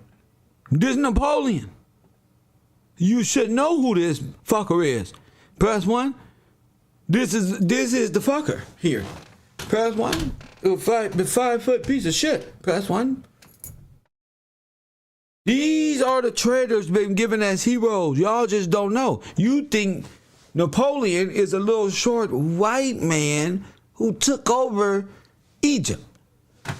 Way over there.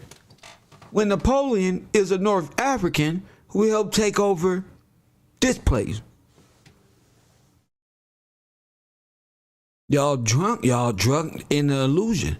But that's all right. I'm going to wake you up. You know, if that's it for today, I've been here for 4 hours and 22 minutes, spitting a hot fire. I hope y'all learned something. I see you on Discord.